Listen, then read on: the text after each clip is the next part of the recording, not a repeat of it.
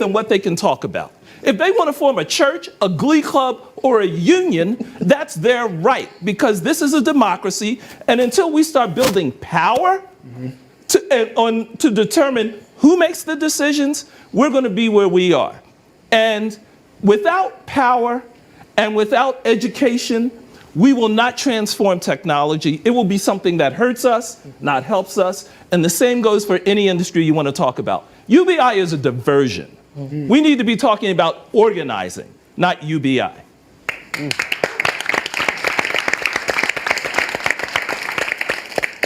So Helene, I know you evoked Ivanka Trump in the beginning of this whole forum, and she has her ideas on UBI, but I don't think that they comport with organizing to overthrow. No, I mean, the thing I want to say is I'm going to say two contradictory things. First, we actually do have a form of UBI for some people in this country. It's called family wealth and inheritance.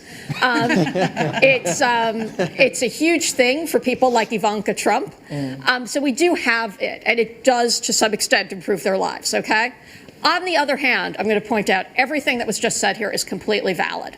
UBI is diversion, as you put it. It is complete and utter diversion. The fact of the matter is we don't know what the job market is going to do going forward. Huge investments in things like a Green New Deal can completely revolutionize what we do for a living, what we work at, because that has happened in the past. The fact is also that the way we work is kind of really screwy in this country right now, where we either have people who are working at the upper ends 50, 60 hours a week, and other people who can barely get 10 or 20 hours at a fast food restaurant or at some other low-wage establishment. And and all of these things need to really be up for discussion as part of, say, a jobs guarantee, which I would support faster than I would support UBI. Do you have something to say about this, Willie? Well, a couple of things. Let me go back to the deputy mayor's emphasis on democracy, because I think he's exactly correct. And some of the dimensions of democracy are really important, believe it or not, for reducing inequality. This has been shown in mathematical models. These dimensions include the more voters, the better. Okay? Other things the same. The greater the suffrage, the better. This puts us in mind of rules for persons who have been in prison, for example. Okay? Secondly, independence of mind. If everyone who votes their own mind, not what someone else is telling them to do, and by the way, secret ballots are really, really important in this, then that has the potential to reduce inequality. Finally, any time that there is an option for distributing a rebate, a windfall, a bonus, if that is distributed equally to everybody, equal amounts, inequality is diminished, but not otherwise. So these are simple little things that are rooted in democracy and that can help reduce inequality. Now, one other point, because Deputy Mayor also said a very important thing about race and power, and everyone else here added to it. There's this old idea that if you don't value the things that the powerful people value, then they lose their power. Now, obviously, we can't go to the extreme. I mean, we have to value shelter, we have to value clothing, we have to value food. But then there's all the other things. And so mindfulness about what we value and where we spend our money. Okay? Too often, the money that we spend ends up making people at the upper end richer. And so that's something that we need to explore more deeply and think about more deeply. So I'm hearing some things that seem very prescriptive, to be mindful about where and how we spend our money and what it is that we value, and also about the merits of true democracy and suffrage. So can we put some action verbs to those things? I get that voting is something and knowing what your values are, but how can we in this room and every wave that disseminates from here take a concerted effort to move the needle and show where our values are and begin to vote in a way that makes that vision of equality a reality that's not a theoretical thing? I study how people behave and how they think, and I stay away from prescribing or advocating. However, I have not been shy about saying things such as, if you do X, inequality will diminish. It's up to you whether you do X. Including marrying up. Yes. And marrying down. This was Plato's prescription, for negative assortative mating. Let the rich marry poor, and inequality will be reduced. And it's true. So where can we have one of these mixers, economists? Well, you see, it's an interesting one. Well, you see, I would like to call out of the economic profession. The economists have been quite lousy as a discipline altogether when it comes to promoting all these ideas. Well, for instance, you see, we can do quite a lot. The politicians, of course, make the decisions, and it's not just about the voters who vote them in. It's also about the policy people who talk to them and who they listen to, well, sometimes. When it comes to understanding how the economy works, economists aren't the best. A good example, for instance, is the Fight for 15. We had this several years ago. It was a very useful and very successful measure. Now we have a $15 minimum wage in New York City. So it's a good thing for all of us. It does reduce economic inequality, but if you go back in time and just look at all the articles, the economists were saying it's going to be a disaster, the job market is going to collapse, bad things will happen, and they didn't happen, right? So knowing how the economy is going to behave, if you do a sudden and brave and positive policy move, is a very important thing. And economists have been behind the curve on that. So I welcome you all to come to the Fiscal Policy Institute website. We have a lot of good ideas. Read them there. Just a little bit of a side note. But it's very important to know how the economy is going to behave. So we can do quite a lot, even the way things are. Mm-hmm. Second point is, you see, economic inequality is not a sudden thing, right? It's cumulative. Since the turn of the century, the early 1910s, we've had the booms and busts and so on and so forth. And if you track the progress of different categories of people, you will see that some recover faster than some others. And of course, that coincides with the fault lines of our society along the race, the gender, et cetera, et cetera. So what is important for us is to make sure that the structures that we have in place, mm-hmm. well, for instance, equal pay for equal work, non-discrimination, that all of those things are pursued and enforced. And so far, I think it's not a question for economists or the voters, because we know what we want, but it's a question of I think it's a question of making sure that the people who we talk to, who speak for us, that they really understand who we are and what we want and what we are about. And I think so far, there's been very little progress in that respect. I saw you shaking. You wanted to say something at the time. Well, we need to talk to them, and that's on your point of democracy. I still want to stress that we are waking up more than ever before. I think, instead of telling people to wake up, it's applauding them for waking up and what they're already doing. But we need to talk to our legislators. It's beyond just voting. We always just say vote, and that's a prescription, but it's an everyday action of being an American citizen. And so, having our legislators and lawmakers lawmakers get to know us. There's so many easy ways by just emailing, calling, and then showing up to vote for every election, not just even 2 years or every 4 years. Well, Malcolm X said when he was addressing students in the Student Nonviolent Coordinating Committee, they said, what is the one thing we need to do? And he said, you have to learn how to think for yourself. And the reason I say wake up and not just that people are already woke, yeah, there's motion on the ground, but I think we tend to underestimate the importance of us actually learning and studying and really understanding how the economy works. Because there's certain myths that we just carry around. One myth is that actually scarcity is what underlies, our situation in America. We actually are an extremely rich country.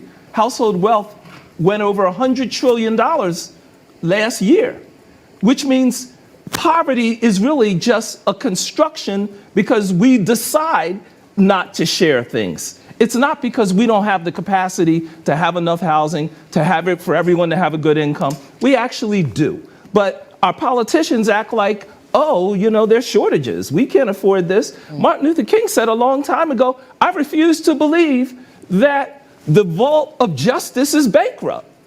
We're much wealthier now than we were then. And a second myth, we talk about the economy, we use it as a noun.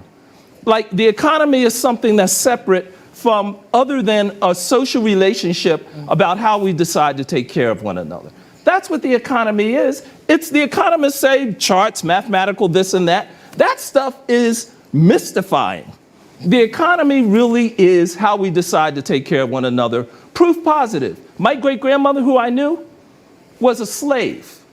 Slaves were sold on the market as commodities, like a cow or a plow. I happen to know my great-grandmother wasn't a cow or a plow.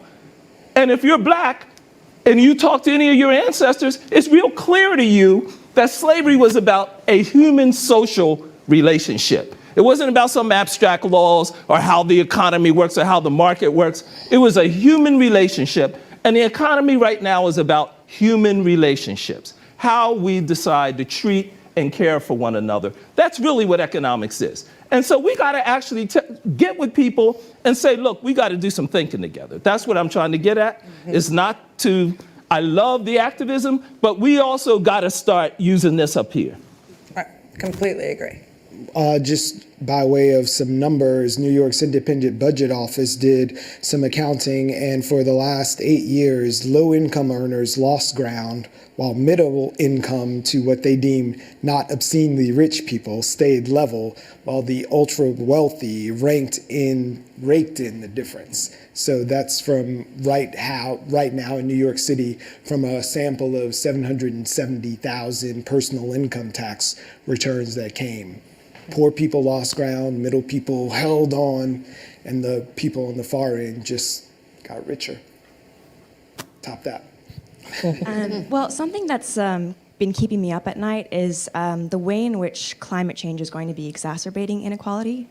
And I was wondering if you could speak to that, and also to this most recent point that economies are actually based on relationships. I was wondering if you could speak to the ways in which we can, reconfigure the narrative of pull yourself up by your bootstraps and build a sort of empathy that we need in our communities. Thank you. I'll say something here. This is from John Rawls, the philosopher on the study of fairness. Remember, he's the one who developed the idea of the veil of ignorance, which basically says, imagine that you're not yet born and you don't know where in society you're going to be born, into what segment, to what parents, with what pocketbooks. Then, under that veil of ignorance, how would you organize society? What would you say is the best way?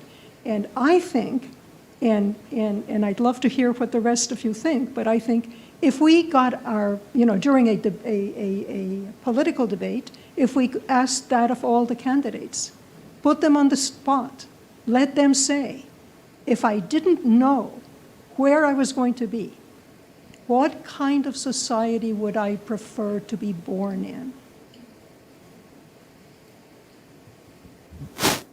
in this question of bootstrapping, some of us, most of us, were born without shoes. How are you going to pull up your bootstraps? Listen, I so appreciated your question. Thank you so much for that, because I feel like over the last couple of years, especially watching how the Obamas were treated, regardless of the amount of bootstrap dragging, that folks do. There's kind of a conversation that's going on amongst many people in this country that for a certain group of folks, especially if you've got melanin, the bootstrap thing doesn't matter, and, given the educational IQ of who happens to be at 1600 Pennsylvania right now, for other folks, it's actually quite the opposite.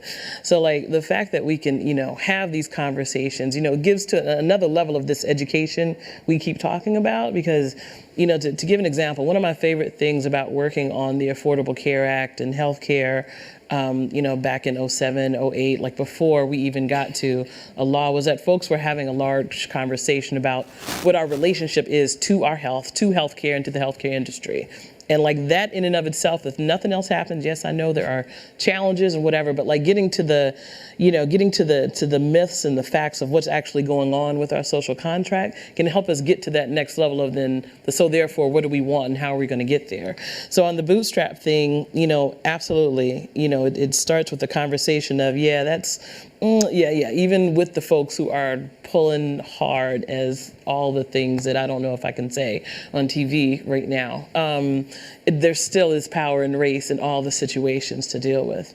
The other thing that kind of struck me when you talked about climate change and how we need to, there's so much we could talk about that, because I think about climate change, and then I think about when I first heard about climate change, it felt like a white guy in Greenpeace in a boat in the middle of the ocean, versus environmental justice in the Bronx and kids with asthma next to the, and so I think, that we can, as we continue to talk about race and power and all of the things that really affect us in our hearts and minds, and where we can add solutions, because then that becomes, how are we changing, how are we working with the transit workers and the bus depots and the kids and the moms and the healthcare systems in the Bronx, and where are we placing jobs that give us, that actually are leading to a future.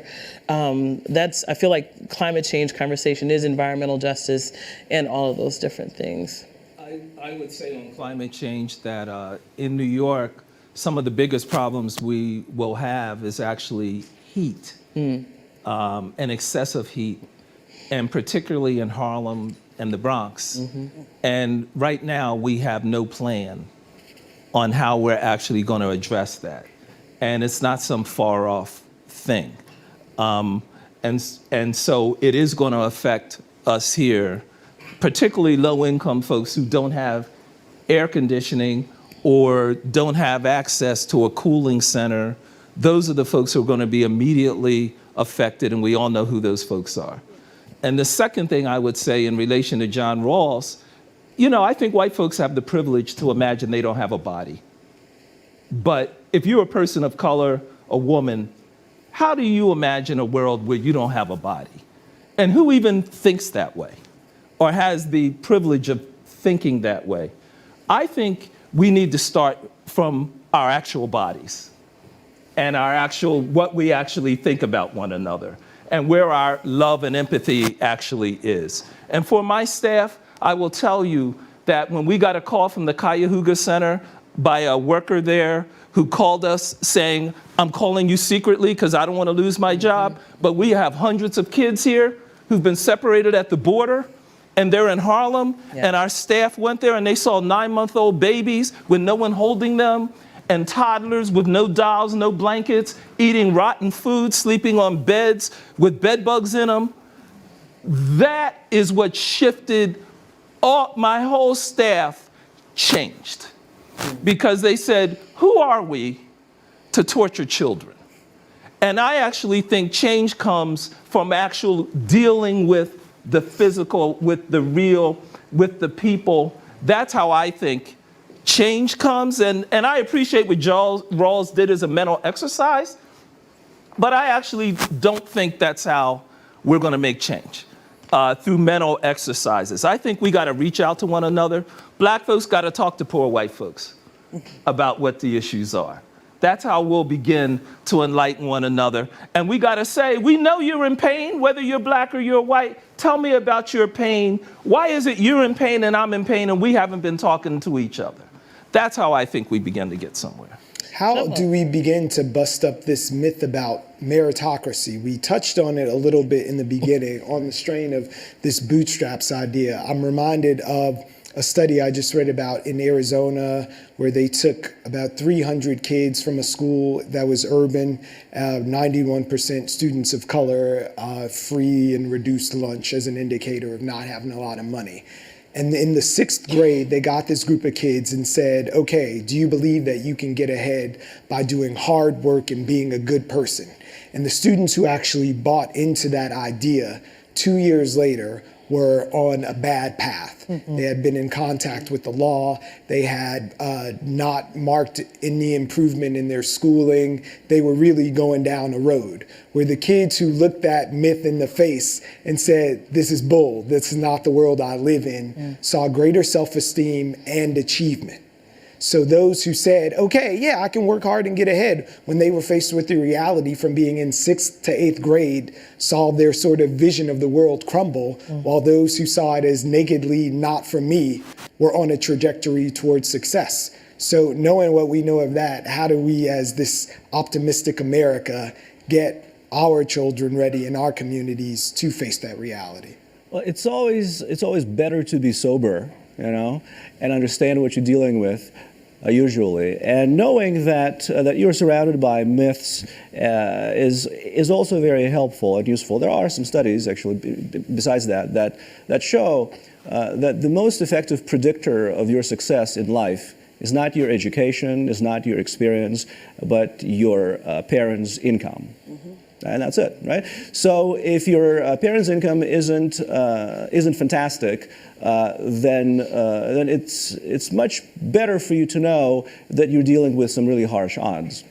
Now, as far as bootstrapping, it doesn't exist. That is also something that you have to know, because we all rely on infrastructure, we all rely on networks, we all rely on the environment, the productive ecosystem around us. So if you, and social capital, if you go to school and if at your school where you have absolutely no choice who your classmates are going to be, if they're all going to end up being criminals, then basically that's who you socialize with, and that's what you have, and that's the outcome. If you go to school and all of your classmates are going to be Einsteins, then probably that is going to it's going to rub off in some way as well. But the problem is that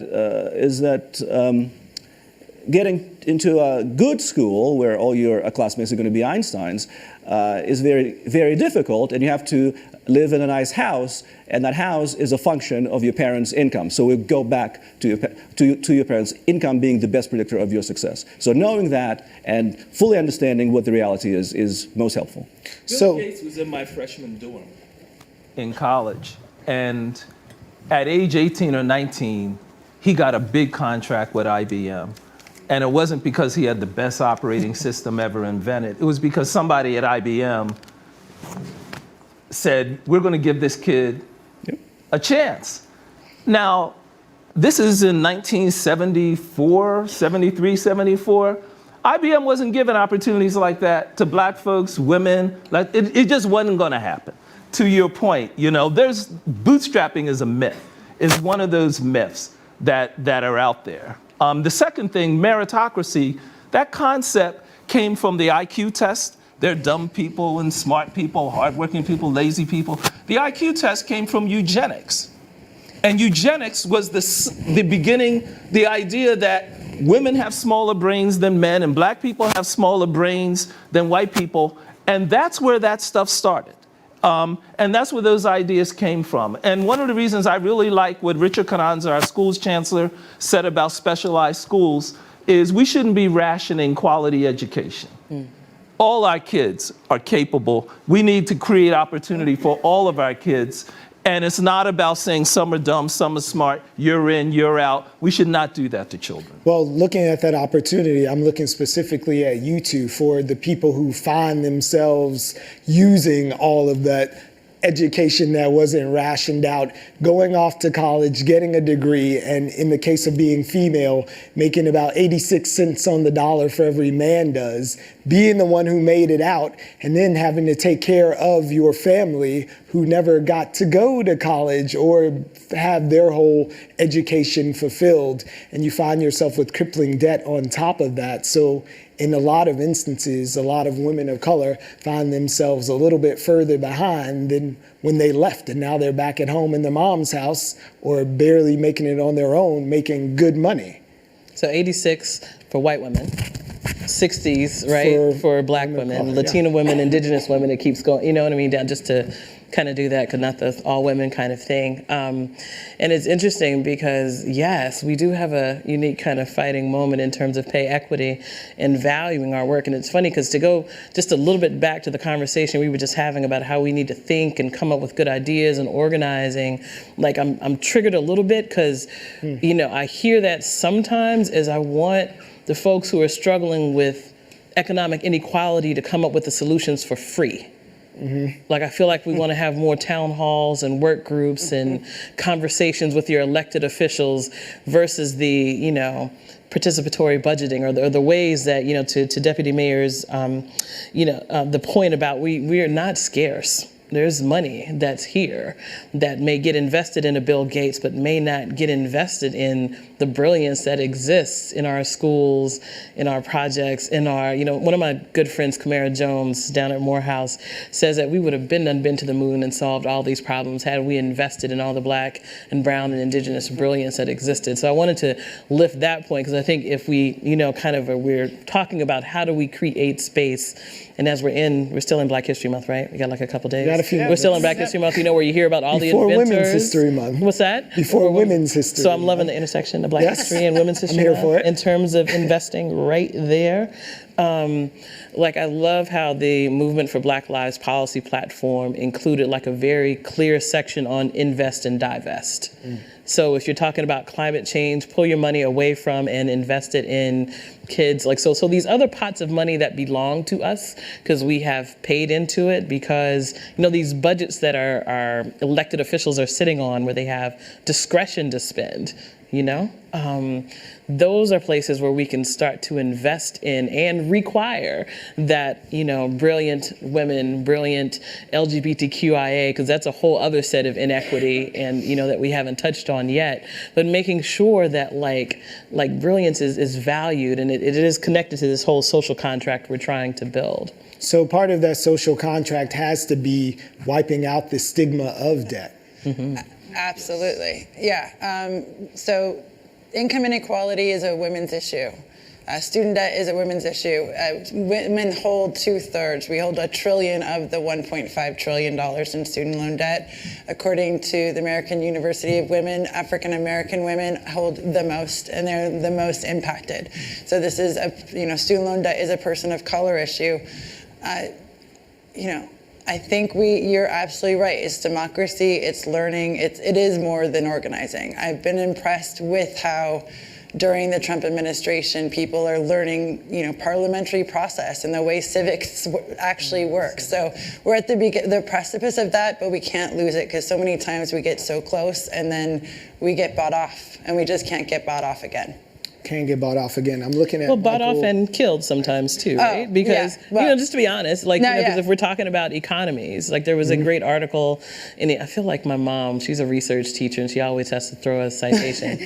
Shout out to Alessandra Lewis. But there was this great article in Atlantic Black Star that talked about like 7, African American communities that were thriving and then were attacked and died. So I push back on the word stigma a lot of times when it comes to mental health and economy, because for a bunch of communities that have had wealth, sometimes that comes sometimes with a target, and even so there's an article today, I think today in the New York Times, that talks about the history of policy and running numbers in the Black community and how that was a huge economic thing, in many communities. My granddad used to run numbers back in Southern Illinois, just to be clear, Allen Memphis Johnson.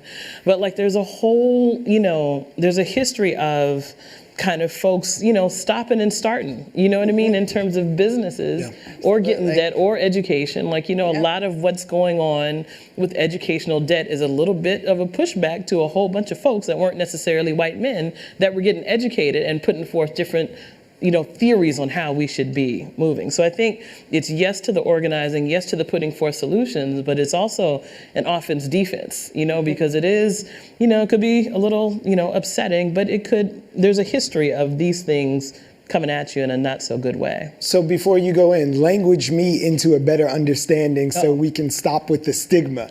What should I be saying instead of the stigma of debt? Instead of the stigma of debt. I like the history of our economy, the history of economics of black folk. Like something, because we're talking, I mean, let's co-create it right here. That's the whole be heard thing, right, y'all? Because it's not, when I hear stigma, it feels like folks are uneducated and don't really understand what's wrong with them. I understand that when Navient calls me, they're probably calling my phone downstairs right now, to be honest, that it feels a certain way, that folks are trying to devalue my Georgetown education, all of the things that have been poured into me that makes me feel less than. And that just doesn't sit right. But if I think about this context and the history of how rates have gone up for loans and what's happening in different communities and what happened when the mob decided that my granddad's policy wasn't pouring into their banks, then I think a little bit differently about the history of where we are from economic equality. So for me, it's more thinking about economy and inequality in the context of our whole society. I know that's longer than stigma and not quite as cute as maybe you want, but like it's somewhere it's a story, right? So we are definitely going to get into this, but now that we're turning our language from stigma into understanding the history of these economies, I want to just steal a moment and introduce you guys to someone. You might recognize him as the bad guy from Orange is the New Black, or the good guy, get over here, the good guy from a new show that is called Paid Off, where he is changing the way that we think about student debt, because you've created a TV show that's a game show that the big prize is leaving debt free. That's the hope, yeah. I mean, the big goal of the show is to push back against the shame associated with student debt, to increase empathy for people with student debt, to fight the bootstrap myth, to bring people out who are doing everything right, who followed the course that they were told from the first moment they went to school, go to college, get an education, and it's not panning out the way they were sold it was going to. So to fight some of those myths, to make them feel like they're not alone, so the 45 million people at home see people on TV that are like them, and understand if that person did everything right and they're struggling, maybe it makes more sense that I'm having a hard time with this too. And then we do it in an absurd way, because to mirror my family's experience. I was incredibly privileged. My parents took out loans and paid for my college education. It allowed me to go be a theater major, which is a bad decision if you're going to owe money to anybody. So I learned about student debt when I met my wife, and she owed around 40 grand, and we could pay that off after I booked an underpants commercial, which felt like an absurd way to pay for an education. And if that's how we did it, I didn't know how the hell anybody else does it. So we created this purposefully comedic and absurd game show to say, how can these be the paths that people need to go to school, to pay for their educations? Thanks for being here, Michael. Of course. And thank you for the idea. Everybody, it's Paid Off, Michael Torpy. Thank you so much for being here. Of course. So just in my conversations with Michael before tonight, I was just talking to him before about this idea of the show and people, and he brought this to light, really standing up and owning their debt for the first time. Like, how many of us, as much of that as we have ever said out loud, not maybe in your underpants, how much money you owe because of this education that you've been afforded, or any number of things, and can make a real accounting of the level of debt that you're in. And as smart as I like to think I am, I couldn't even tell you right now the exact figure of the debt that I am into for all of my schooling, but I know that they take the money every month. Well, you should know your number. I should, but I'm a dummy, and I don't know the number. You're not a dummy. They don't make it so easy. But you should know your number. I mean, if most people have federal loans, that is the majority of the 1.5 trillion. We can all go to studentloans.gov and look it up and know your number and pay it every month. But we did a contest called Out with Student Debt. We encouraged people years ago to come out and say their number. And the more we tell people, and we took a nod from the LGBT community of coming out and talking about it. And in no way am I saying that's a comparison, but the idea is we have to talk about it. We have to talk about, economic history and then our personal economic health and where we're at. So then your neighbor, your brother, your postman, everyone has student loan debt, and then you're more inclined to work on it and solve the issue. So the more we talk to one another, the more we're going to have compassion to actually do something. So yeah, what are the byproducts of that passion, compassion, and acknowledgement as we move forward in a way that can affect our democracy and our personal behaviors, whether it's who we choose to marry, how we choose to spend our money or invest our time? Well, I want to point something out. I mean, these things are about control, right? The shame of debt is about controlling people with debt. The idea of pulling yourself up by your bootstraps is about control. These myths are very endemic to ages of inequality, right? This was all stuff that was not student loans themselves, but this was all stuff that was very prevalent during the first Gilded Age, considering we're living in the second one, right? In fact, we sort of taught, when we learn history in school, we learned about the settlement houses. Those were actually established to teach the poor people how to behave properly so they could make it in American society. Charity was a huge idea in the first Gilded Age. There was a lot of shame about poverty and debt, and people who are poor must be dirty and alcoholic. All of this, by the way, ends at the Great Depression, when it becomes clear, because the catastrophe is so great, that it becomes clear, wait a second, this wasn't my fault. You can't pull yourself up by your bootstraps. Everybody, except for the very, very wealthy, are falling.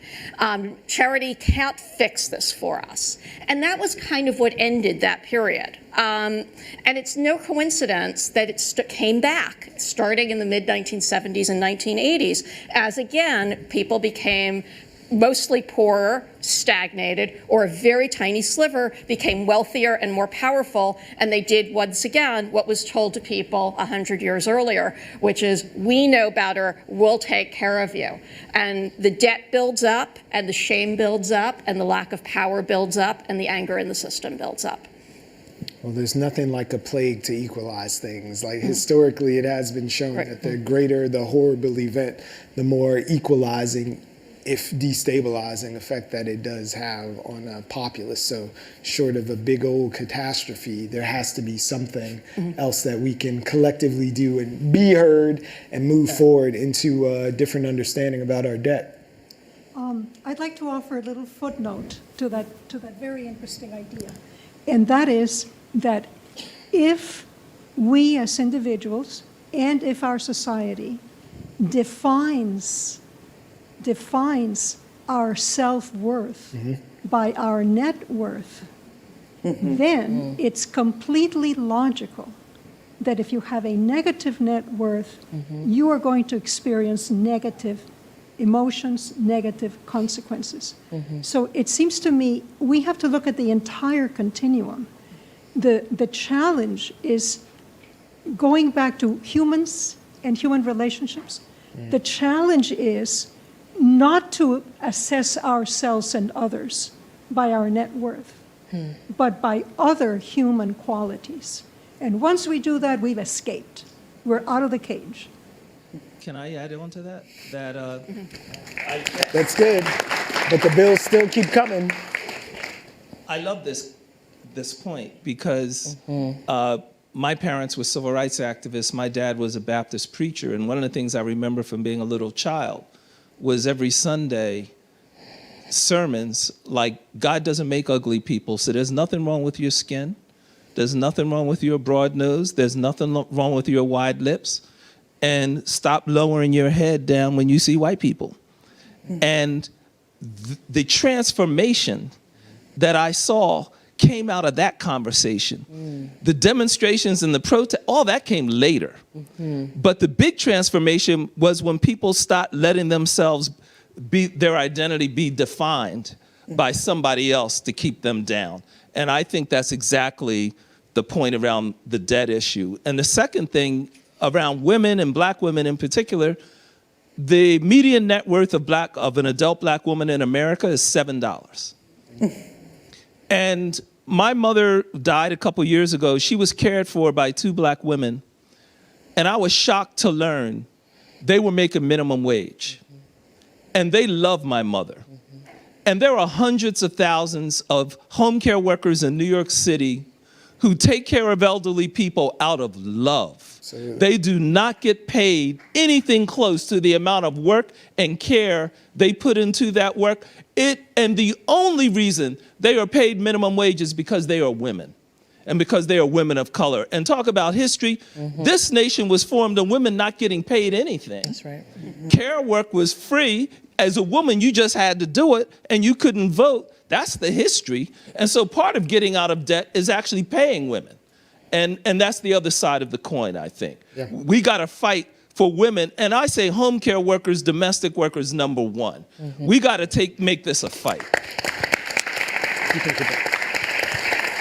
So we are closing in on our last 4 minutes. So I just wanted to, well, 2 minutes in fact. So thank you in the aisles. But I just want to give you guys that last 2 minutes to minute 30. I'll steal 30 for myself to sum up anything that you could say moving forward that is a call to action that can put the power of this room into mobilizing and maybe just flipping that internal switch so we can get on with the work of making a democracy work for us. So somebody turn a light on in here. Oh, you're looking at me. Economic inequality is a very complicated issue. And of course, we're not going to solve it all in one evening. But it is a solvable problem, and we need to start thinking about this information as a public information. There is no shame. We have enough skills and knowledge and will to solve it. And I think if all of us participate and do the right thing, then it could be addressed. Helene? I think we need to push back at this idea of the bootstraps and people pulling themselves up. And we need to talk, how I concluded Pound Foolish was that we needed to talk about our money.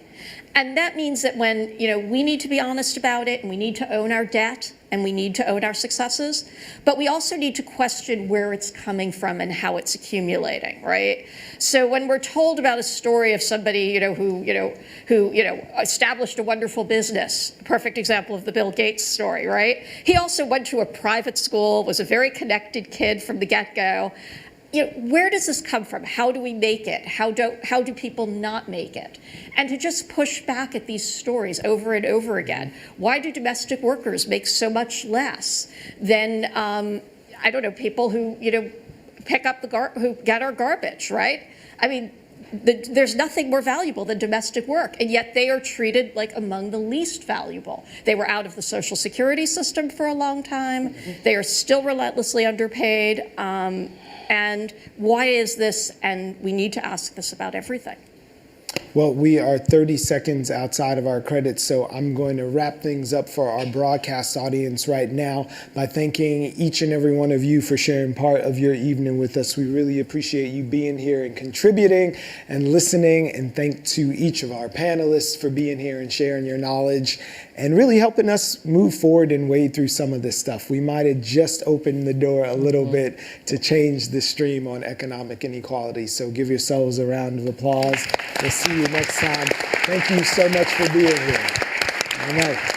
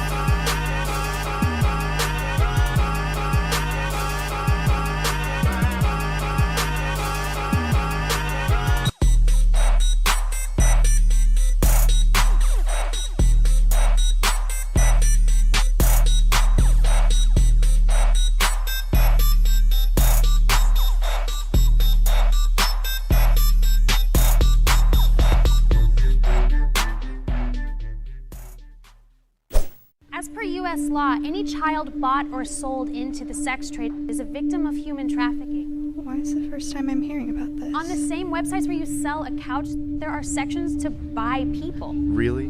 And up to half of these victims are boys. There is no such thing as a child prostitute, only a victim of exploitation. And it could be anyone. She's talking about me. Should I say something?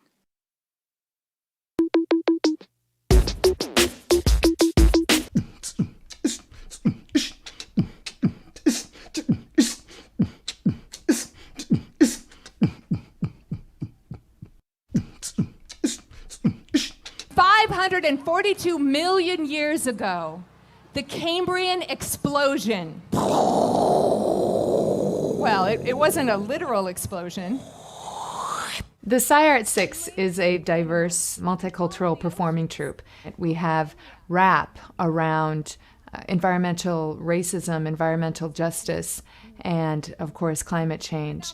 We do clowning around pollution issues. So as an engineer in my day job, I get to work on artificial intelligence for machines. And then here with Ciart Six, as a clown, I get to do artificial stupidity. In a time when we have the worst possible kind of clown in the White House, we need good clowns to teach a real message about the environment. You can drink the water, but the one is, what's anybody worried about? The EPA and the Superfund site and...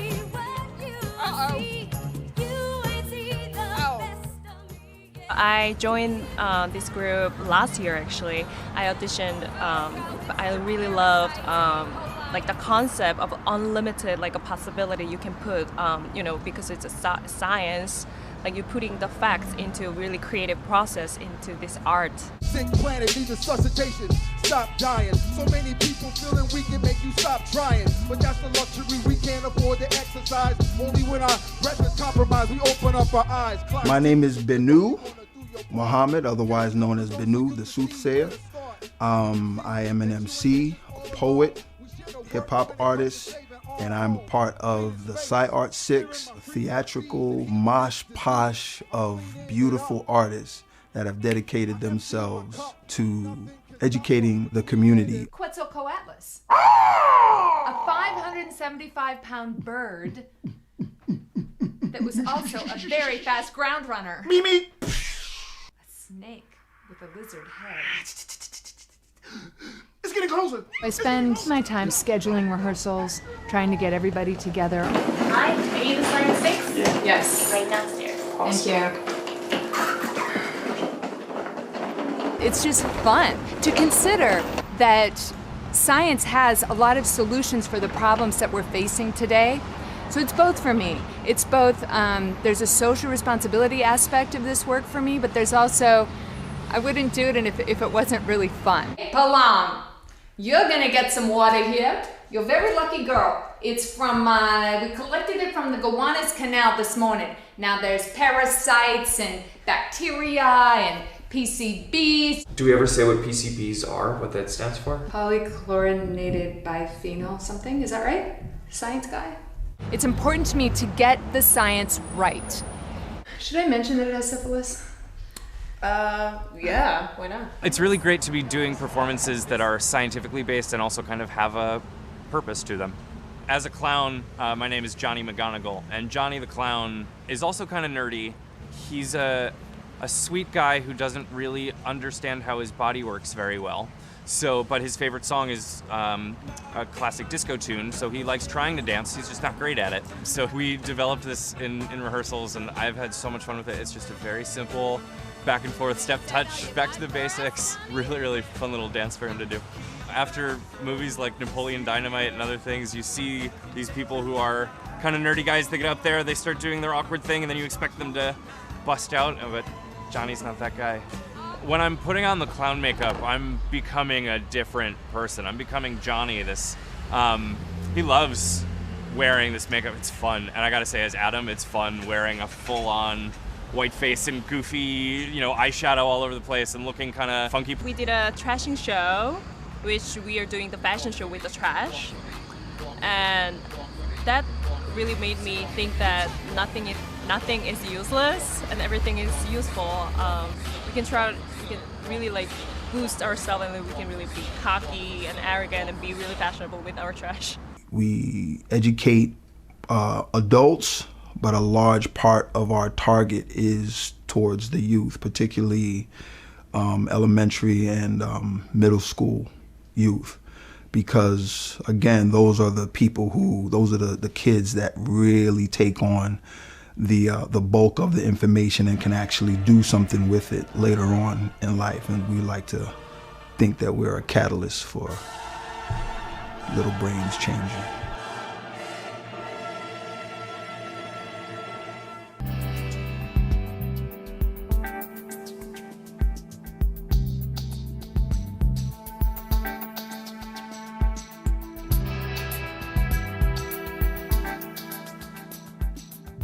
At birth, I identified as female. I was born biologically female.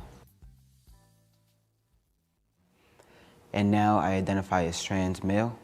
Growing up, you know, I wasn't the one, you know, who got raped or treated bad by a man in a bad relationship. You know, my father was there all my life. He grew up in my life all the way, you know, until I was 24 years old. I've been in a relationship, you know, with men before. They've never done me wrong. But that's not, you know, the reason why, you know, I'm going through with this transition. I was not played, I was not abused, I was not, you know, sexually, you know, assaulted, none of that by a man. It's not why I'm doing it. You know, it's solely because it's for my happiness, for myself, my being, you know, my self-esteem, my confidence.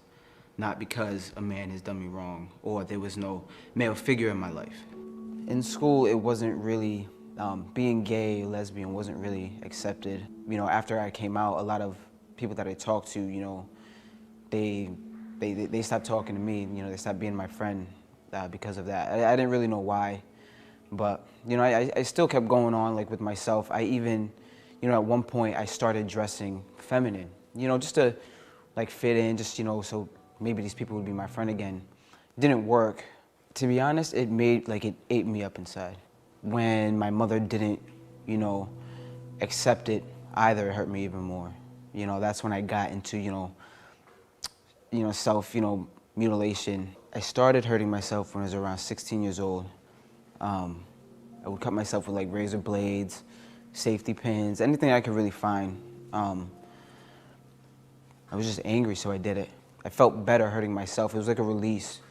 So after feeling that release, you know, I would feel better. But then, you know, something would trigger me and then it would come back. So after a while, you know, as I got a little bit older, you know, I stopped cutting myself, but I still found other ways, like as an outlet to release, like the anger. So I resorted to, you know, stretching my ears.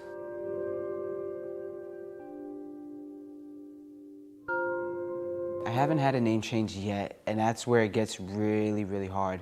You know, going on to construction sites, you know, mostly because that's like what I like to do. It's like when I apply for jobs, you know, they'll see my regular name, and obviously, automatically they think, oh, Selena, it's a girl. It's a girl, I'm not gonna, you know. So I'm like, you know, it makes it harder for me to get a job. So the dysphoria plays, you know, a big part in this. Every day, you know, I wake up and I'm just like, shit, you know, I gotta put this binder on. It's like, you know, can people tell, you know, that I'm still female? Can, you know, is my face not, you know, masculine enough? You know, is my, you know, it doesn't stick out, my Adam's apple. You know, I feel like, you know, there's certain things that I do that people can still tell that I'm like female. So it gets to me, it gets to my head a little bit. You know, so it's like every day I kind of gotta like practice, you know, masculine like traits, like the way I walk, you know, the way I dress, you know, the way I talk. It's just about me not being, you know, dysphoric and being, you know, hating my body. You know, it's not about like privilege and them having, you know, man having it over women. It's just like how I feel like as a person. I feel like I would just feel better, you know, have more self-esteem, be more confident, you know, if I was if I looked more and felt more, you know, masculine. As far as where I am with my body, I'm not where I want to be yet. I'm still waiting, you know, first surgery to happen, which is top surgery. Once I get there, then I will be, you know, somewhat, you know, closer to happiness. But for right now, you know, I'll take that for what it is.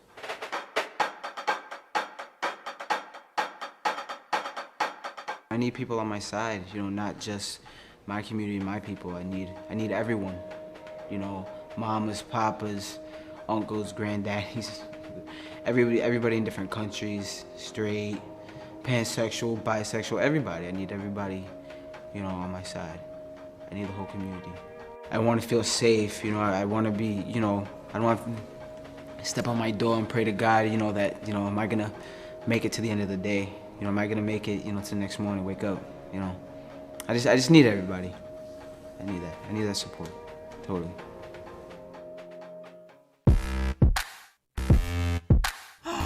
No. Oh. Why, hello there, handsome. Mind if I just cuddle up next to you? I run the People's Own Organic Power Project, or the POOP Project. And we are an arts and education organization that blazes past the toilet taboo in order to simulate creative conversation about sustainable sanitation for the person, planet, and world community. But if we can't discuss a problem, we can't fix it. We all know that everybody poops, but we don't like to admit it. That's what the POOP Project is trying to change. Through art, theater, and education, we get people talking about their, well, you know, by boldly breaking wind and taboos and making number 2 our number 1. Our poop is not a poison necessarily, it's not a waste, it's actually a resource that we could be using, just like all of the waste we create. But right now, it's just falling through the cracks. We're standing at Newtown Creek Wastewater Treatment Plant, which is one of the world's best examples of a modern wastewater treatment plant. This plant has these giant digester eggs behind me. Well, they're eggs, and they're full of poop. And they're taking that poop, and they're putting it together with bacteria, and they're turning that poop into fertilizer. Newtown Creek is supposed to power 12,000 homes. Our poop is an enormous resource that we could be using. Milwaukee has been selling their citizens' poop as fertilizer since 1926. Right now, buses in Great Britain are fueled with man-made methane instead of gasoline. Innovative omni-processor technology in Senegal is transforming raw sewage into clean water. And water-free toilets fertilize crops in Haiti while keeping deadly cholera at bay. It can be done. Every child can have a chance because the resources they need are already inside of them. Often people ask me, why do you do the Poop Project? How did you get started? It came from me not loving myself, and really specifically as a kid holding in my poop. There was a lot going on in my house as a kid, and maybe some things felt a little out of control, and that's one thing I could control, was what came out of my body. When I was in high school, I went to Spain for a study abroad program, and I didn't poop for like 2 weeks. I was in a lot of misery. And I finally went to the toilet, it won't flush down. I have to go to my host mother, Maria Teresa, and say, hay una problema muy grande. And she came and she saw it, and she was like, oh, well, that's why you haven't felt good. She really showed me that love and compassion. And it really was a life-changing moment for me. I realized this shame that I had felt partially was also because of the secrecy. Everyone was just disappearing, and then they came back out, and their experience was normal, and mine seemed to be extraordinary. That's when I started to realize that poop is power, and the shame that I felt as a little boy is a shame that all of us feel, and it's taught to us by our society. But if we take our stuff and we hide it away and pretend it doesn't exist, that's when we get problems. Hey, you smell like my cousin Trudy. I wonder if that's where you came from. Is it? And we need to really get over this poop shame and start to love ourselves from the bottom up.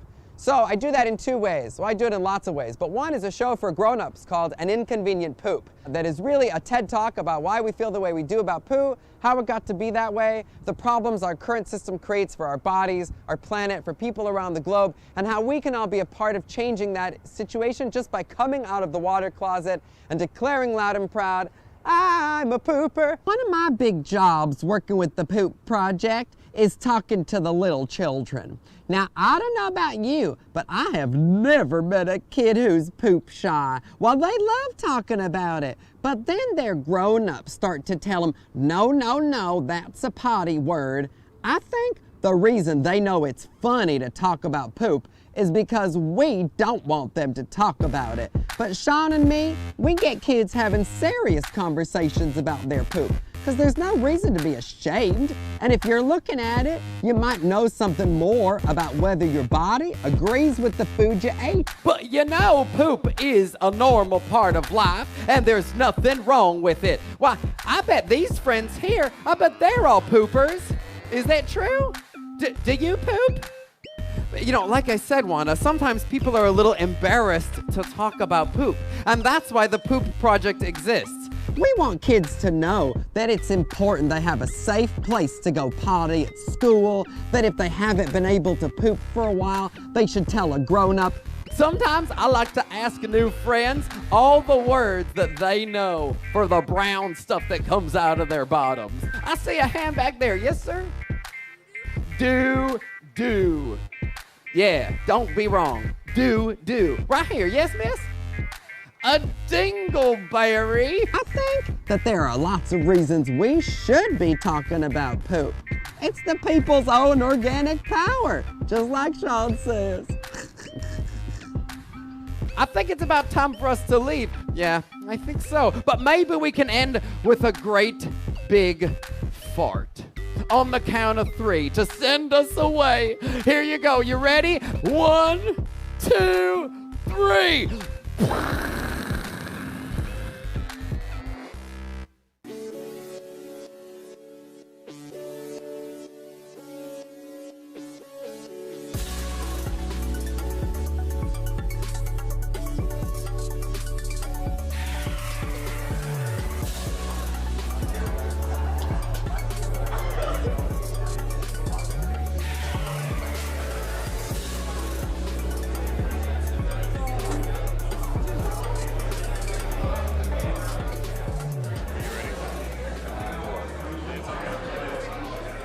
My name is Terry Torrington. I am a content creator, producer, and also a founder for Slate TV. My name is Sean Torrington. I am the CEO and founder of Slate TV. I am also a filmmaker. We're here at LGBT Week, kicking off the week with our upfront for Slate TV.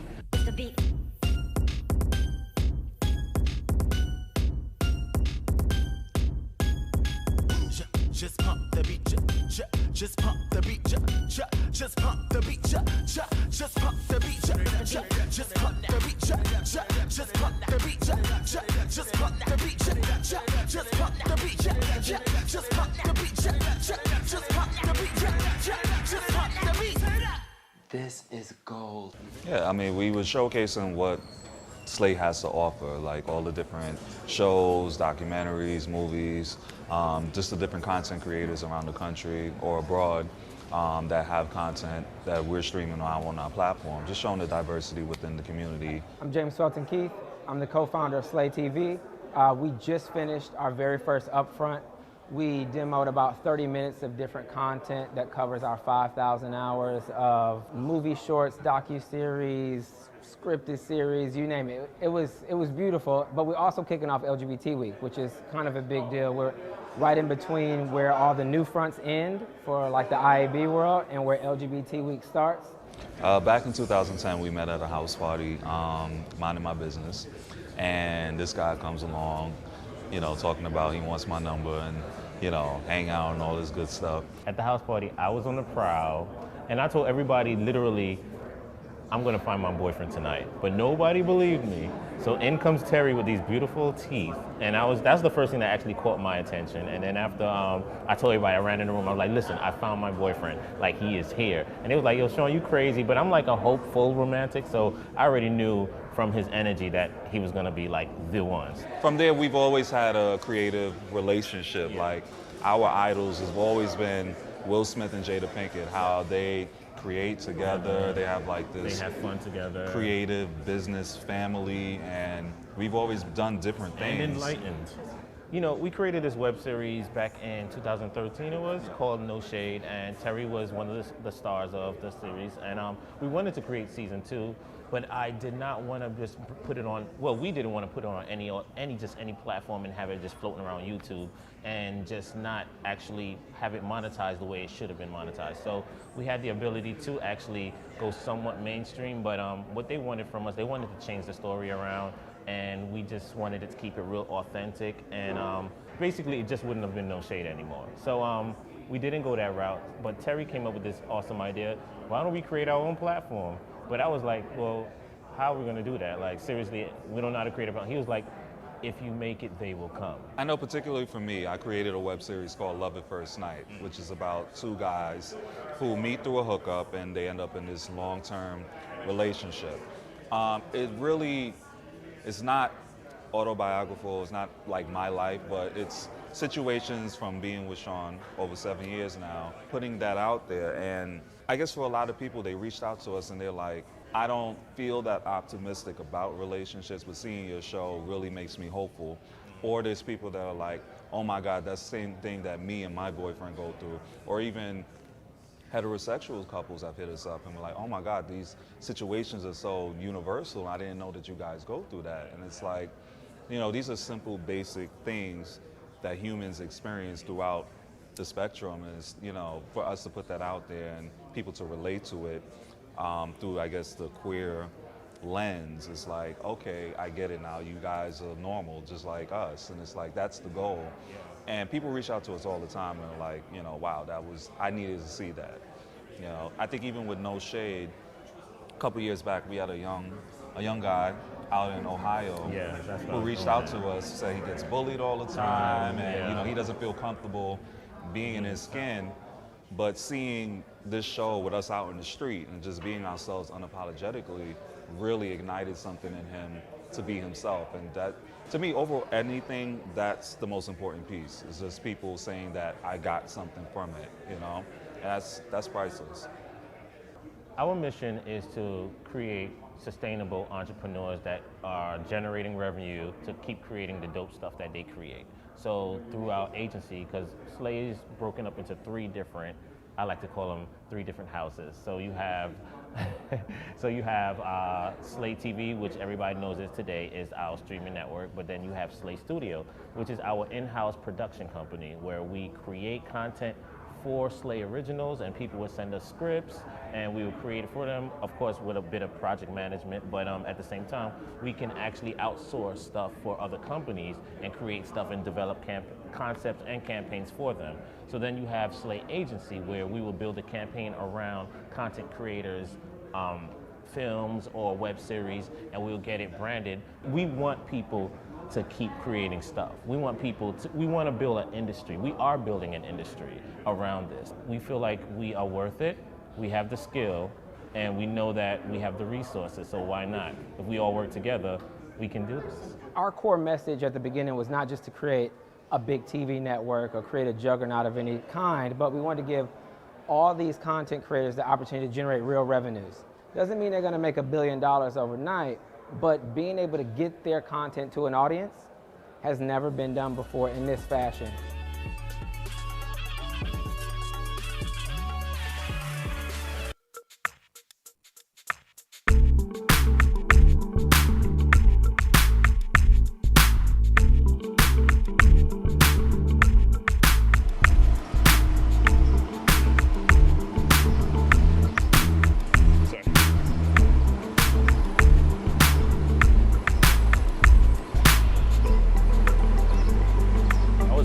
Basketball. I started playing basketball since I was a baby. My dad played basketball, my mom played basketball. So I was always around the game. I'm a professional basketball player, played in the NBA 6 years, overseas for about 9 years now. Walton back to Parker. Parker has yet to miss from the field, and man, sometimes you got to use every inch of that rim to get one to drop and Smush Parker. I played for 6 NBA teams: the Cleveland Cavaliers, Detroit Pistons, Phoenix Suns, LA Lakers, Miami Heat, and the LA Clippers. So Ray Allen with all 7 of his points within a 90-second stretch early on. Oh, Parker turns up a facial on photographer. Smush Parker. My journey to the NBA is an interesting one. I was actually discovered playing basketball in the streets of New York City. Basketball, street ball is rampant here in New York. I'm born and raised in Brooklyn, Kings County Hospital. Flatbush raised me. I played in 3 NBA summer leagues, and I was discovered by the Cleveland Cavaliers, who gave me a chance to make their team. And 15 games into the season, I was their starting point guard. Because we have so much access to basketball here in New York, it builds a competitive drive for us to be better than the next guy. So it puts a chip on our shoulder. Playing in the NBA definitely wasn't what I expected. Well, I expected the NBA, when I view basketball, I view it as a sport. I view it as a game, something that you love to do. It's unfortunate, but basketball here in America has become a business.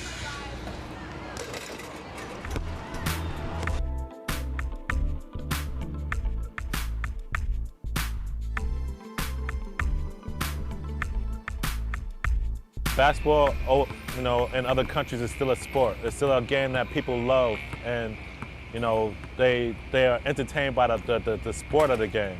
Here, I was playing in the NBA. It was kind of stealing the love and the joy from me.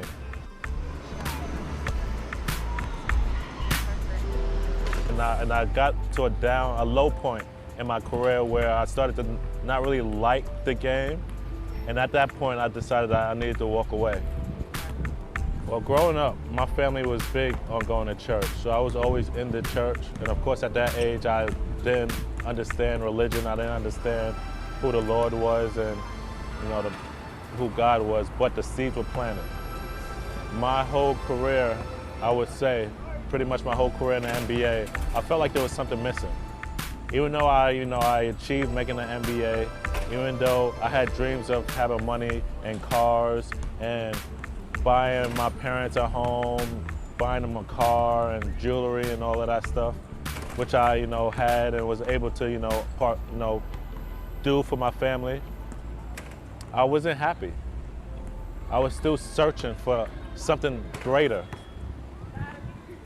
And how could that be? I've achieved everything that I wanted to do, but I still felt a void, still felt empty.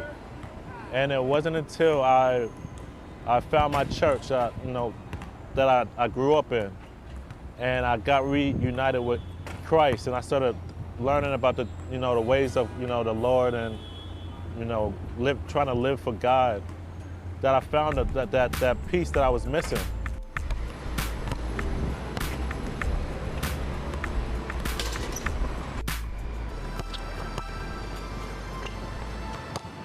Here in New York City and in Brooklyn, I've partnered up with the PAL system, Police Athletic League, and it's a good program. It's actually free for the kids.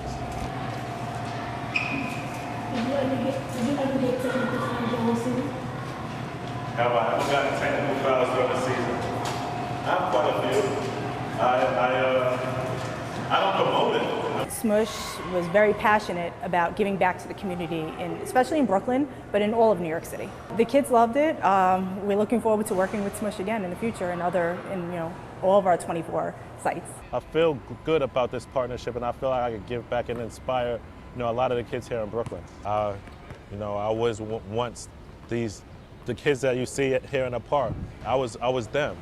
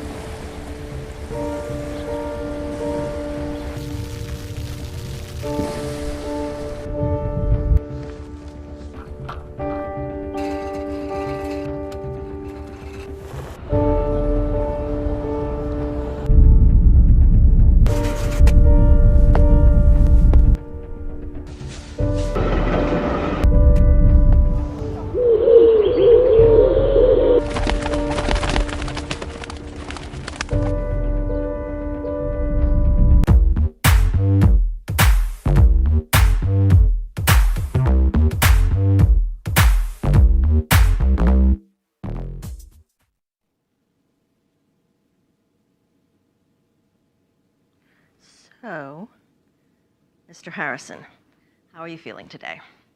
Call me by my artist name, Hannibal, because I eat these MCs. Okay. Hannibal, how are you feeling today? Vulnerable. That's how I feel. Can you talk a little more about that? Trying to be what people want you to be is hard. It's not always about making hits, being lit, stunting on these hoes. People also need to be loved, you know? The fans don't love Curtis. The fans love Hannibal. Well, love and acceptance are a basic human need. There's nothing to be ashamed of.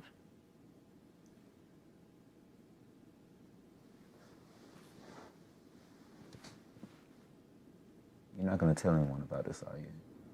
Of course not. Doctor-client privilege. What we talk about here stays in this office.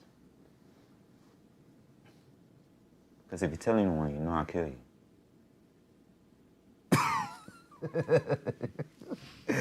I'm just fucking with you. But I will kill you. Spending all my money like I just got a raise. Made a little bread, but I blew it on some bait. About to go 8. Hungry, need a plate. Before I spend more, make sure all my niggas straight. I don't never pay full price. Cause I got the plug and they put it to the side. Going broke for all white. Cause she love my off-white. Gotta cop that on sight. Then I call that shit a night. Bitch, I lied. Wait. Why do I keep blowing my checks on new ish? Take a step back, let me show you where real rap's kept at. Man, I rep that type of shit, that's type legit. I keep it moving like transit. I give it rhythm like drums, my hands hit. Big plans with some cats that I smoke grams with. Same dudes I now make jams with. And take a breath so fluent in a birthday game. I just stepped into it. Ain't no mistakes, I meant to do it. Opposite of a dimension unit makes sense. Knew it, my floor at last. For sure outlast. My opponent with words that blast.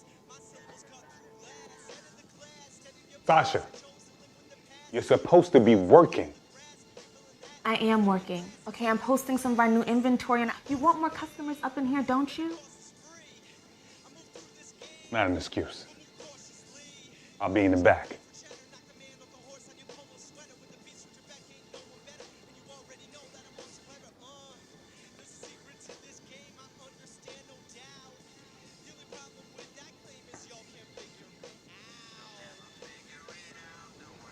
Welcome to Woodstack, where it's all wood.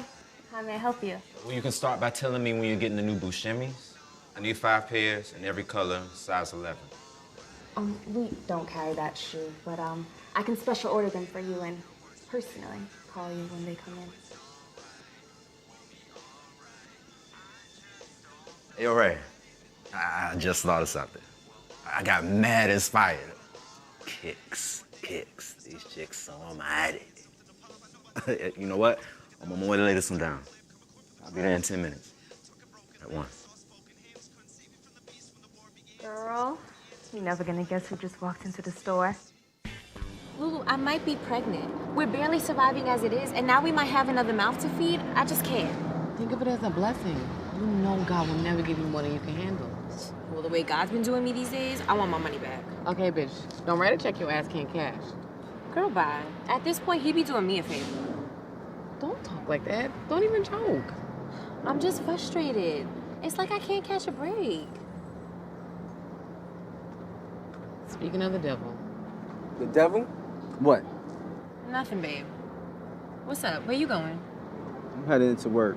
My boss called me in to do some overtime. I know we need the money, so don't wait up. Word? It's like that? Yeah, it's like that. Bonding! Keep showing off from Lulu. This is what I'm talking about. This is exactly what I'm talking about. Mother Nature gives my mind a little spark, but I ain't talking about picking dandelions in the park as the cruise walks. My smooth talks to make you sway. Some will say I got sunshine on a cloudy day, but hey, maybe I just push the clouds away. Stay positive when the negatives around the way. It's such a fine display. Happiness is step away, even through the toughest times. My bitch always popping up at the right time. Bitch, every time. Tell me you saw Hannibal's post. Yeah, and? I can't believe he came in the store. Girl, I would have died. I mean, Hannibal's he's like the fashion god, honey. Did you not see his last post? Lita, I need to find a way to get to Hannibal. Maybe you need to put it on him. No, that's not it. Anyways, it's real nice in here. It's all fancy and shit. It is, right? Welcome to Woodstack, where it's all wood. Oh my God. They make you say that for real? Yeah. Everyone needs a plug. But I had to make sure there was no bad blood. You see, we had a situation back in my street days. But now I hear he's the guy to get whatever kicks you need, no questions asked. But in Brooklyn, you always have to stay ready. Yo, what up, dude? What up, Jason?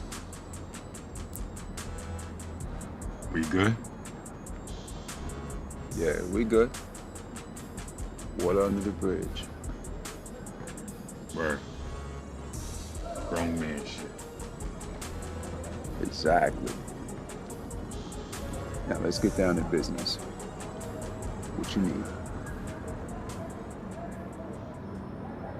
I love shoes, everybody knows it. If you don't, yup, my Instagram shows it. I love sneakers, the new smell. I'm addicted, I need help. You heard that? Heard what I said? Yup, that's right, I'm a little kid sneakerhead. I'm a little kid sneakerhead. I'm a little kid sneakerhead. The first time I went to Foot Locker, I saw some real fresh shoes on the little key wall. So I said, Mommy, can I please try them on? And then she said, for what? Cause you ain't getting none. It really doesn't matter, I just want them on my feet. I wanna walk around in the store for a whole week. They got them out the back, they brought them in a stack. I started shaking, almost had me a heart attack. My mom told me calm down, before she tell him never mind, let me leave now. But I was so happy I couldn't see how. She would expect me just to sit down, but I had to listen. So I tried them on my feet, they were real sweet.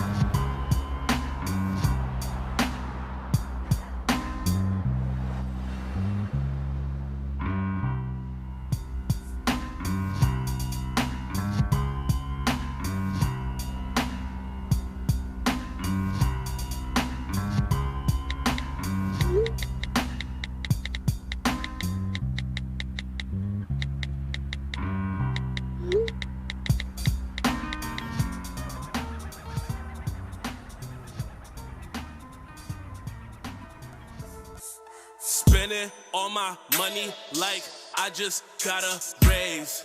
Made a little bread, but I blew it on some babes. About to go 8.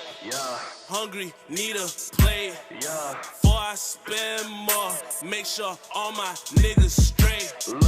I don't never pay full price. Cause I got the plug and they put it to the side. Going broke for Off-White, cause she love my Off-White. Gotta cop that on sight, then I call that shit a night. Bitch, I lied. Wait.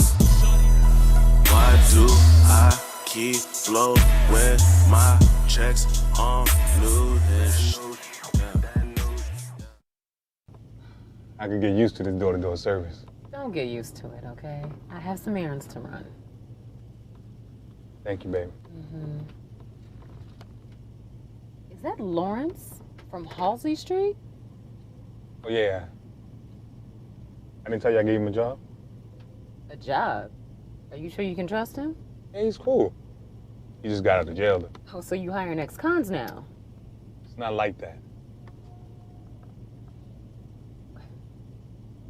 Well, who's that? Or that's Sasha. I didn't tell you about her either? No, you didn't tell me about her either? She's the cashier. She's a good kid. She's cute. Is she? I ain't even noticed. Oh, you didn't notice, huh? That's good. You scared? Should I be? You might want to be. Just a little. Girl, you need to stop. I told you, he doesn't like you. No, he doesn't. If he did, he would have said something already. Listen, I'm tired of you talking about him. You're so annoying. Can you stop? I said to stop. Whatever. You on your phone again? Girl, let me call you later. Boss man is here. And clean off this counter. What is all this? Just some designs I'm working on. You did these? Yes. I have dreams too, you know. They're good. Really good. I know. The word is thank you.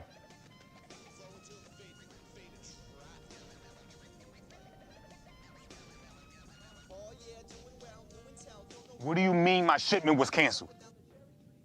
Well, who canceled it? You can't just give my shit away. I've been waiting on that stock for 3 weeks. How far will one go to grab the hottest kicks when you're a legit sneak freak? The fact is, there are no limits if you're a true head.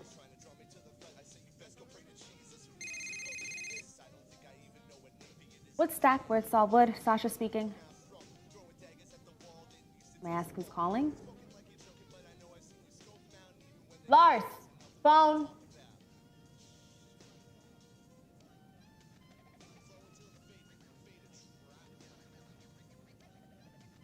Hey, shorty, who is it? They wouldn't say.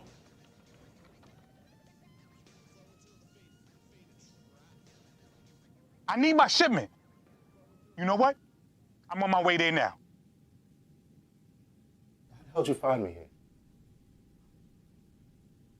Yo, for real, son? You sweating right now, and it's not a good look. Yo, I told you, I'll have your bread. I just need...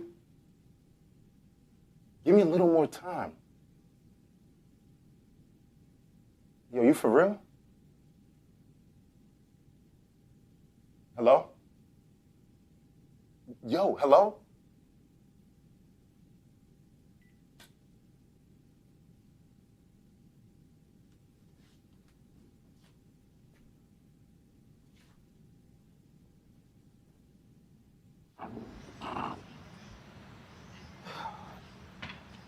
Yo, boy, I've been texting and calling you for hours. I didn't even did it. Oh, you're a terrible liar. You stay on that phone 24/7. Oh, you damn sure did. I must have hit it when it was in my pocket. Yo, enough with the excuses, bro. I seen that dude that robbed me, yo. We gotta run down on him. Yeah, for sure. Can I wait till tomorrow? Cause Bro, I'm first in line. You know, I gotta make sure at least get... The OGs don't come out until a day after tomorrow. You know that. Man, you know how these lines we get, fam. I'm not trying to take no chances, man. Bro, what we gonna do is maybe gonna take a couple hours. You're gonna be standing on this line for a couple days. I need to get my shits back. All right. Damn, man. Come on, man. Get the phone.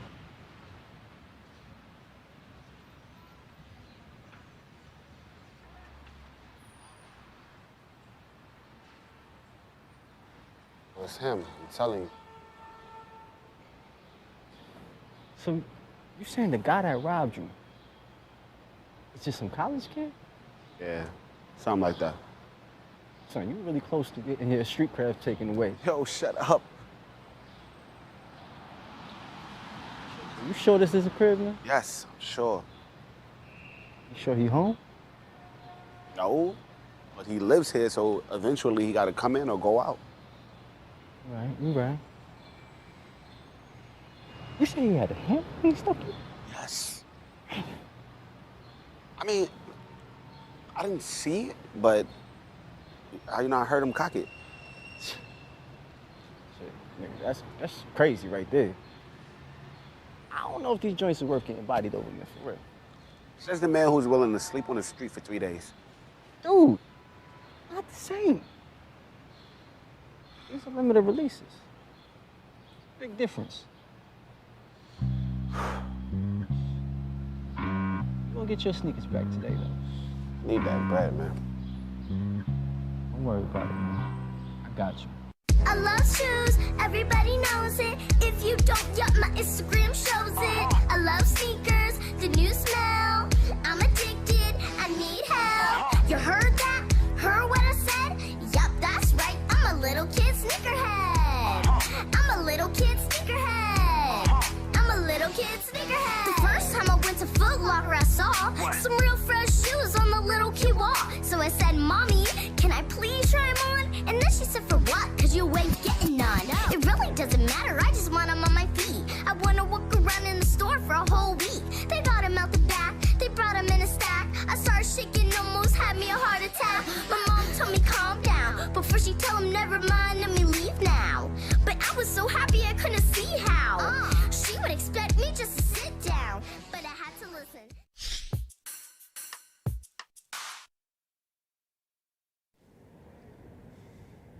So what we gonna do, man? What's the plan? I'm not gonna keep doing this with you. I'm gonna wait for this asshole to come out.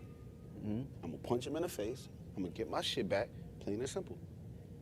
Oh, okay. That sounds like a great plan. Kind of like the one you had when he robbed your ass, Bro, right? why do you gotta keep doing this? Spending all my money like I just got a raise. Made a little bread, but I blew it on some bait. About to go 8. Hungry, need a plate. Before I spend more, make sure all my niggas straight. I don't never pay full price. Cause I got the plug and they put it to the side. Going pro for off-white. Cause she love my off-white. Gotta cop that on sight. Then I call that shit a night. Bitch, I lied. Wait. Why do I keep blowing my checks on new dish?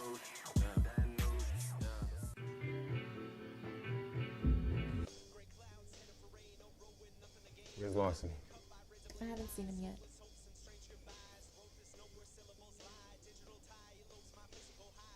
All right, when he gets in, let me know, okay? Sure thing, boss.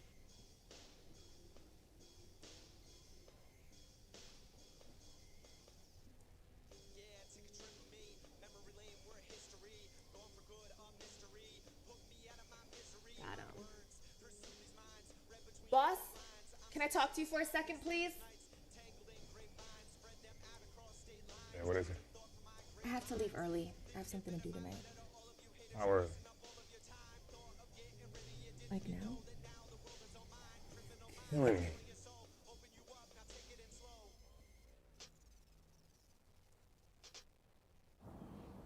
There he go right there. Yo, you gotta be kidding me. You got robbed by him? Shut up, come on.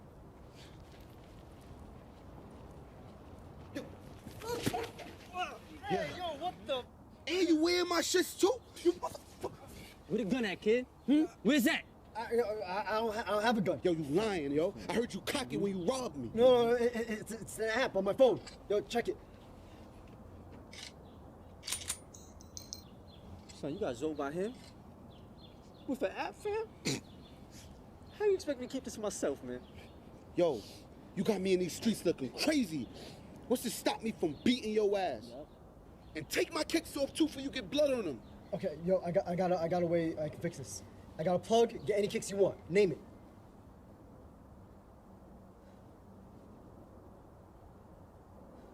Band ones?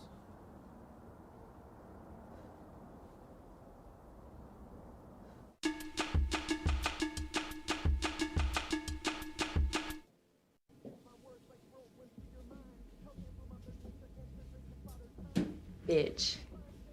Hannibal got like that? Girl, he got Henny and shit. You need to get out more. What about it? Lita, stop, okay? Just focus. We're here on business. Oh, okay, ponytail. You handle your business, and I'll handle mine. Can't take bitches nowhere, I swear. I heard that. Whatever. I did. Whatever. You want jelly bean? Girl, you hear that?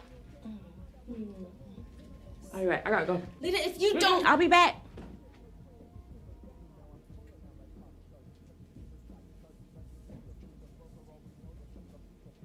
Oh, what are you doing here? Aren't you shorty from the sneaker shop? I was just looking for the bathroom.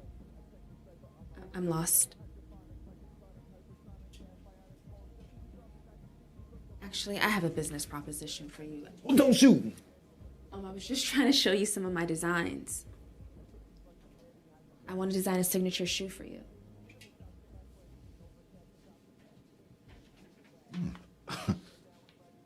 Those do look nice.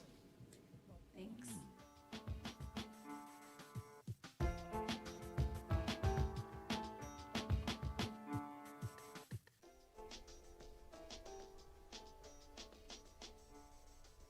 What the hell?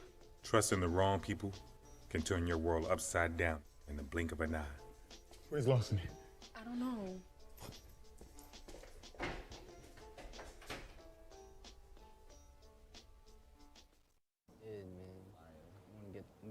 I like the green ones.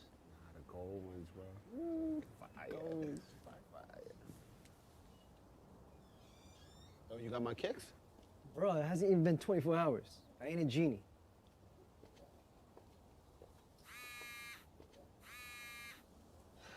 Hello? What? Word? All right. What happened? Somebody robbed my brother's spot. There's no honor in the game anymore. Really? You talking? Come on, bro, we out. Where you going? I can help. Whatever, yo. Don't get in the way.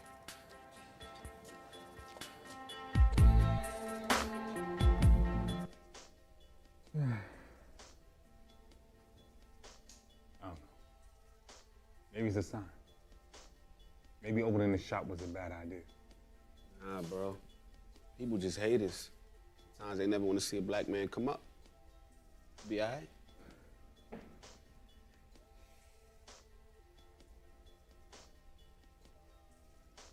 Let's go, shorty. You out of your league, champ. Shit. Need y'all to lock up. I gotta figure this out.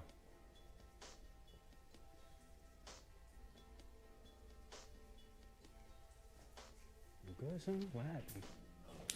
Crazy.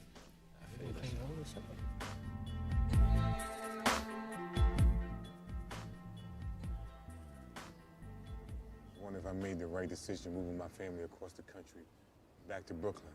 Okay. First of all, we are a team, okay? There is no I here. And second of all, this is going to work out. It is going to be fine. Everything is going to be okay, babe. You have to believe me.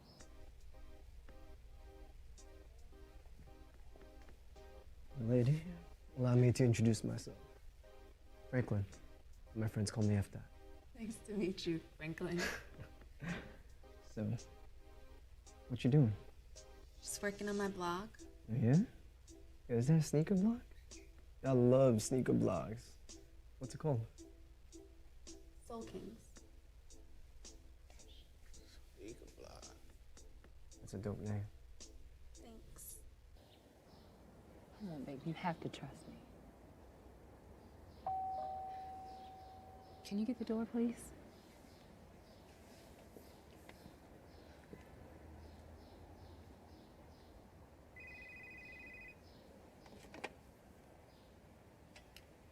Hey. Yeah. Thanks again. I owe you.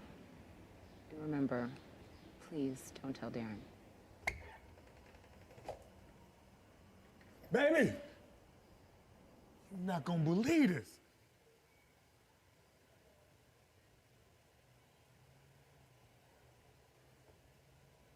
Trey, get the crew together.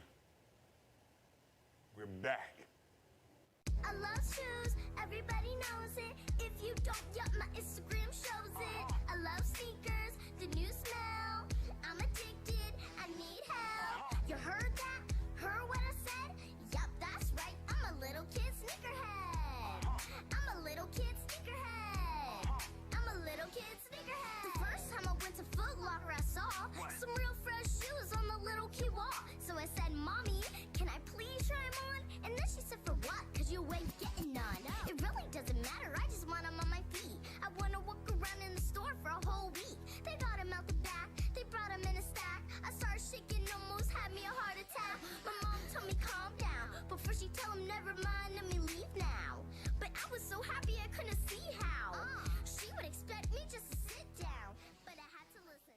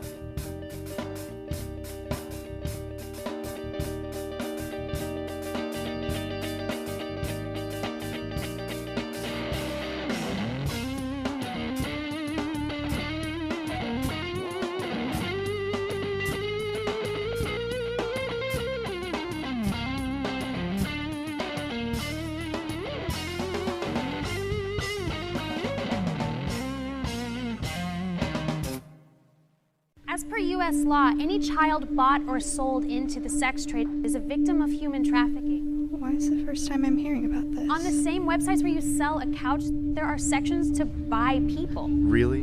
And up to half of these victims are boys. There is no such thing as a child prostitute, only a victim of exploitation. And it could be anyone. She's talking about me. Should I say something?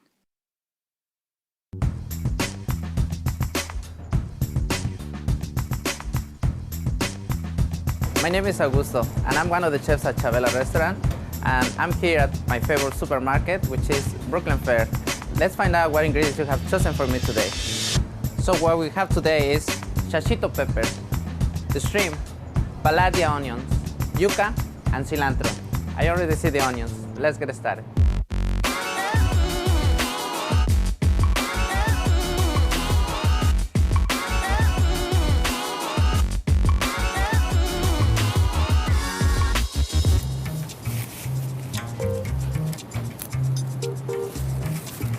This is the yuca.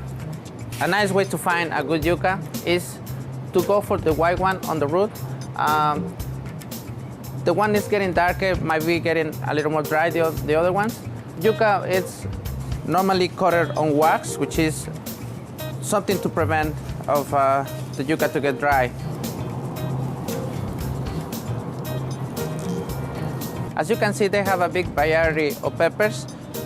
We're gonna start with poblano pepper.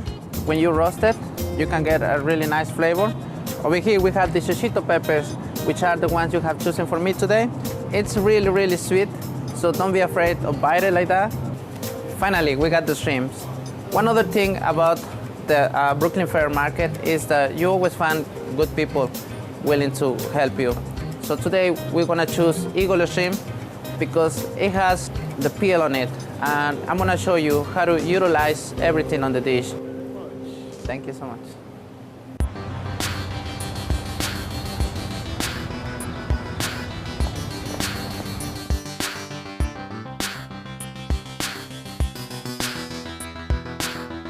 Hi, so we are here back at Chavela's restaurant, one of the greatest restaurants in Crown Heights.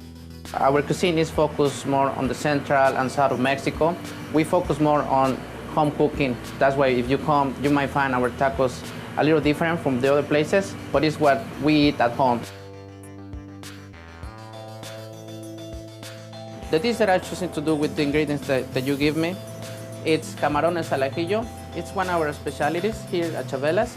And also will be doing chicken enchiladas mole. Okay, so I will be performing the two dishes at the same time, and I hope you liked it. We're gonna start by peeling the yuca, and we will go alongside, and then just go alongside with the mandolin. Okay, so now we have enough chips. I'm gonna send it to fry. Today I will be smoking onions, so you can see that our normal onions will become something more than onion. Keep your eyes always on the onion. So what I'm gonna do is I'm gonna lay the onion on these little racks. Okay, so now we're gonna use some walnut wood, a couple of pieces in here.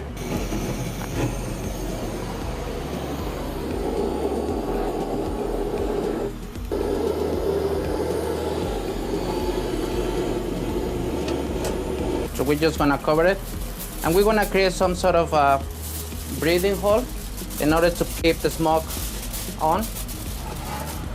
And then we're gonna proceed to do the rest. The next thing that I'm gonna work on, it's gonna peel some shrimps, because I wanna do the base.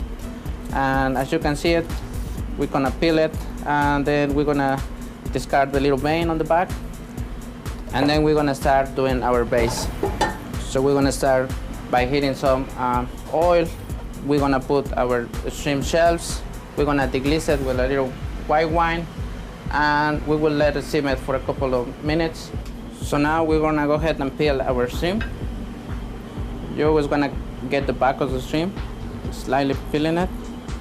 When I first came to this country, I came because I want to try something new. Back in the days, I was at the military school. I wanted to become a pilot. But when I came here, I saw a big opportunity. I started working as a dishwasher, and when I became a sous chef, I decided to drop out of school and keep this career, which is a chef. I don't know if I did the right choice, but I'm happy with it. We're gonna start doing the other dish, which is the chicken mole enchiladas.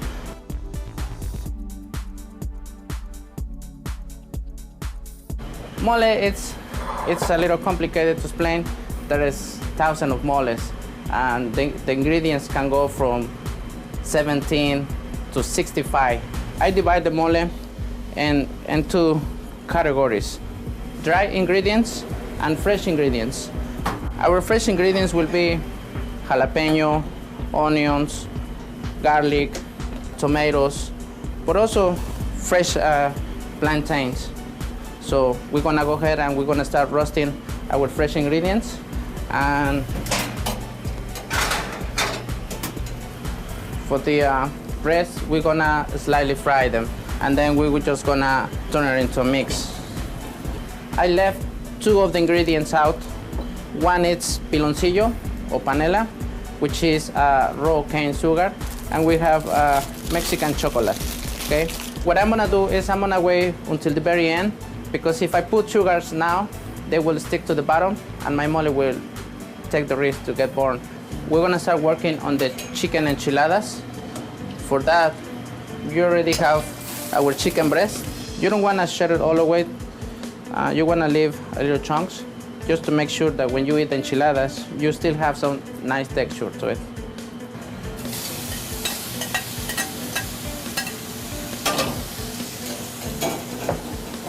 I like to use some of the chicken stock because somehow we need some liquid to moisturize the chicken. We have our mole that has been blended. We're just gonna use some of the mole to cut the chicken. So our chicken mole is ready. We're gonna let it dry and let the chicken absorb the mole, the flavor of the mole. So we're getting close to plate the dish that with the ingredients that you have chosen for me. First ingredient, which is the shrimp. As you can see, we have the cilantro, onions, which I already smoked, and the fourth ingredient, it's yuca. We have done yuca chips. In this little bowl, I'm gonna do a little rubber, which is a little bit of oregano, salt, and paprika. So we're just gonna go and slightly season it. The last ingredient that I haven't done anything yet, which I'm about to do, is the shashito pepper.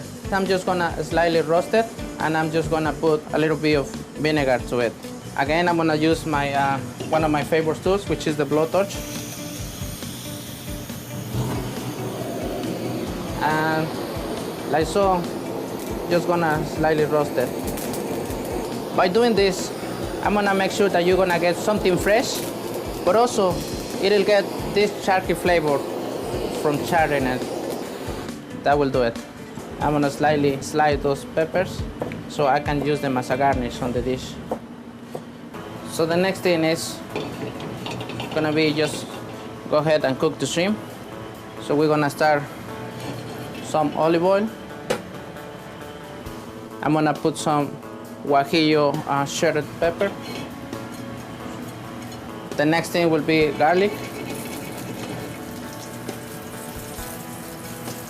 So the onions have been smoked, and the reason to smoke the onions is to give a little smoke contrast to the dish as well. So now, this is where our shrimp meets the pan.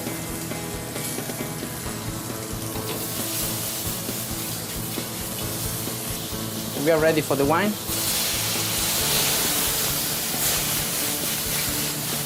We're gonna dump some of the base. This is the consistency that I'm looking for. So just gonna toss some of the cilantro, which is another ingredient that you have chosen for me. It's ready to go.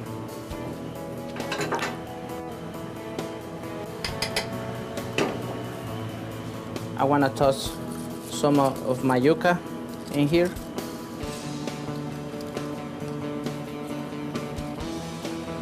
And then we're just gonna finish it with some of the shashito pepper. It'll give a nice freshness to the dish. Here is our first dish from the secret ingredients that you have chosen. So we're gonna start doing now the enchiladas, chicken enchiladas. Tortillas is a big thing in our culture. If you don't eat tortillas, you won't feel like satisfied. You won't feel like if you have eaten. My grandmother likes to eat taco with double tortillas. I don't like that, but I respect what she does. What I like to do is slightly fry the tortilla. Once the tortilla has been fried, we're gonna proceed to fill it. Start to rolling it. And there are our enchiladas. I'm gonna use one of our traditional plates, which is made out of the barro. I'm going to use mole to cut it. I like my enchiladas swimming in sauce, so I'm sure you like to.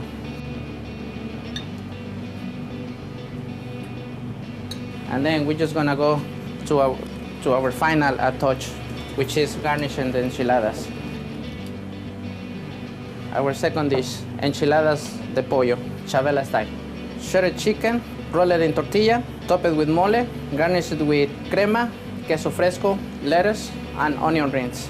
And obviously, we accompany this with black beans and Mexican rice. Hi, I'm Maura, and I work in the neighborhood, and I'm about to try a dish by Chef Augusto. This is the camarones al ajil, prepared by Chef Augusto, and I'm gonna try it.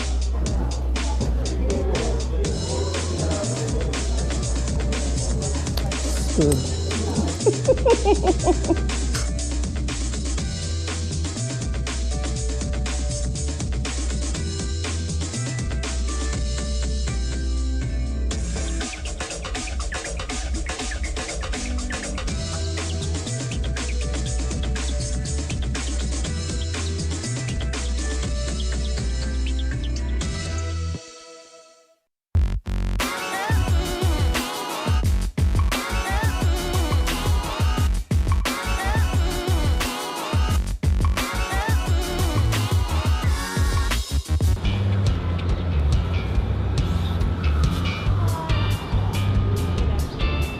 Hi, I'm Matt Fisher of Fletcher's Brooklyn Barbecue, and I'm here at the Borough Hall Farmers Market in Brooklyn to fill this bag with 5 mystery ingredients to make a meal for you.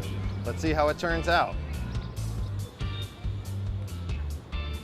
So we got golden beets, one of my favorites, parsnips, celery root, arugula, and lastly, sugar snap peas.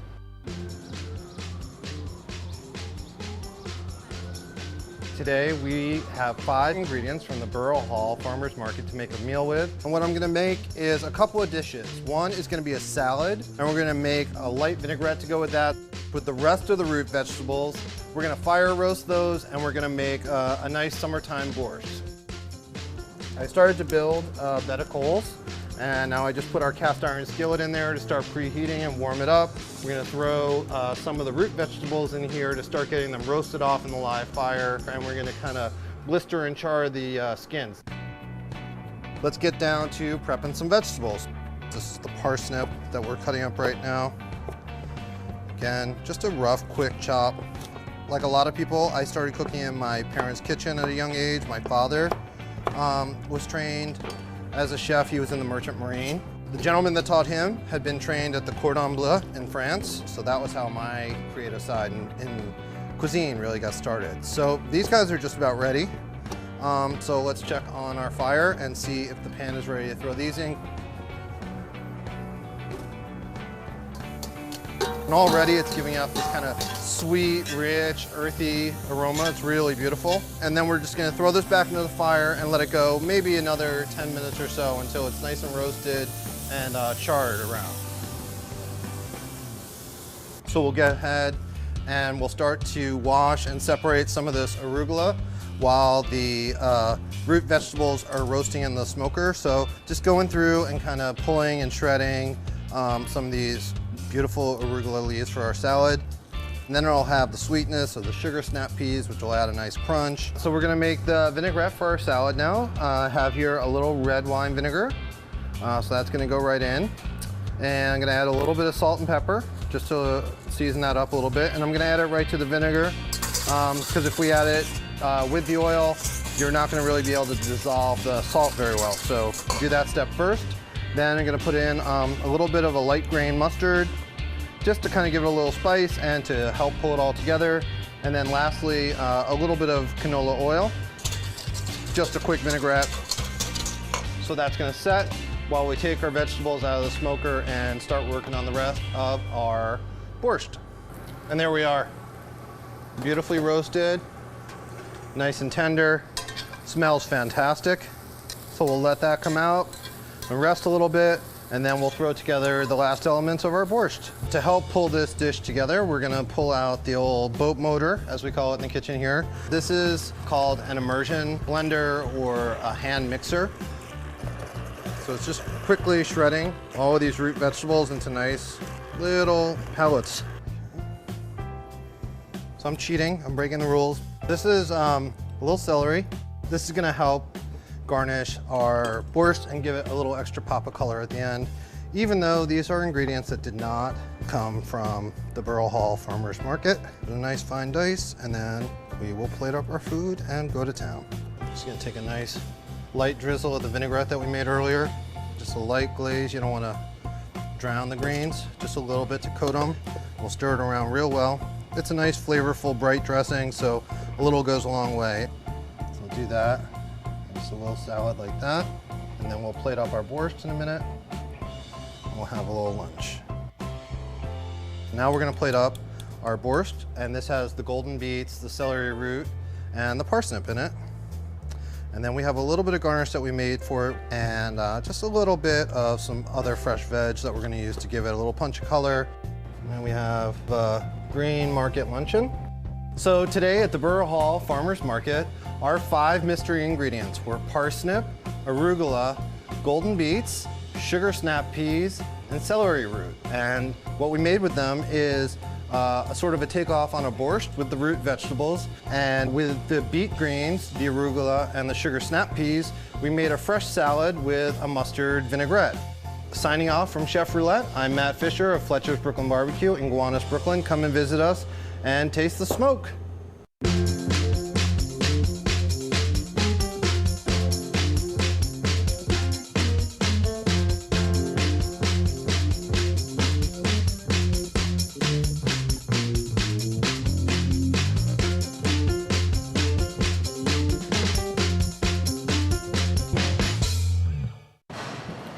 What's up, Brooklyn?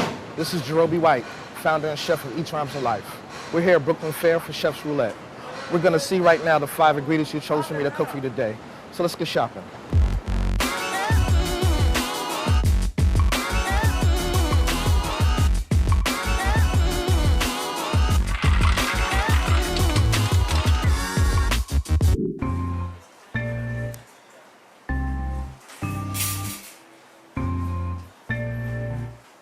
Okay, the 5 ingredients are lamb chops, white asparagus, graffiti eggplant, cipollini onions, and black plums. White asparagus are white because they're grown underground and they don't get any sunlight, which doesn't give them a chance to produce chlorophyll, so they turn white. Just want to make sure they're firm and not a lot of marks and bruises on them when you're picking them out.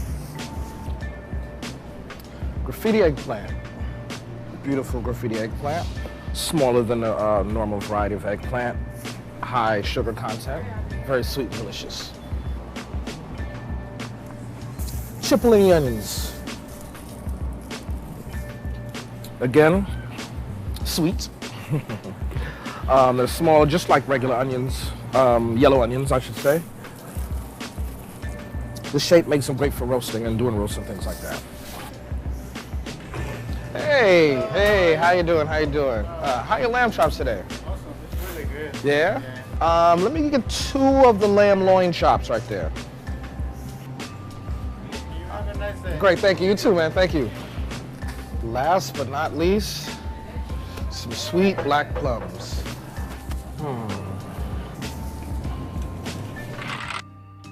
We are at Foodworks today, and let's see the ingredients that you chose for me. Lamb chops, white asparagus, graffiti eggplant, cipollini onions, and last but not least, black plums. And for my special dish, this is something I like to make all the time, barbecues and whatnot, grilled fruit salad. The secret to tender lamb, I think it's all in how you cook it, to be honest with you. First, I'm going to season the lamb chops. A little salt, pepper. Both sides. I'm going to clean these cipollini onions because I'm going to saute them for a little while and then stick them in the oven to finish.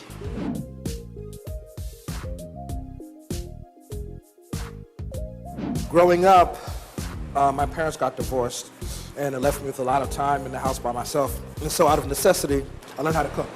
I wasn't really allowed to watch TV per se, but I was allowed to watch PBS. And on PBS were all the cooking shows. So that's really where I learned to cook. Once I got to culinary school, we started going on tour, and then it always became a 1A, 1B situation. When I wasn't on tour, I was in the kitchen. I wasn't in the kitchen, I was doing something music related. Just like music, when you're in the kitchen, you're only as good as your last dish. And when you're a musician, you're only as good as your last song. What I'm gonna do with these, I'm gonna take these and put these in the oven, let them cook down. And when we cook down, we're gonna puree them and make a nice little sauce for the bottom of this lamb dish we're gonna make. So now, what I'm gonna do is put a little oil in the bottom of this pan. Throw these in here. A little salt. A little garlic. I'm gonna put these in the oven. So I think now we're going to put these in. We're just going to give them a little toss once or twice, and we're going to put these in the oven as well. I'll let them do their thing, so you don't have to think about them. Of the white asparagus, aside from the color, they'll have a much milder flavor than the green asparagus. What I like to do with the white asparagus, I just like to just take some of the end off, just take some of the bottoms off. Since we have our lovely grill there, I'm going to grill these white asparagus. The contrast with the white and the grill marks will be nice. It'll look nice on the plate. Graffiti eggplant, aside from the size and the color, they are sweeter and have, I think, a little bit less of the eggplant flavor that you are familiar with. Okay, let's take these onions out of the oven right now.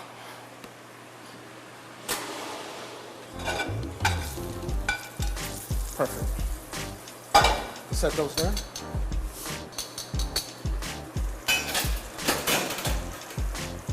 We cook the plums all the way down. For a piece of lamb this size, this thickness, medium rare would be probably 4 minutes on each side. I'm not even going to tell you how to cook it more than medium rare because I want you to cook it medium rare. That's what you want to hear. Can you hear that? Can you hear that? We're going to let those cook about a minute each side before we stick those in the oven and finish. We're going to take our white asparagus, grill these a little bit.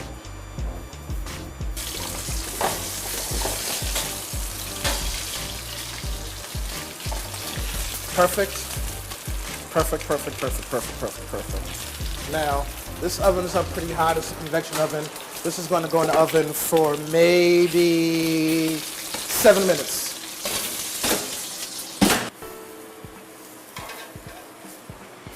Let's set these here because we're about to plate. Take a little bit, a little smear, a couple onions, a couple asparagus. Beautiful, beautiful, beautiful, beautiful eggplant. And the chops that have been cooked to temperature and let them rest for a little. Always let your meat rest. Just want to finish it off with a little green because we love green. So here we have like a confit puree-ish thing that I made with the plums. On the bottom is cipollini onions, the graffiti eggplant, we got the white asparagus, and all of these flavors are going to tie in well together. And here you have it.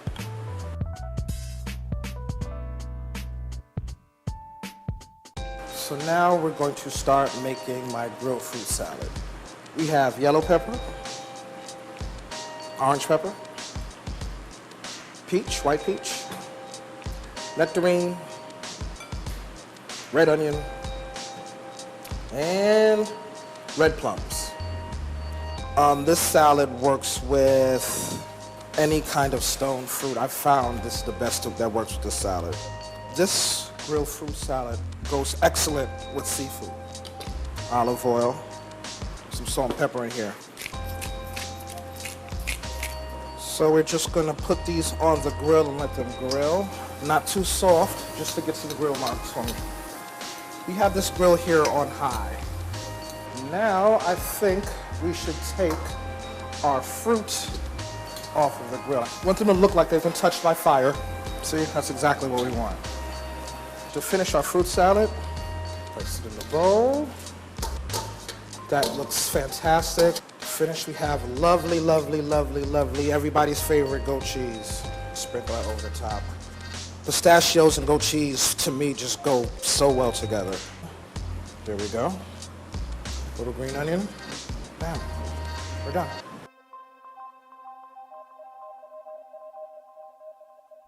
Hey, Sam. Hey, Jerobi. I understand you're tasting the food today. Yes, I can't wait. Okay. Wow, this looks great. Tell them what you think. Tell them what you think. All right, we'll see. I'm going to try the lamb first.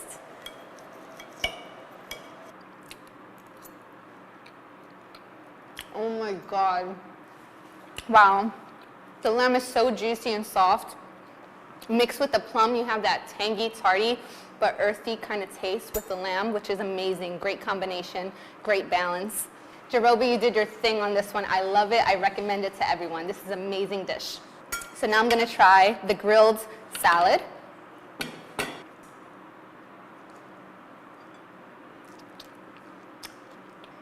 Wow. The combination of the goat cheese and the nuts is amazing. I think this is one of my favorite salads.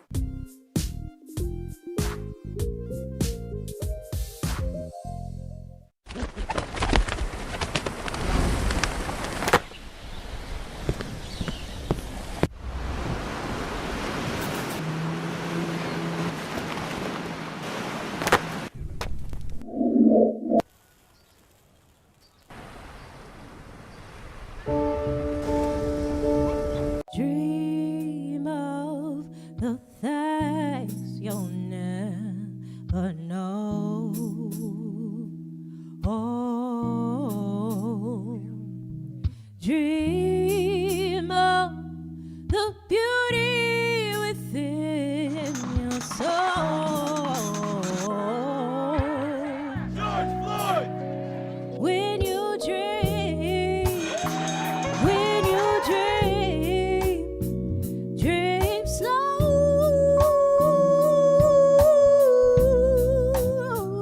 Take the time to let dreams grow.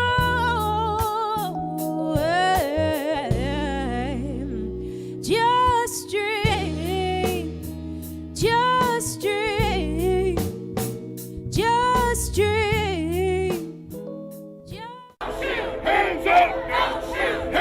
For a blink moment in time, people are aware of what they're feeling every day. If you're going to restore and sustain a democracy, there must be an informed and engaged citizenry. I spent 2 years in immigration detention. You know how much they spent to feed me for one whole day? How much? 75 cents. Immigrants as a whole, migration as a whole, is associated with lower rates of crime. Immigrants make our communities safer. What causes climate change, the selling and burning of fossil fuels, benefits most the power elite.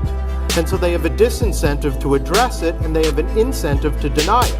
They're not gonna funnel more money into our schools. They're not gonna do it unless they have to, right? And the way they have to is by our participation, our organization, us taking accountability for our actions.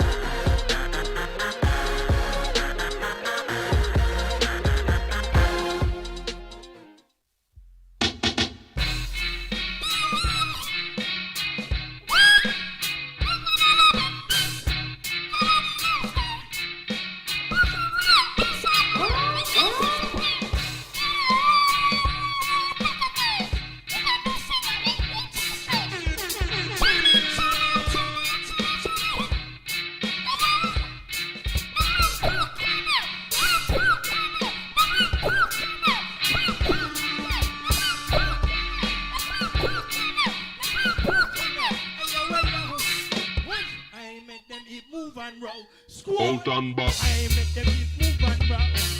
I make them move and rock. Come with me all I might make control. Let me shine me light up on the work and I mirror. Let me send it with them soon and body and something. We get them a sense in the future radio. Them much of your same thing so they make something. Let them in on your end, we'll make them kingdom. What? I'm going to pick up a mic and make them know. Now reach them to me well, them and reach them to me flow. And everything about me from my end down to me toe. It's 100% style and Mr. 100%. What? You get the ring and wrong. All of them know say, they come correct, they come hit. I made them it move and rough. One squad, I made them it move and rough. Yeah. Cause when me all I might make control. Me shine me light up on the work and I mirror. Me send it with them to them body and something. We get them a send for the future radio. Them watch a your same thing so they make something. Let them in on your end, we'll make them kingdom. Rank one come, pick up a mic and make them know. Now reach them to me, well them ain't gonna reach them to me. One top, and don't correct me come something. All of them know say, me come and make them ready. Hit, yeah. I made them hit move and rock. One squad, I made them hit move and rock. Yeah. Wheel out and back and come back again, man. Yeah. One's up for my RK1 squad. My RK1 squad, yeah. Rhythm up start. The minute bone connect up on the rhythm we are run. Hip bone connect up on the pool we are run. Me flex out the next on me river one. Oh you know say body rocker style and champion. Some of them convince some of them attack action. Some of them convince some of them attack. The Babylon listen when the king man attack. New figure walk. For long time enough of them see me race top. Long time I must up dance hard non-stop. See the world around me when no see I back. Fly down in England and send for the crown. None them teach about that bad boy sound. None them teach about that bad boy sound. I made them hit move and rock.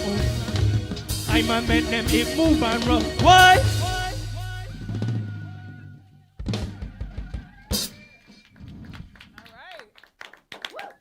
You are listening to the bass bashing, there you go, genre smashing sounds of musical team 86 Supreme here on B-Side, and I am your host, Queen God Is, asking you to welcome once again 86 Supreme. Hey now. All right, let's get into it. Y'all ready?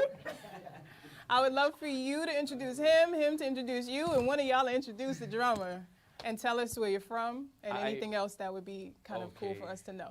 I personally am Sean Play Nice. I'm from New York, like uptown Manhattan. Yeah. But. What? Where do you live? Oh, but I live in Brooklyn okay, now. There you go. Brooklyn. Okay. Yeah.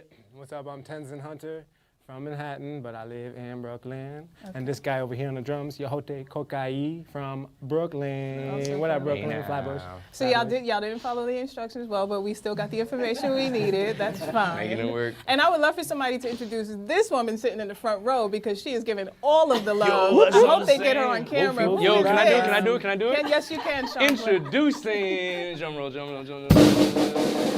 Wolfie Bam Bam. Bam Bam. Bam. She seems to be, is she the number one fan? All day. All these are my number one We fans. always love to give shout outs when appropriate in the studio because the audience is just as important as the band in many instances. And so we love to give the love all around. Let's talk about the name 86 Supreme. So I do know that numbers hold value, no pun intended, but also like in a lot of different ways. And some people have heard the term 86 means several different things, but I would love for you to jump in there and tell us what your take on it is.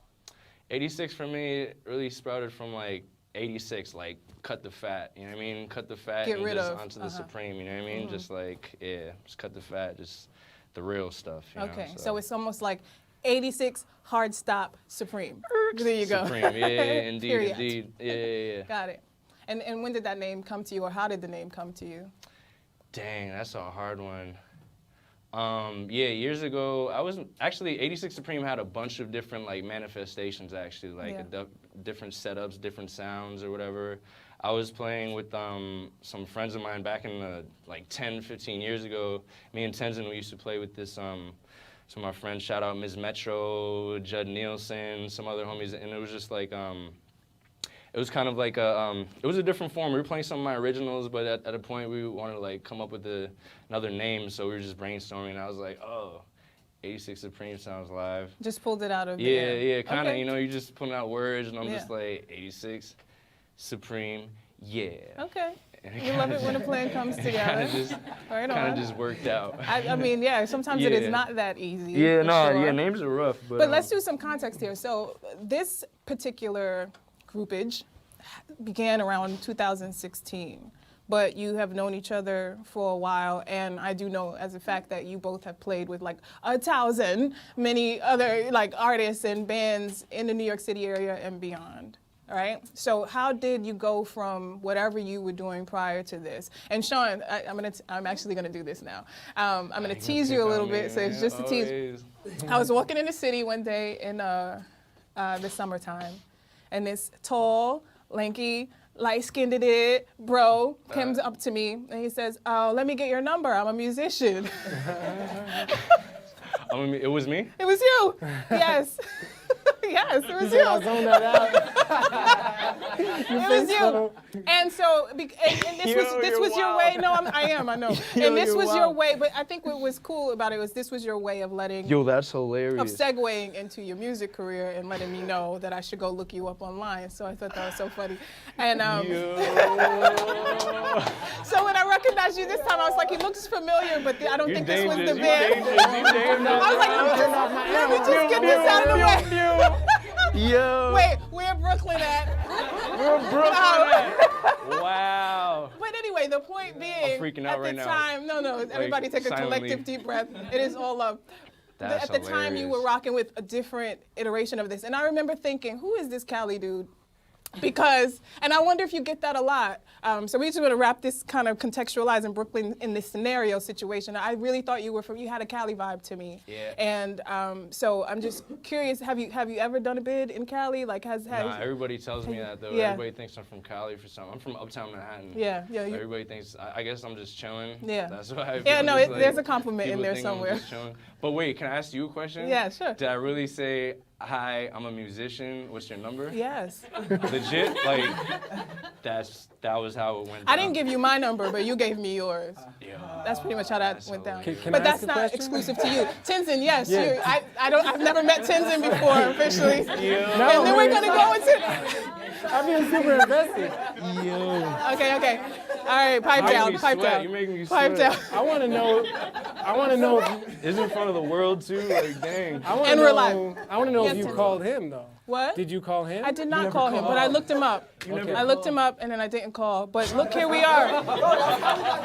The first song you heard from 86. The first song that you heard from 86 Supreme was called 18 Strikes. We are hearing some hip hop, reggae, electronic fusion. We're gonna go into the next song and have some more jokes after this. Give it up one more time for 86 Supreme. The next song is called Large. I got you, queen. I got you, queen. All right.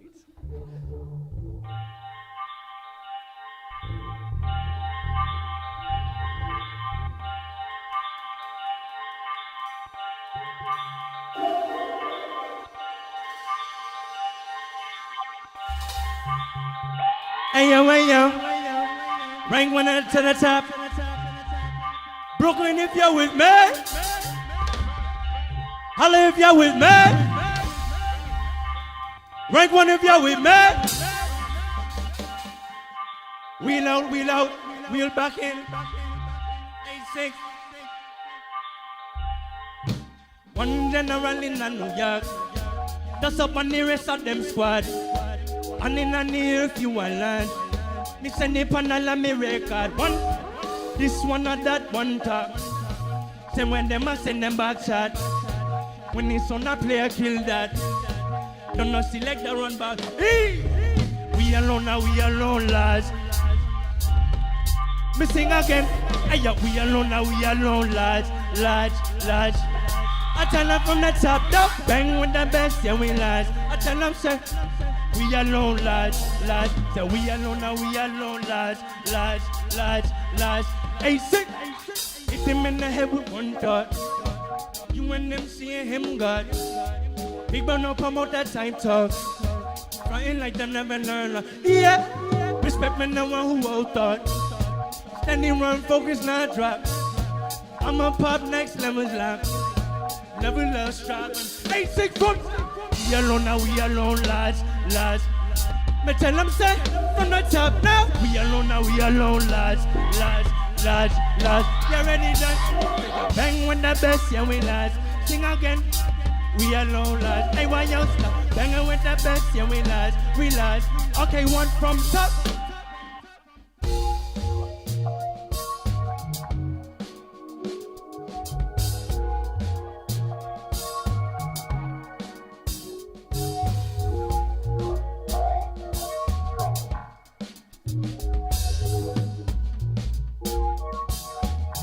Hey, why you? Why nigga make her hungry? Watch what they gon' do for money. You gon' say your soul and say your body. Yeah, move track, now you will copy. From top, they gon' hung them like talking sloppy. Hating not stop, it's a hobby. You gon' swallow pride, never say I'm sorry. Lost from the top, hey! We alone now, we alone, lies. You ready now? Nice. Hey, why you? We alone now, we alone, lies. You done now. Okay, one from the top, front line. We alone now, we alone, lies. From the top now, we alone now, we alone, lies. Okay, one stop, keep on, yeah. You bang with the best, yeah, we lies. We sing again with the best, yeah, we lies. Looking in us, banging with the best, yeah, we lies. One's up in the best, yeah, we lies. One day, banging with the best, yeah, we. You banging with the best, yeah, we. One in on the Insta, banging with the best, yeah, we banging with the best, yeah. One in on the end, what?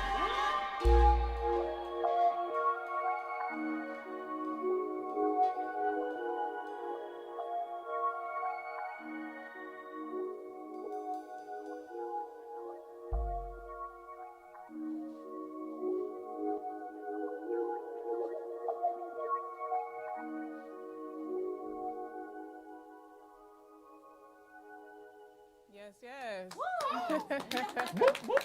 Welcome. If you are just tuning in, we are here with Tenzin, Sean, and Yehote of the self-described Weird, Dirty, and Beautiful 86 Supreme, representing New York City, particularly Brooklyn, in the house. Let us talk about these songs that we're hearing today. First of all, I did hear somebody in the audience say, you might not have got a number, but this song might have got you an email address, so we are getting better. These songs, what project are these songs on? Or are you working towards a project? Are these just kind of like what we're using to build towards a collective piece? Tell us about it. Techstar. That's the name of the EP, yeah. Mm-hmm. And when did that come out? It's not real. Feel me? Yeah. It like kind of came out for a second, but then we're just like, nah, let's take it back down for just like to get some real like releasing strategy. You know what I mean? So now we're kind of releasing single by single. We're gonna start in a few days actually. Tune in with 18 Strikes. That's the first tune you heard. Okay. Right. Then so that's gonna be the first single that you release publicly. Yeah. Okay. That one, and then I think for the summertime, Large, this last one we did. Yeah, I think so too. Vibe, I think we really did. We enjoy that audience. I did. Y'all dig it? Yeah. And we're pretty lucky because I think another song that you're gonna do tonight, no one has ever heard live. So so this is a good show to be at. So before we go any further, I want to do a quick set of shout outs. We shouted out the #1 fan in the front row. I think we have a manager in the audience. We want to shout him out. And then we have some B-side alum who are also in the audience. Kala and the Lost Tribe. And we also have Benjamin Chin of Q&A Band in the audience. So we love it when all of these worlds come together. Thank you for supporting. Let's talk about artists wear many hats. I say this almost every episode, and I'm usually wearing a different hat every episode that I say it, but that is a brilliant segue into your hat because literally and figuratively, you all are musicians, but you do a lot of other things as well that complement your musicianship. Let's start with you, Tenzin. You are also a preschool teacher, is that right? Yeah, Can we shout that out? I've been teaching preschool once a week for 12 years. How do your students feel having a rock star teacher? It's a lot of fun. They've been learning distortion, reverb, delay, wah-wah this week, and It's a blast. It is a blast. I think that it's such a great balance, especially to have an expert in their field be able to walk into the classroom and say, you could do this too and more, you know, if you decide. So shout out, you want to give a shout out to the, maybe not the name of the school, but just shout out to your kids? Go school. Go school. Kids. They know who they are. You guys are great. Good job, kids. I can't say the names. Yeah, no, we don't want you to say the name. You know who you are. You know who you are. Thanks for watching. Tune in. You know what it is. And Sean Play, you are a fashionista, like you design clothes, and you're wearing an outfit that you have designed, correct? Tell us about it. Well, this hat actually, I was inspired. I went to Tanzania with actually Coco Ganza. She was on this show. I did this show, B-side with her. Shout out Coco Ganza. Yes. I mean, that's the homie. And then, yeah, we went to Tanzania to play, and then I was just so inspired by like the style out there and just like everything. It's such a different world. So I just like came back, and I had some fabric, so I just like wielded a kufi. They're just like put together. Yeah. I wanted to make sure we shouted out before the kufi goes flying somewhere. My kufi's everywhere right now, but it's cool. But yeah, so this, I just had some fabric. I just made it out of the fabric, and then I put this patch on it. That's from Metro Made. That's one of the, like, I have a few different clothing lines that I incorporate with the band, like just as branding, you know, 1+ edition. That's the main like clothing style, and like Metro Made, the MM, that's Metro Made. You know what I mean? Just like I made in the city. You know what I mean? That's like, yeah. And then I put the fabric on the thing, and then do some. So we know that we can find you on Instagram and Facebook, but if somebody wanted to like buy your music, but then also rock a kufi made by you, is there a place they can go to find that out? Just DM me. Yeah. You see how what he moved up to Instagram from the emails. Yeah, just like he moved us from telephone number to email to slide in the DMs. I almost broke my composure. I was thinking about what you said. I was like, yo, that's wild. I almost lost it. I was like, you might have seen me crack a smile. I was like, yo, she's wild. No, it's all good. That was really hilarious. all love. I appreciate it. Look at like it's a full circle moment here, right? All right, so tell us, how do these worlds of playing with other musicians, having your own band, being a designer, stylist, and being a preschool teacher, thank you for your service. How do these complement 86 Supreme, aside from paying the bills? How did you know I was a preschool teacher? Yeah, wait. That's what stalker vibes, really. That's weird. I don't know if that's what you picked out. I'm a little nervous. Go ahead. What else do you know? And you are also a visual artist. Yeah. So I was gonna get there, but let's just throw it in there so we don't be lopsided. You know too much. How do these worlds? You know what's so funny? I'm gonna just say this aside, and we're gonna go into some music so they can get their composure. You know too much. Everything that I say on this show, artists have posted publicly. Every single thing. Yeah. So there's that. How about it? You got me. I want to be clear. Yeah. How about we talk about how do these worlds complement the music, or how does the music complement these worlds? Tenzin, you take that. Well, for sure, Sean's this is really Sean's idea in the first place, this group, and the approach to it, built around designing our own samples and programming them and playing them, fits with my mind. I do collage art. And then seeing him design his own clothes gave me a similar idea to be able to patch stuff together in that same way. And just starting to, put stuff on my hat and put various things on my clothes and just start patching together like collage. And in my mind, that's what's happening with the music. Absolutely. And so there's an intersection here that I think is beautiful. And I'm just grateful. I think it's beautiful too. It's weird, dirty, and beautiful, Yep, as you say. We're gonna go into the next 2 songs back to back and hear some more of this patchwork music quilt that you are sharing with us tonight. And then we're gonna do a demo of some of the things that you teach. Really simple. I'm letting you know now. Okay. Give it up one more time for 86 Supreme. Sit down. Give it up, give it up, give it up, give it up. Sleep. Nap time. Nap time.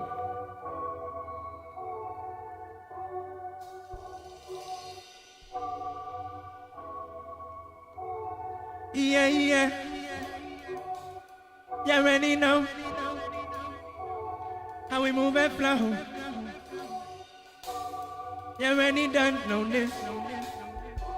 Brooklyn, myself, if you in this. The one in on the earth, if you in this. If you loving my music now. And ya, squad up, squad in. Rank 1 to the top. A6, we don't stop. They're ready done. We steady ready, let it go. Hey, why yo? Sharp coming shiny wood. Right when we gon' shiny wood. I told y'all come and switch your boy. I like when you ready, boy. One's up. So real ain't no decoy. Give me that souped up, swole up Roy. Mess round, get burned, there ain't no toy. The stainless steel audio alloy. You ready then? Rank one to the top. 8 gonna stop. You already know this now. Yeah. From top, hip hop. Bust it in a rock version. Them all guys are open certain. Hey, they repeat resurgent. T told me play nice or her. Freckle. 8-6 a murder. Bitch, I never heard of. And while this work gets worked out, we stay in that pocket tempo. I know you hold your head out. But the rest of them come around, boy. And while them slaves to the boat, you know. And shoot, this machete got easy. On my way up, I'll be on my way up. You're ready done, hit me when you wake up. I'll be heading straighter. Want my people stay up. Hit me when you wake up. I want my people stay up. People way up. I want my people way up. Hit me when you wake up. I want my people way up. I want my people way up. Hey yo, this finna top notch. Watch when your regime rest steady. Chemtrailing my shots. And 199 is heavy. You ready? This finna top notch. So we gon' spark minds by the plenty. Watch when the masses fly. Hey yeah, the new era soon come to bear. Pen ready. Right one. One step to the side, you know now. Right one. The one step to the side, you ready now. One step to the side, right one. The one step to the side, you know. We steady ready, let it go. I watch how we can move and flow. Yo, y'all let it go. Y'all ready know how we move and flow. How they unfold. Y'all the struggle. How we move and flow. From the flip, no. I told you from the jump, no. Yeah, send it, hit it with it now. Hit me with a mix now. Y'all know now, I know y'all know now. Easy. Rank 1 to the top. Rank 1 heavy set, 8-6 king set. Remember that. Ooh.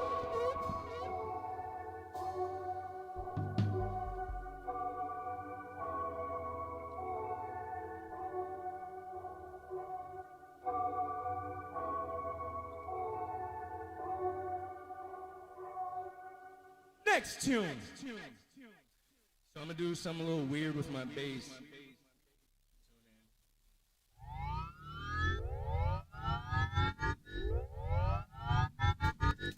That's my bass. Sorcery.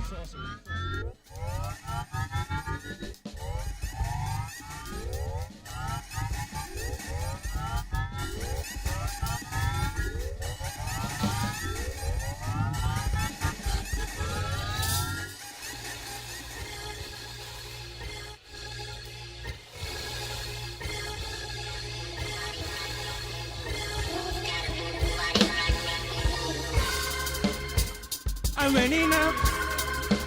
Anything in your area. So you want the big scream.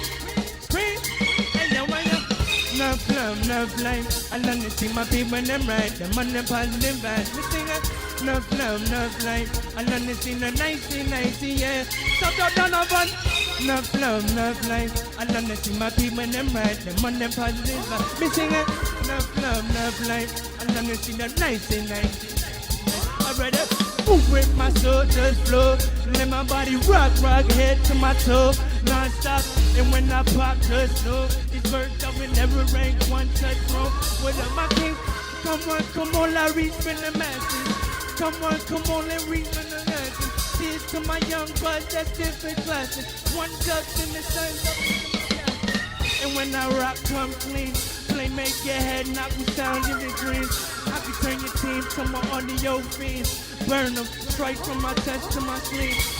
I bring everything. If you're walking with the front line, bring everything. My shout pot through wild pressure. I'm soaked in my red wash world, my Bob measure. Remember, you can link me if your party got the back line. Cash with the double 15, make my smile sign. And when I flex it, get the grind on the line. One touch in the signs up. Hey up! Enough love, enough light. I love to see my people, them right. Them on them body, them right. Listen up. Enough love, enough light. I love to see that 1990, yeah. Stop, run. Enough love, enough light. I love to see my people, them right. Them on them body, them right. Listen up. Enough love, enough light. I love to see that 1990. This A6 Supreme on that B-side, what? Yeah, represent that new era, new style, Expo era.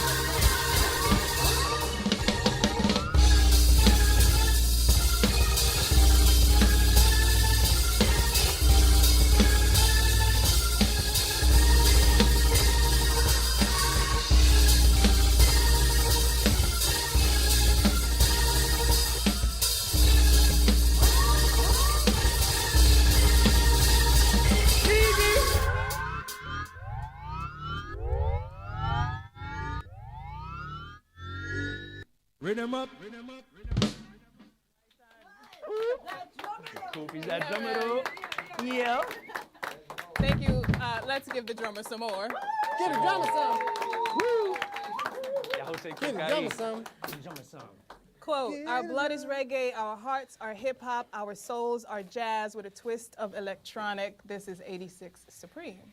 Right on. Precisely. Right. And someone in the audience said you have moved up to a Google Voice telephone number. So we went from no digits to email to IG. We'll let it go. We'll let it go. All right. We got so much to talk about. Let's see if we can squeeze it all in here. Go ahead and name drop the name of the album in progress again and tell people how they can find it once it's ready. Yeah, Techstar. That's gonna be the second EP. We actually have an EP out right now. I don't know if I should be saying this, but yeah, it's kind of, we haven't really promoted it like that, but it's like in the cut. But our second one is going to be Techstar. So yeah, find it on all platforms. You sure you don't want to say it on live television right now? Yo, go check X-Play out on all platforms right now, 86 Supreme. Thanks, Queen. You're welcome. Yeah. See, I'm working with you. Yeah, and then so the next project will be, Techstar. And then our first single will be 18 Stripes. The more love you show artists, the easier it is to release music. That's kind of how that works. All right, so we just heard Past and Enough Love, which we really did dig, right? And so speaking of past, let's talk about the 80s, because it does seem like there's some aspects of the 80s and some aesthetics from the 80s that show up in your videos and stuff like that. So this question goes to Tenzin. Tenzin, I would love for you to, well, this I think goes back further than, let's start here. Forgive me if I'm off by a few years, but Sega versus Nintendo. I already know the answer for you. Sega versus Nintendo. Well, my grandma had Nintendo so that we'd come over. Oh, you're so, yes. First of all, let's take a moment of silence on grandmothers across the land. Thanks, that got all the good games. So I had the Ninja Turtles game over there, which was really cool. I really liked that one. And I mean, there was a lot of good games. American Gladiators was kind of great. Yeah. Dog Hunt was great. When that little dog kept going like. So that was my childhood. If you could recreate any of those games on your phone right now, which one would it be? Oh, that's a good question. Well, actually, Dominic Barano had Sunset Riders for Sega, and that was dope. And shout out Dom. Oh, so we're switching Dom? to Sega now? I'm going to Sega for a minute because I kind of want to play that game, and I haven't played it since I was like 7. I think this is a good segue into Sean. That's we know that if you watch any of the 86 Supreme images and branding, you know that Sean should low-key get an endorsement deal from Sega. What is Sega doing? We don't know. But Sega, if you got any leftover money from the 80s, 90s, please hand it to Sean because he reps y'all hard. You even made a pair of Sega leg warmers. Is that right? Sure did. Dang, you're good. I am. I am. Right, so tell me, this question is for you. Atari versus Vectrex and why? What's Vectrex? Vectrex, there you go. Thank you. I have a question for you. That answer let us know everything. Vectrex? Atari versus Vectrex. Okay, this is for all the gaming nerds at home. Let's switch to another question so as to not let this be any more brutal to the game nerd soul. Gaming and skate culture seem to be images that do come up or that I would associate, or many people may associate once they start seeing your visuals and some of the aesthetics that you put out in your videos. So I want to ask you this question. Let me know. Maybe I'm wrong. Is gaming culture and skate culture, does that have any influence on your music, or is there any effort to try to pull in these niche markets? Or they're kind of big markets. So how much of your music is influenced by these markets that exist and trying to pull these people into your work? Well, personally, I was a skater kid, like, yeah, back in the day. Do you know that too? That's Maybe. crazy, because I ain't even put that anywhere. But yeah, I was a skater kid back in the day. And then like, yeah, and just like, you know, so I take from that style, that whole like lifestyle, and plus clothes, I think that probably influenced some, and that's probably why people think I'm from Cali too, because like skater vibes or whatever. But and then gaming, just like, you know, that's just like a big part of my life is just my childhood, you know? Yeah. So like, that's why I rep Sega so hard, because that was just like a big part of it. I was just like OD on Sega when I was a kid, you know? So it's just kind of a piece of like nostalgia for me, you know? So yeah, Sega, and just like the logo is tight too, so. Yeah. Tenzin is raising his hand. You don't have to do that here, but, Okay, yeah, no, but it's, I know it's in your blood. No, I just wanted to say, yeah, right, preschool life, raising hands, listening. We are listening. Crisscross applesauce. What's your question, sir? No, I just really, it's not so much a question as I just really wanted to, another one of, you know, Sean is brilliant on a lot of levels, and another thing that he brings that a lot of people probably don't know when they see the content, that all the video editing and all the splicing that's done with Sega content and all that gaming content, Sean actually does himself. And so what you see in terms of our visuals is really done in-house. That's all in-house production. And this is the hub of a lot of independent, well, obviously independent media and in-house and production, so I love it when the worlds come together. Sean, do you have a green screen in your bedroom? Sure do. I know you do. Dang, you've been in my bedroom I have too? not. I have not. You're creepy. I have not. I won't You're be, interesting. but I gotta watch out for however, you. so what's funny about this, if you Dude. pull up, let's clear this up any further. I'm sorry. In case you're tuning in now. Let's just clear this up right now. Yeah, where's my air horn? He shouldn't have said that. All right, everybody, I got you. I'm gonna get you back. No, I got you. I got one for you. Hey, So please listen, don't. we got 20 more minutes of the show. All right. If you pull up any video of 86 Supreme on YouTube, which is a public website that everybody can access, try it right now if you're near a computer. YouTube.com, you'll find it. Put in 86 Supreme. 90% of the footage that you put out literally has a green screen in the background. Oh, like, I'm dang. really clear that there was like no clouds floating by the Oh, I back wasn't of your in the head. sky for Yeah, that. no. Nah, I Okay, was in my so room. now that we're clear about that, I was in my room. let's do real quick. I did say we wanted to do a teacher demo, and then we're going to go into the next song. So this is for Tenzin, and then feel free to jump in on this, Sean. Is your teacher right? And Sean, prepare yourself. We still got 20 more minutes of the show. Nah, Okay. No comment.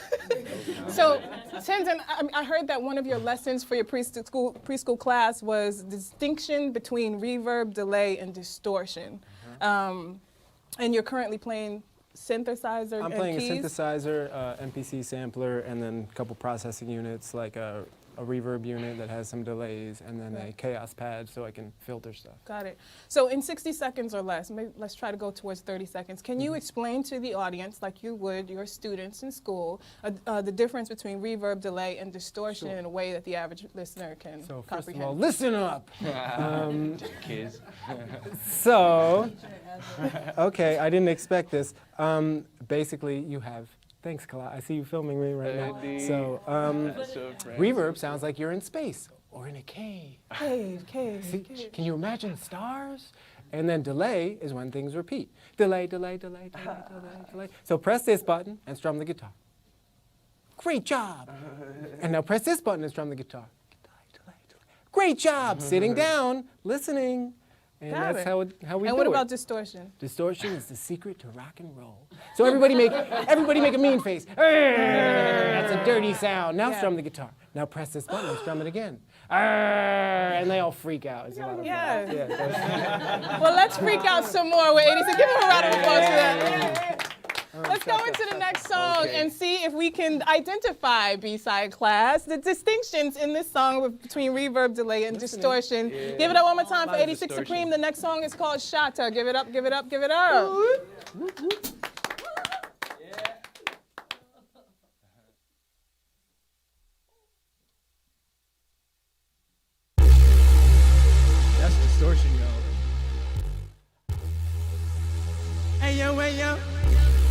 rain come,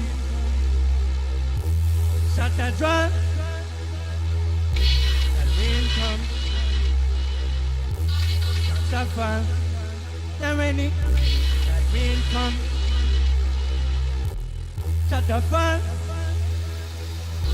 That rain come, shut the drum. The rainy no, shut the mouth and look out for drama. Send them police boy, you come give you drama. Sing out, shut you a beer fire starter. Stop in a gun, you stop in a armor. You ready? Shut the mouth and look out for drama.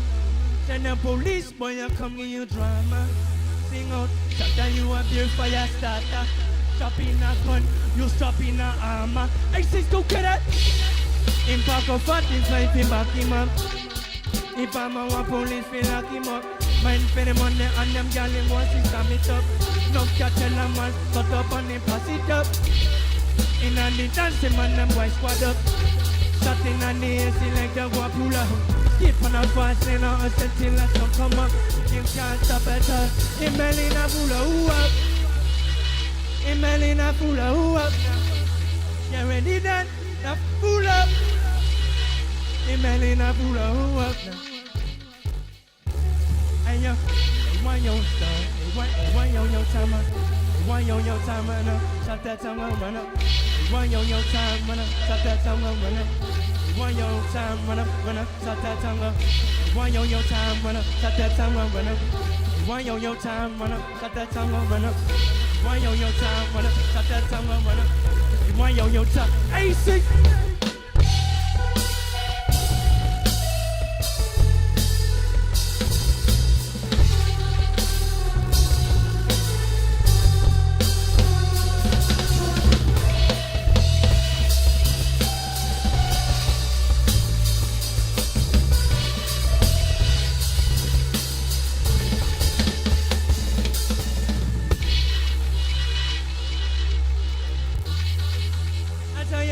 From the top.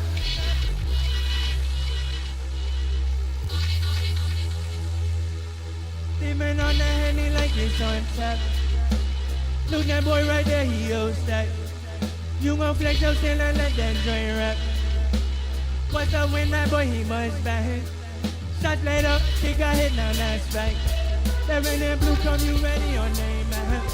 You link your man, you want run up in his trap.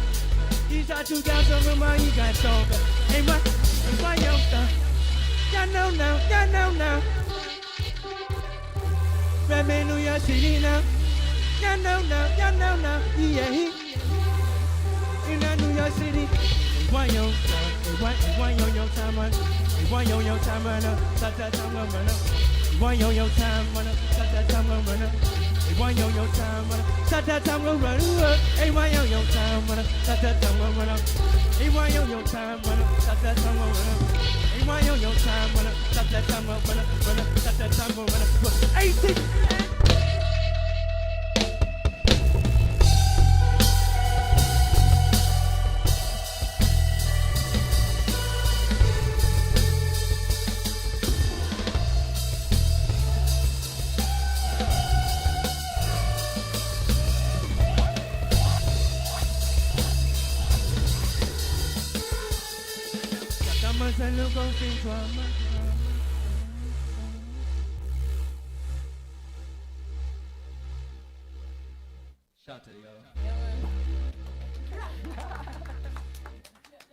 Yes, we just heard shot. That's right. Let's give the drummer a minute. I don't want to interrupt. Please go ahead. You can do it again. I don't want to interrupt.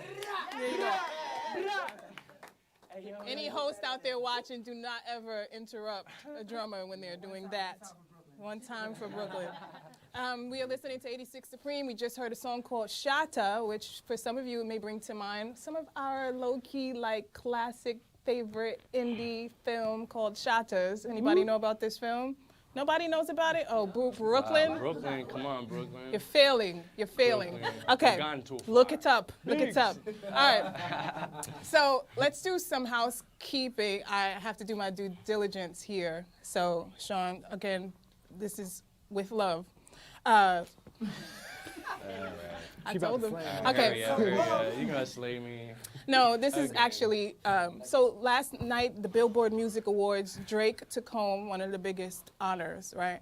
But and he's a highly decorated artist. And I'm bringing him up because one of the biggest critiques of Drake is that when Drake is doing reggae-inspired music, a lot of people feel some kind of way about him choosing to perform in an accent that is not necessarily like from his birthplace.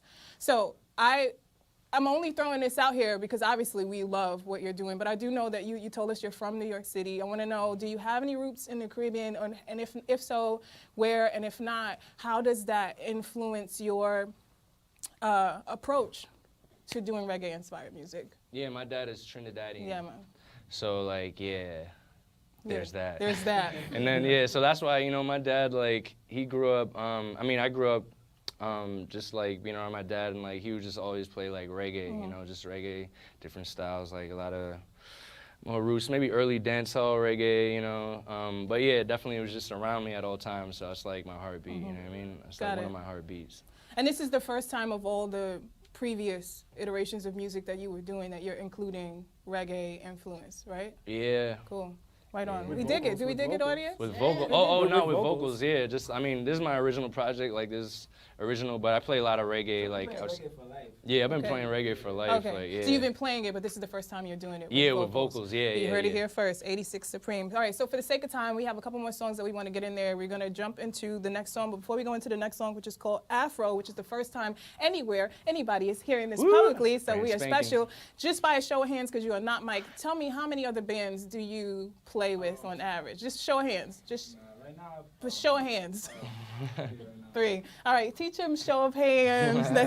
No, we love y'all. Let's go into the next song. It's called Afro. Give it up for 86 Supreme one more time. Give it up, audience. Come on. Yeah. Finna girl them. You ready now? You know what? You ready now what? Hey yo. You only really love one time, yeah. Love one time, from top. I love your body line. Can't take your body, take it on me mind. Me come and love your body line. Me say me love your body line. Hey yo, me love your body every way, in every way. Me love your body every way. So me sing, me love your body every way, in every way. Me love your body every way. From top, hey yo, you stuck in on me edge, I know. You ready now? Cause girl, you go from head to toe. Hey yo, when you start, girl, I want me see you dance so. The way you make it rain so. So not a thing that you can make you know. Tell me what to see more. Hey yo, I wanna know your body right through. You're sucking on me head like glue. You're ready to love your body good. I said me love your body good. Girl, you good. Say girl, you good. I'm ready to me love your body good. I said me love your body good. Girl, you good. Girl, you good. And you're different from the women I know.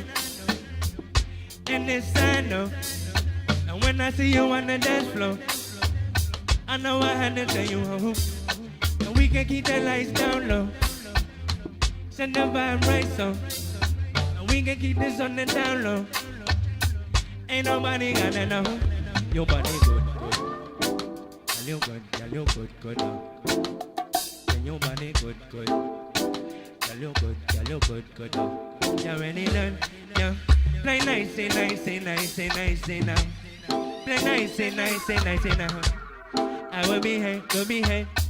Play nice. I say you're different from the woman I know. And this I know. And when I see you on the dance floor, I know I had to tell you home. We can do this on the down low. Keep the lights down low. You know the real down low.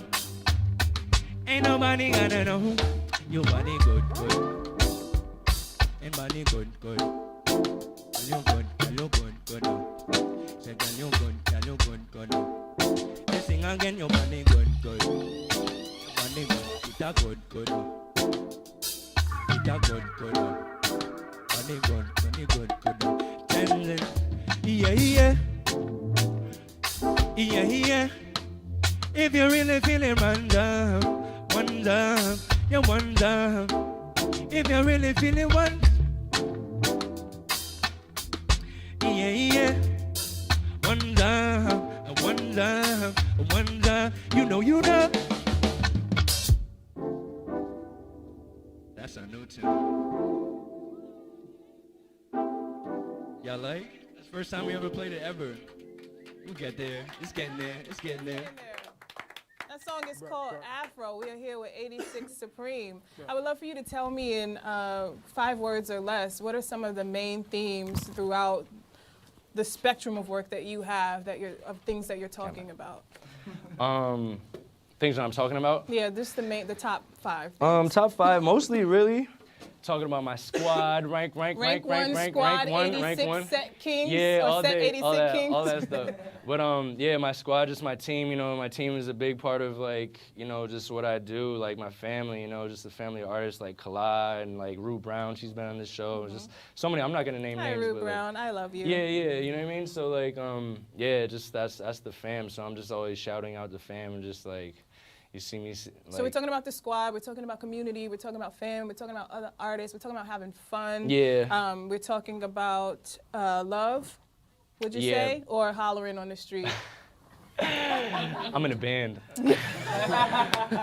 I'm in a band though. It's the called last 86 show Supreme. we had an artist, her main single was Pickup Line, and so we were trying to source new material for the people watching at home of some pickup lines. I think if you feel courageous, go ahead and try his. Comedy. That's real comedy. I would love for you both to tell me, what age were you when you first picked up an instrument and decided that this was the journey you wanted to take? That's funny you should ask that, actually. I was 12. My dad had a tennis racket, and I just got in front of the mirror and was like air rocking guitar, out. hey, that's so sweet. My cousin played guitar, so I started taking lessons from him, and I grew up as a guitar player, starting with my cousin, and how old were you roughly when you transitioned into doing into all this stuff? Well, I got into production in college, so I've been doing this stuff for probably around 10 years. MPC stuff, another thing that this guy taught me how to do. Oh, awesome. Was The to learn how to, classic MPC. Understanding sampling was something I got into later. And how old were you, Sean? When I got into music, I've been doing music like the first time. Like the first time. How old were you that first moment? Damn, first moment. All right. Dang, that was like in elementary school. I remember there was like there were like different classes, like extracurricular classes, like music classes, and then they would audition people, like the kids. It was like 7. So between 10 and 12, or you said between 7? Yeah, I started playing piano when I was like 7. Cool, everybody up. We're gonna do this exercise that we did another show. Yeah, just stand up for a second and face him. But please, thank you. I would love for your 7-year-old self and his 12-year-old self to make a statement to each other about this future that's going to be happening in a decade or two decades later. So do you want to ride bikes? Because I like riding bikes. That's good. Bikes? Do you want to ride bikes? Bikes are cool. Your 12-year-old self would have said that to him? Well, if he's 7, I mean, I don't know where our middle ground is. Yes, we wouldn't be hanging out. We wouldn't be hanging out. And your 7-year-old self? Like, who are you, sir? Why are you talking? I'm only Stranger 7. Danger. So I think we got two titles for some new songs for your next project. Do you want to ride bikes? Think about it. I'll take 10%. You want some candy? No, I don't. And Please. Stranger Danger. Okay, Damn. Sean, you can sit down. That's I know that was creepy. painful. Was and drummer, by exercise. show of hands, how old were you when you started drumming? Hands. 6. Good. So, do you want to ride bikes? And Stranger Danger, 2 singles coming to 86 Supreme album near you. We're going to go into the next song, which is called Bruck. Give it up. Pound. I usually need more space for this one. That's crazy. Y'all know me. Nah, you get it. Hey, yo. Shout out to that top rank. Yeah.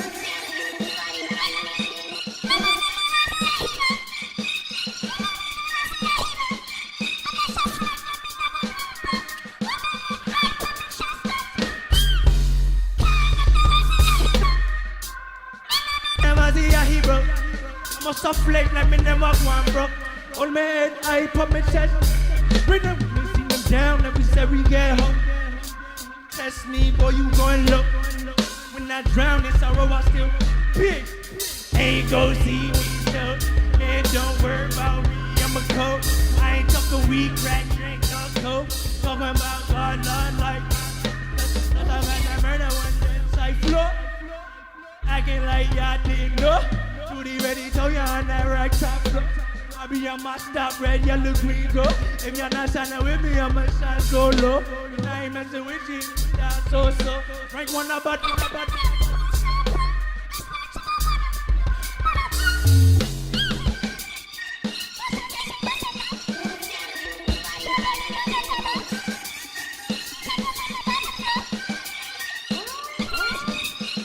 Never see a Hebrew, and then me never see a Hebrew. What's a flight, let me never go and broke.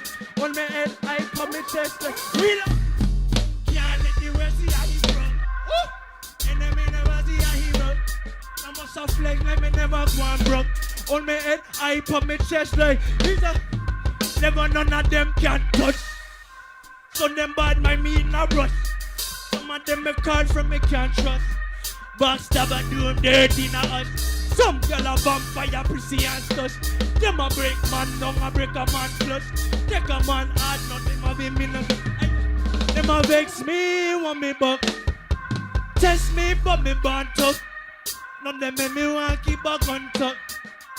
Run up on a boy, no man stuck. Hard boy, business a go put her in a cuff. Last thing me want to me fake get locked up. Me rather get shook up or get popped. Me money proper, so me never go. Hey, Brooklyn past like. Hey, yo, where you start? Hey, yo, where you? Brooklyn past like break one, run up in there. Can I bring my friend up? Brooklyn past like break one, run up in the game like collaborate. Brooklyn past like break one, run up in the game like break one, Brooklyn past like break one, collaborate. There's only so much pain that a person can take. Until you break, broken only pieces remain. Yeah, fuller than the sum of their parts. It's all hard, going to art. God on the cross, my voice hard. Stay the course, no remorse, unapologetic. Prophetic, the poetics out on a limb and prosthetic. Prayers broken, I know token and start smoking. She go to the portal is open, I'm not joking. No need for pause, cause I'm all homo.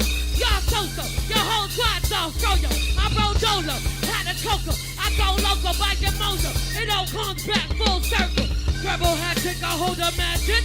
Smell us over in the air, that's how I forecast it. Rain's coming, my rain's coming, my rain's coming. Giddy up, cowboy, y'all ain't taking these rains from me, yeah. We ride like we have. Break what, run up in the game like we have. Break what, Brooklyn park like we have. Break what, run up in the game, run up in the game. Brooklyn we ride like we have. Run up in the game like we have. Brooklyn we ride like we have. Run up in the game like. Give it away, give it away, give it away. Give it away, give it away, give it away now. Give it away, give it away, give it away. Give it away, give it away, give it. I got now, my God, give it away. If it's too hot to touch, give it away now. If it's not too hot, give it away now. Give it away now. Give it away now. Rah! Rah!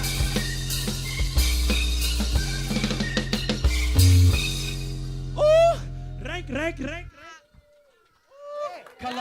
Collaborate. Right one family. Squid on.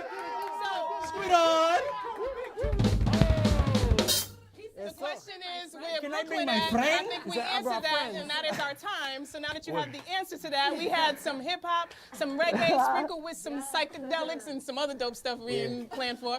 If you've been looking for that special type of musical cocktail that pairs well with just about any mood, B-side is the bar and the brew. Quenching Creative Thirst Weekly. We want to give thanks to our guests, 86 Supreme and Kala the Lost Tribe, for serving up some special ingredients for tonight's tasty episode. We We appreciate you all and wish you the very best along the way. If you want more Get You Nice vibes, you can check out this and past episodes of B-Side on YouTube, peep our podcast on SoundCloud, or come on by the studio and clearly get blessed in the flesh. Yes, yes.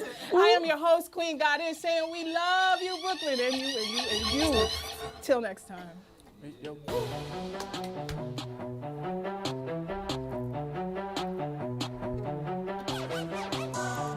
So I think y'all broke the studio.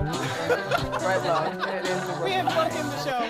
That's all right. That works. Kind of what we do. Sometimes we tend to break Yeah, things. thank you.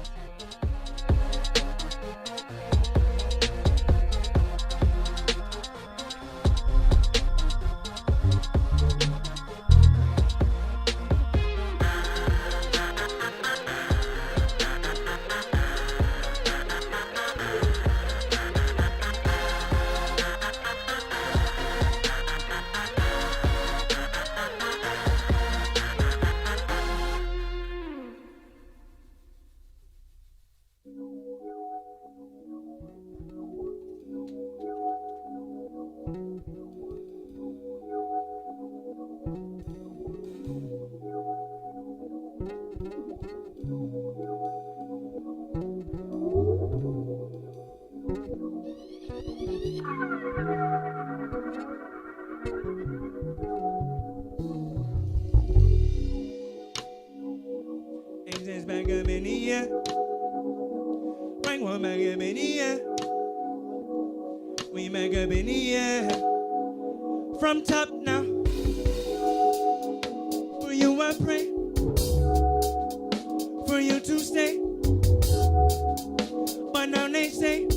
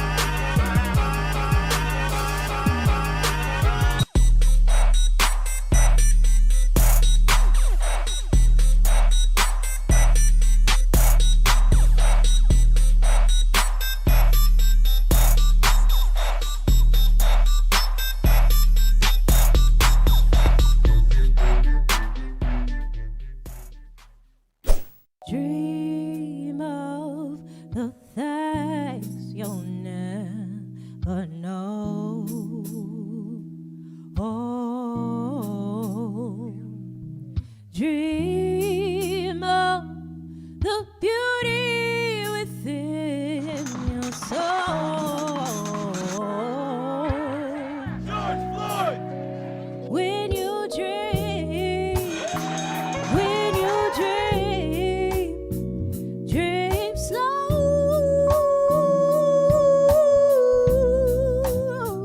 Take the time to let dreams grow.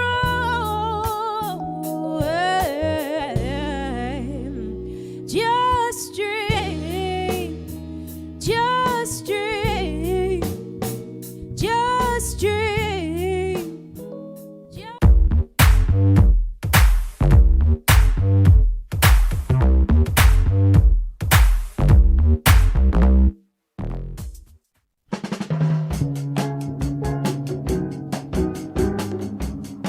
I have to write a clickbait headline about an 88-year-old nun who washes homeless feet underneath the Brooklyn Bridge. Do you only cover nuns now? They're really big, though. It's a good beat.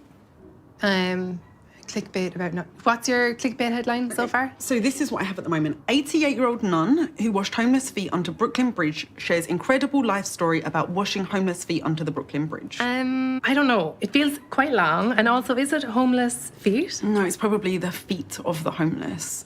Okay, this nun's story of service will inspire you? Yeah, it's not very clickbaity. And I do think you need to get the feet in there. Okay, I just don't really know how to get it in. Okay, this woman's service to homeless feet will inspire you. Yeah, like one woman's service, she cleaned Brooklyn nun, life of service. Now she shares her story. Something like that? No, Nora. I think I should just leave out the feet. No, feet are what makes it clickbait.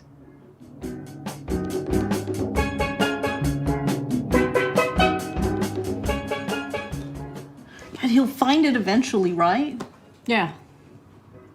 Wait, we'll find what? I got Cook a used guitar for his birthday, and I put a little bow on it and wrote a note and hid it in the kitchen. But it's barely hidden. No, he'll find it. When's his birthday? It was 2 weeks ago. He hasn't found it yet. He will. Unbelievable. This woman I'm not even dating just broke up with me via text. She looked like that babysitter I had, Amanda. I gotta stop messing with these young chickadees. I need a mature woman. Wait, who's Amanda? Amanda, with the pigtails. She'd be like apple juice or grape juice. She was 14 years old. I was an 8-year-old butch. I knew I wanted grape juice. Wait, she was offering you apple juice and grape juice from her boobs? Right. Why wasn't she just offering you milk? It was about sucking her titties. Oh, it wasn't about what liquid. Okay, she was pretending. Yeah. Okay, so some people are so imaginative. No. Back. No. Wait, no. Done. Ow. This is good. You, Inga, how's this? Is this good? I don't love it. She doesn't love it. I'm sorry. It looks wrong. Am I wrong? It's your diner. Do what you want. Yeah, right, yeah. Well, let's just move it back that way. We already tried that. No, she needs to get up and come help us. I'm already sweating. And where's Cook? Why can't Cook help us? Look, it's too big for this space. I told her that when she bought it. Can we just put it in the storage room for now? Hey, the storage room is out of commission until George comes by to fix it. Cook got stuck in there last week for a couple of hours. The door immediately self-locked. You can't get in, you can't get out. It's totally busted. Cook was so embarrassed. He was drenched in sweat by the time I found him. But don't mention it to him, okay? Got it. She needs to come put her hands on this table and help us move it. Hold on. So, this Brooklyn nun, she served the feet of the homeless. Now she's serving you her story by sharing. Still long. Okay, how about... What about... Yeah. Woman shares incredible story about... Celibate woman. Celibate woman, that's interesting. Or just say none. I think start with the feet. So, she spent decades caring for the feet of the homeless people. A Brooklyn nun's untold story will inspire you.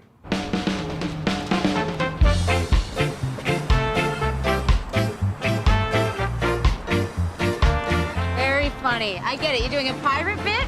That's good. You know, who says men aren't funny?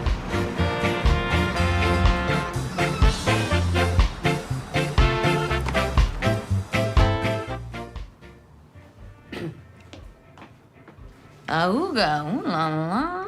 Sweet tits, right? She just broke up with me. We weren't even dating. What is this? What? Scratched cornea. Interesting.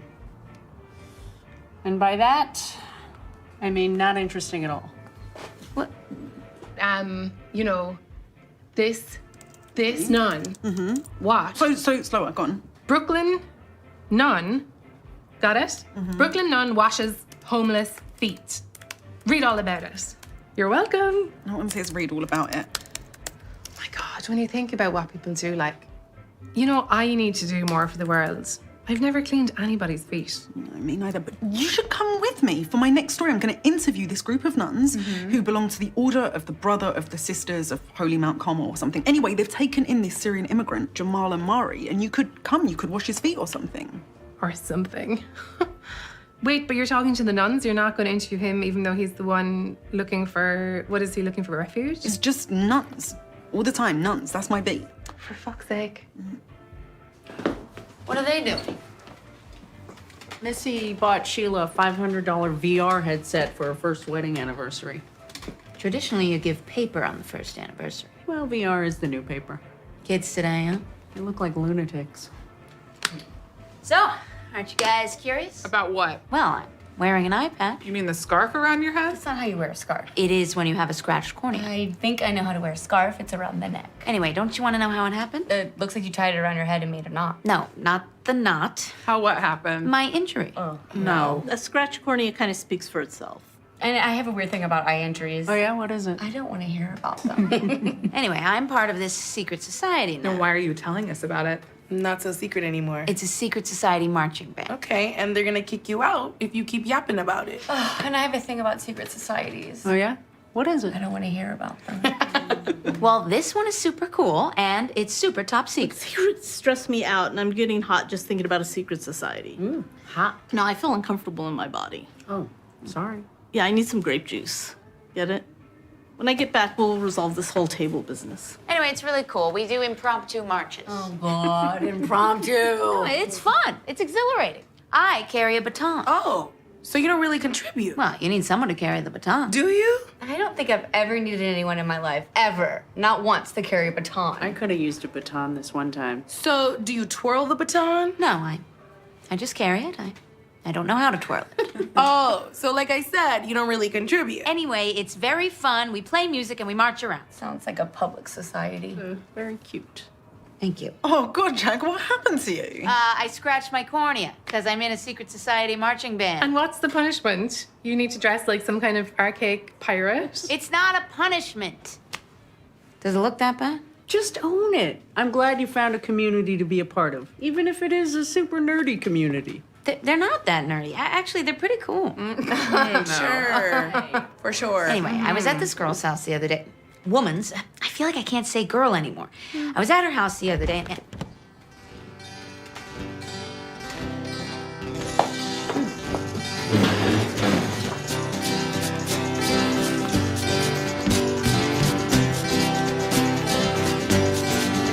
She's dead.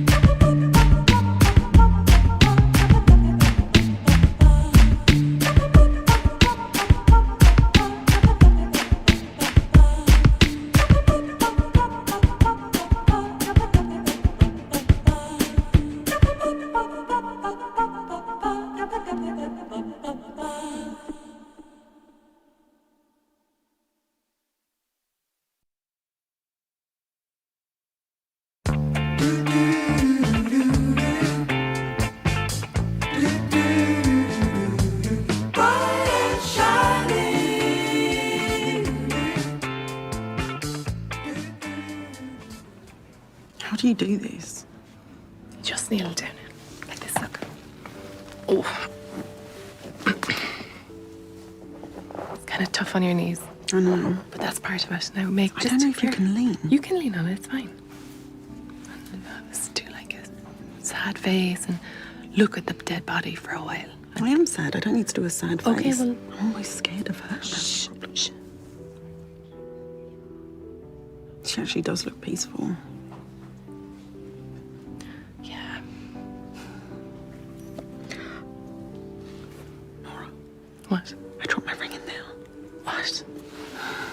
It was when you told me to do the prayer hands. I've been playing with it. I put it in my hand. Don't blame me for it. Get it, Lucille. It's bad luck or something. No, just fish around inside. It's fine. Can you do it? I'm not going to do it. Please. No. Lucille, just say a prayer and under cover of the prayer, reach in for the ring. I only know Islamic prayers. Do not say an Islamic prayer. Okay, I think I know one. Our Father who art in heaven, thank you for this bread that we are about to eat. It's crooked. No, it's not. Stop touching it. Okay. Oh, hold on. You gotta invest in a quality clip-on so I don't have to go through this every single time. Clip-on, please. I wish this was a sex party instead of a wake. You and me both. I'll take one blowjob, please.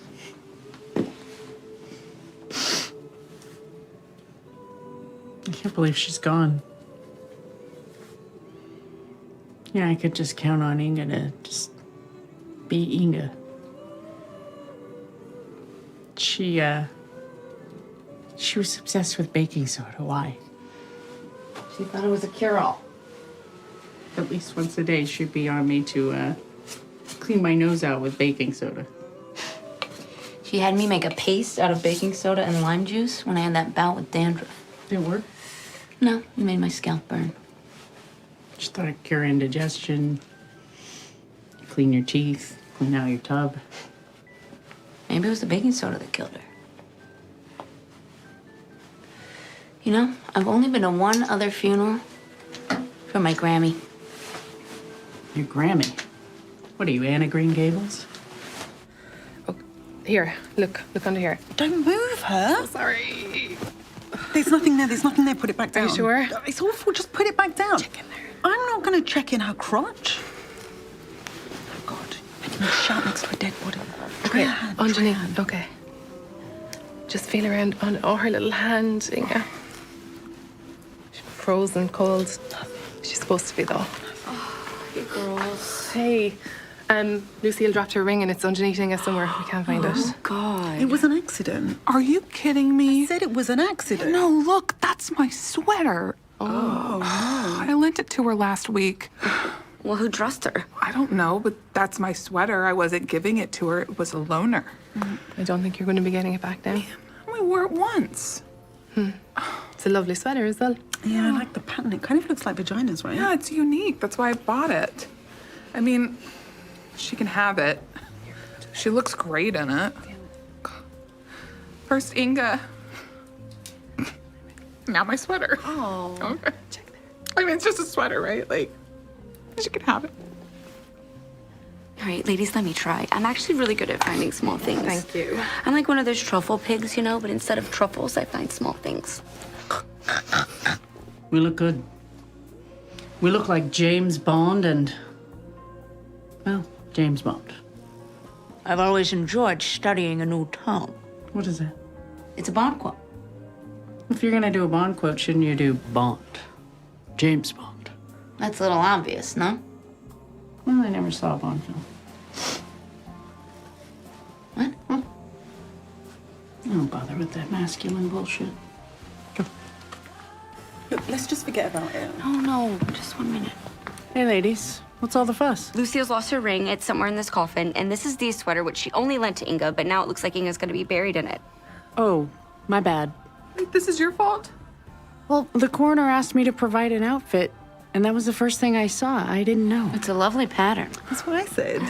Looks great on her. She'll be buried with your ring and my sweater. Last minute gifts, yeah. Hey, while we're here, why don't we take a selfie? Okay. Hold up, are you guys taking a selfie? I want to be in it. Oh, you can see her kind of little double chin. She won't I care. keep on expecting her to smile. R.I.P. Wait, take one with my phone too, guys. Okay. Say Inga! Inga!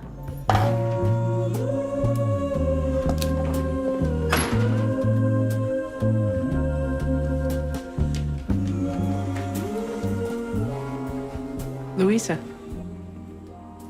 Hey, Mick. It's good to see you. It's good to see you too.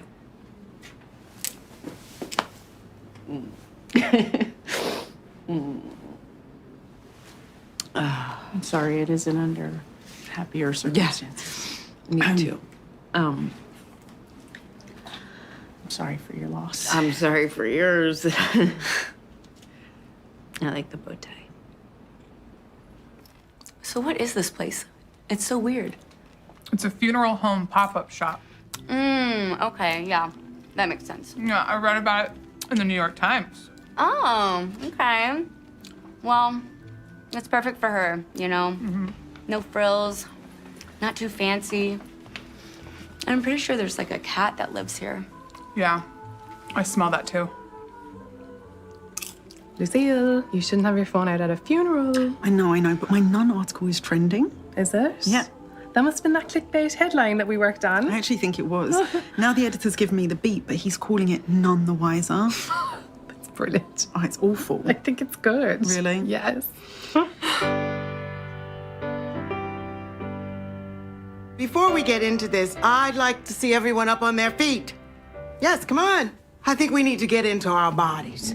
Inga was always in her body. She had 2 left feet, but she was always in her body. Let's do some hip swivels.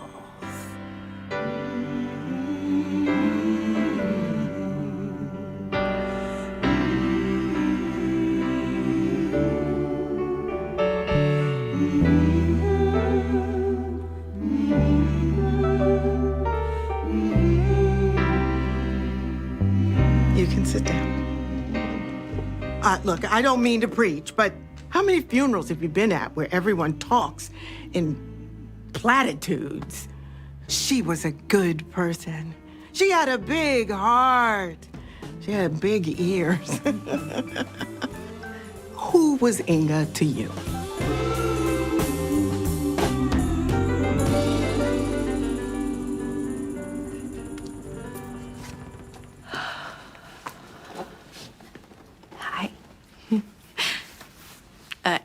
I don't know a lot of you, but we all share this extraordinary human. There's always been parts of myself that I have kept hidden. And she always made me feel like so loved. And when she asked me to invest in the diner so she could get a bigger space, I said yes, because I felt like if she could make me feel like that, she could make anybody feel welcome. She challenged me to be more me. I guess she's challenging me again, because technically I now own a diner and I will be taking over. So, you did it again, my friend. Growing me even beyond the grave. I love you, Inga.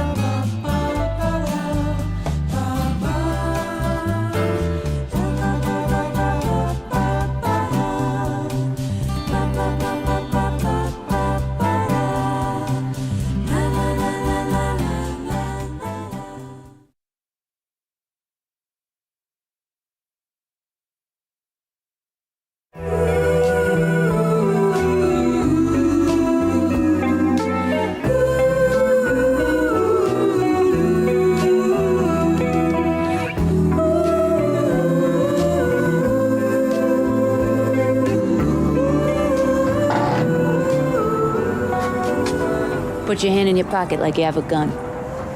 What? You know, that scene from The Godfather. No, I don't know. When the Godfather's in the hospital? No. And Michael Corleone, that's the Godfather's son, he's there, and he sees Enzo coming down the hallway. And he's like, who are you? Who are you? And Enzo's like, I am Enzo the baker. I come to see your father. He's in the hospital. It's not ringing a bell. No? And Michael tells Enzo to wait downstairs, and he comes outside, and he pops the collar on Enzo's jacket, and he tells him to put his hand in his pocket like he's got a gun.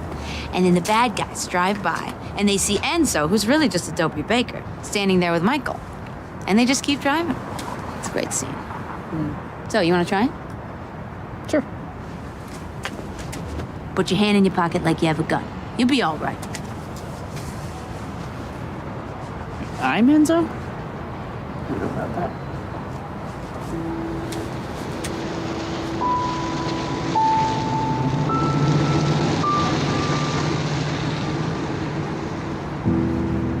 You did good.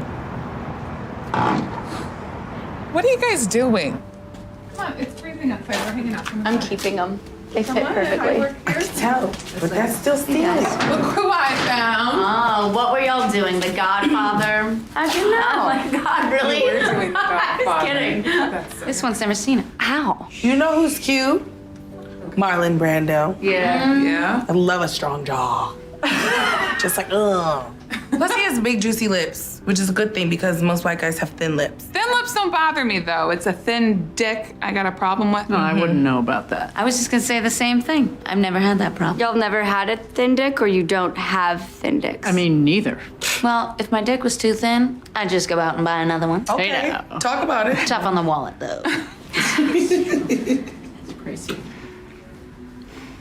God, I can't believe Inga's dead. I know, I keep thinking like I need to call her and be like, Inga, the craziest thing happened. You're dead. It's surreal. So, Mick, what's gonna happen with the diner? I don't know. I got an email from Luisa's lawyer. They're Wow. gonna have a meeting. A lawyer? Okay. She's not playing any games. Is Luisa gonna sell the place? Mick, should we be worried? No. Oh my God, she's gonna sell the diner. We're gonna be out of jobs. All right, everybody, just chill out. I know how to play Luisa. I can play her like a trumpet. I have before anyway. What about the lawyer? I know how to handle a lawyer. You do? You get a lawyer? What do you know about lawyers? Plenty. Okay, well, that makes you feel better. I would like to know what the name of this freestyle group is you've got going on. Is that the vibe we're giving right now? Maybe you could call yourselves gentrification? Not me. Okay, grown-up Destiny's Child. So like, you know, Destiny's... This is Destiny's mistake. Yeah, Destiny's Mistake. Yeah, Destiny's Mistake. What about New Shoes? Just like simple, new shoes. There's actually a group called New Shoes. I didn't know that. New shoes. New? Like new? Like what's going on? No? You know, I can't freestyle per se, but I can actually rap. No. Oh. I can break dance. Now that I believe and I actually want to see. Wait, can you actually rap or? Yeah, I was waiting for you to invite me to do it. I wrote two of them while I was in the 4th grade. Okay, so the first one is like, my name is LL Cool F and I'm here to say that I'm very special in a very special way. Yeah. Oh, wow. Oh my God. She's talented. Wow. I know it isn't the best, but by the time I got through 4th grade, I was so much better. And the next one that I wrote was actually good. Okay, let's hear it. Okay, I just need a second to remember it because it's, you know, it's sophisticated. What? No, I can't handle this. I can't handle this. You okay? Should we help her?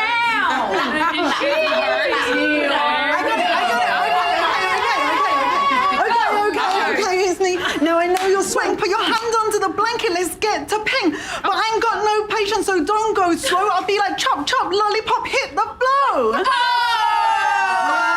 I know. She said hit the flow. Wait, you wrote that when you were in 4th grade. It was the 90s. I was highly sexualized. Wait, I got more. I got now. more. We are. Yeah, wait. Give me a beat. Okay. Yeah. Now before things spiffle, let's hit the switch. I'ma make things sizzle. I'ma do it like this, and then I grab my crotch. Thank you. Yeah, you're wet as well. Don't deny it. Wow. You know, when I was little, I always thought the Beastie Boys were saying, "Listen, all of y'all, this is Santa Claus." I can't believe they haven't made a Christmas parody out of that song. Well, not yet. Listen, I need to head away before this turns into a whole, secret marching band incident. So I'll see you later. Okay? I'm gonna come with you. Okay, good. Bye. I love you guys. Bye. That was awesome. Bye. Wow, looks like the party's over, ladies. Should be. Shall we continue? Is that a tiny party on the road? Yes, it's in It's a trumpet. Like, But y'all good? yeah. Oh yeah. All good. Okay. All right. Love you. Listen up, y'all. This is Santa Farewell, ladies.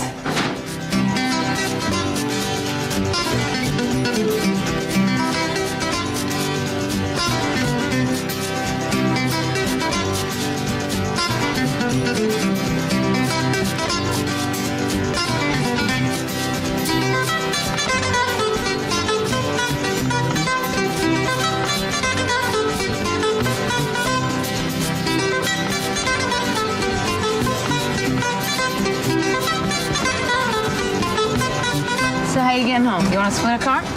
No, I'm taking a motorbike. Oh, you do that? Yeah, quite a bit actually. Cool. So you're not worried about the diner? No, I mean, I'm gonna talk to Louisa. Okay. Just talk to her? No, I'll do more if I have to. Nice. But I'll handle it. You gonna be all right getting home? Oh yeah, I'll just take the subway. Okay. Look at this. Very cool. Yep. You know, I once rode a motorbike in Italy. Ooh la la. All right, so I'll see you tomorrow then. Yeah. Okay. Do you want to come? There's 2 helmets. You kidding? No. Yeah. What do I do? Well, you put the helmet on. Okay, safety first. Is this gonna mess up my hair? You'll live. They sanitize these things? What am I, the health department? Put your hand in your pocket like you got a gun. You'll be all right. Whoa.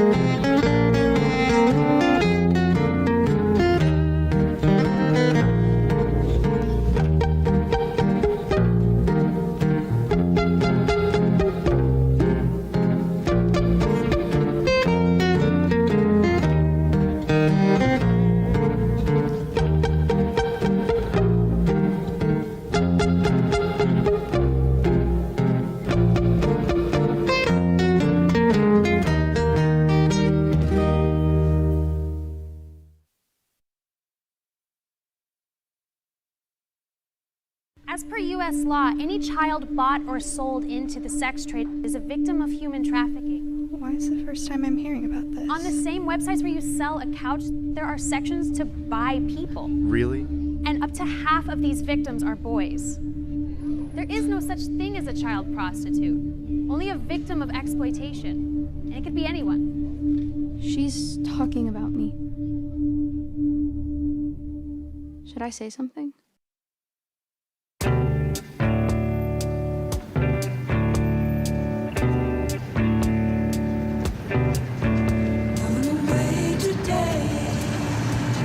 Yeah, I know. Sad without her.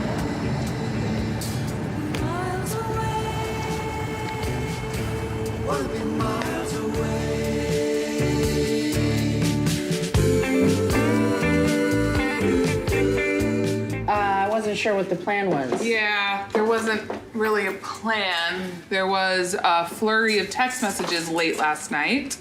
We didn't know if we should come in or not come in or whatever. Yeah, some of us were like, let's not forget about the sexy bad bitch that was at the funeral yesterday saying that she's taking over the diner. You know her? Yeah, Louisa. She went to college with Inga in the early 2000s, and I had a fling with her about 10 years ago. It's a summer fling. She's a bad bitch. Is she taking interns? I want to be her intern. I want her to be my new mother. I mean, Mick, what are we doing? Should we start dismantling the diner? I mean, I'm trying to go through her stuff, but is that woman gonna take over? No. Can't we rent it from her and just run it like the four of us? Am I one of the four? I will handle it. I'll sort it all out. We haven't found anything helpful yet, but we did find Inga's memoirs. Definitely a first draft, though. It's not good. Scandal. But I'll read it. The year was 1989, and I was making my way through the islands of Greece. When I say making my way, I mean I was sleeping my way through. Then she crosses this part out, but you know I'm gonna read it. I was sampling the grape leaves, the cola cathode, this. Yeah, nailed it. Never mind. Don't hurt yourself. And lots and lots of pussy. Pussy! I've never heard her say the word pussy. I would love to hear her say the word pussy right now. Me too. Oh, no. Hey. Hey, how's your cornea? Still scratched. How long does a cornea stay scratched? Just sash like that, we scratched for a long time. Don't listen to them. I actually like this whole pirate look that you're doing. I feel like you could lean even more into it. Maybe just get like a little pie, whatever you want to do, like a ruffled collar. Live your life. Thank you. But it's not a look that I'm doing. I need it because my cornea is still scratched. Okay. Hey, last night was fun. What? Why are you saying it like that? Like what? What'd you guys get into? I mean, I can't really see you two going at it. Nope. Nothing. Doesn't sound like nothing. Well, it was something. Mick took me for a ride on a motorbike. A motorbike! I want to go. So fun and so PG-13. I love it. And very 1980. It was. It was like we were two hot Italian butchies out on the town. Anyway, what's a guy gotta do to get a cup of coffee around here, huh? Order it. Like every other time. May I have a cup of coffee, pretty please? Yes. Thank you. Just don't order any food. Hook's been too sad to make anything that doesn't taste like tears. So.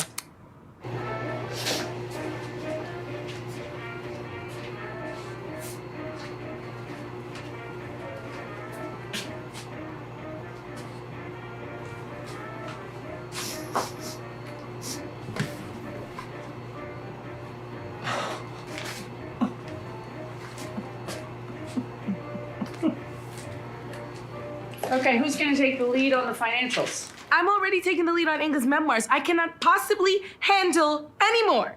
I can do it. I majored in mathematics at the community college. Mathematics? Yeah, that's the long version of the word math. Oh my God, she's here. Okay. Nobody panic. I have a plan. What is it? I'm gonna play it smooth. Hi, Louisa. That wasn't smooth.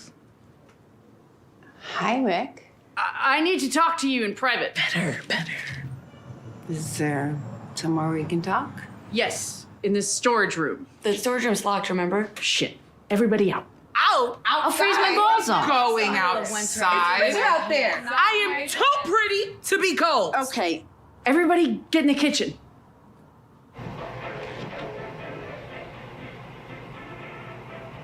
I haven't seen the new location. Well, this is it.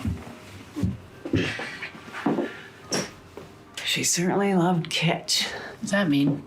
I mean, she loved stuff. She was a collector, a little bit of a hoarder. Okay, what? You're calling her a hoarder? Yeah, she liked stuff. She liked nice stuff. She liked shitty stuff. She even collected packaging. Yeah, that's the definition of a hoarder. Yeah. All right. I guess you're right. By the light of the moon, I tied her to the bedpost and then I dripped hot wax all the way down her leg. Okay, wow, I can't read any more of that because that shit is making me horny. Whew, damn. Hi. Hi. It's kind of weird being here. You and me. Little familiar. Yeah. It was quite a summer. Yeah, it was. I can't believe it was a decade ago. How is that possible?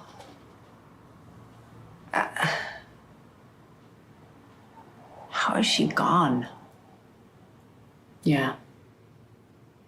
Oh, look, I feel like I was trying to start a fight just now. I'm sorry. I know you're hurting too. I mean, it's just that you've engaged a lawyer already.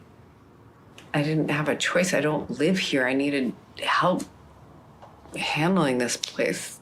Okay. You gonna talk business? Hold on. You're actually the one who brought up the lawyer, but I'm gonna get comfortable if we're gonna be talking business. I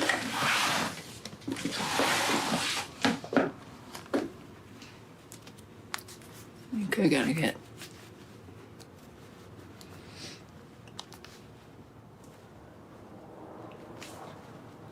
It's a lot of buttons. I can see that. Are you trying to seduce me or? No. Okay. Comfortable? Yeah. Great. Are you? What's going on? Nick took her shirt off.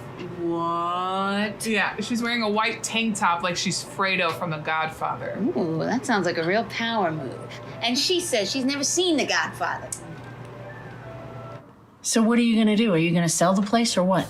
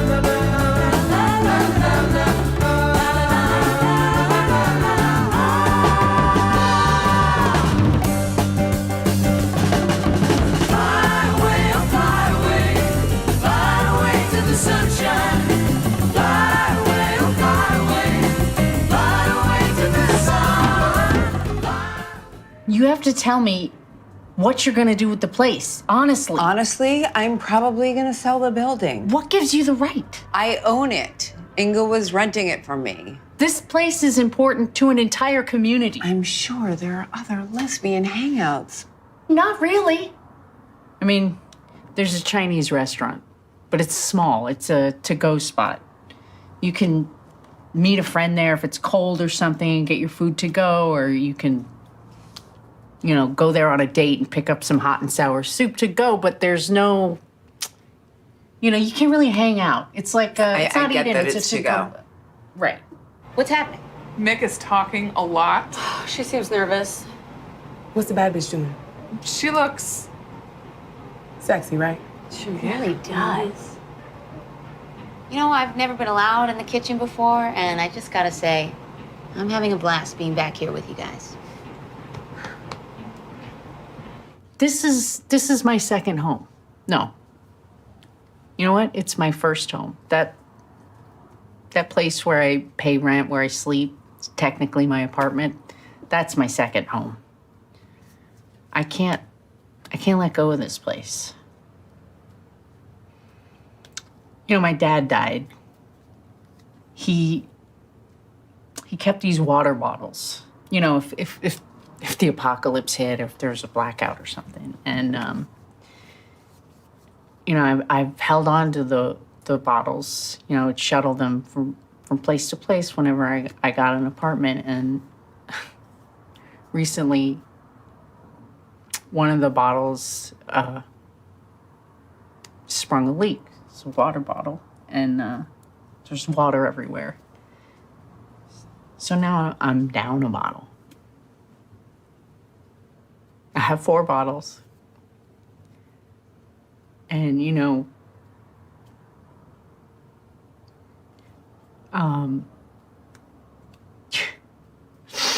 things, you know, things go away, and people die. And I'm not okay with that.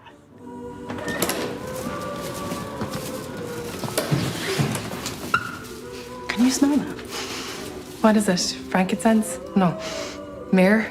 I'm getting burning flesh. Lucille, that is a bit dramatic. That's what it smells like. Oh my God. Why don't you go and talk to the nuns? Because I don't know what they're doing here. Come with me, come with me. I'm not coming with you. I have to go and meet this immigrant. You go, you'll be fine. Go, you'll be fine. I'll meet you after. Go with God, my child. Is this making any sense? Are you hearing me? I don't...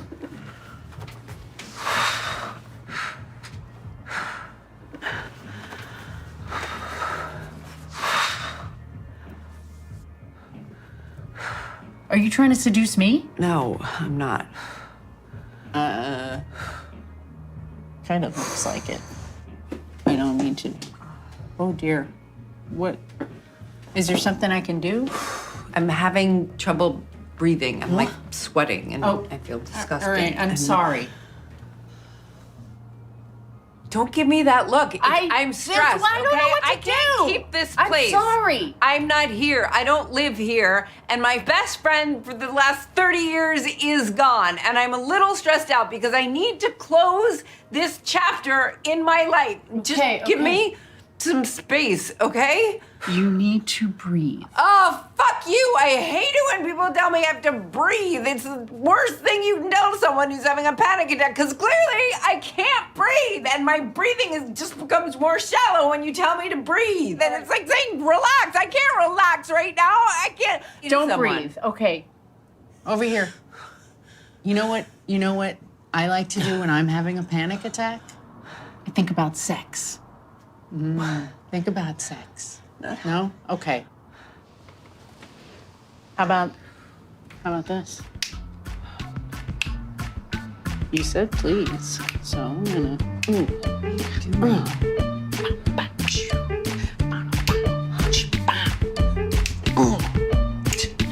Do you remember this? Wait, there's been a strange turn. Mika's dancing? Dancing? Was that her plan? What kind of dancing? Like... Oy vey. That's her interpretation of sexy dancing?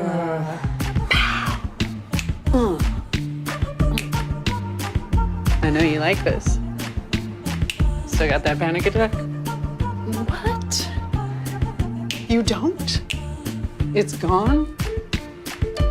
Bam! Cocaine? Baking soda. What a crazy maniac she was. She believed in its healing powers. I know. I'm still shorter than you. We're doing this. But it's still hot. Okay. Oh my God. I'm really dizzy. You have to hold on to me. Oh, I'm sorry. I'm sorry. You can do slow. You're never gonna believe this. Now they're dancing together. I gotta see this with my own one eye. Get it? Because I only have one good eye. I feel like Inga would be happy if she saw this. Maybe. Or really angry. Just laughing. Well, this took a turn. One could say this took a turn. Yeah, I think that's fair.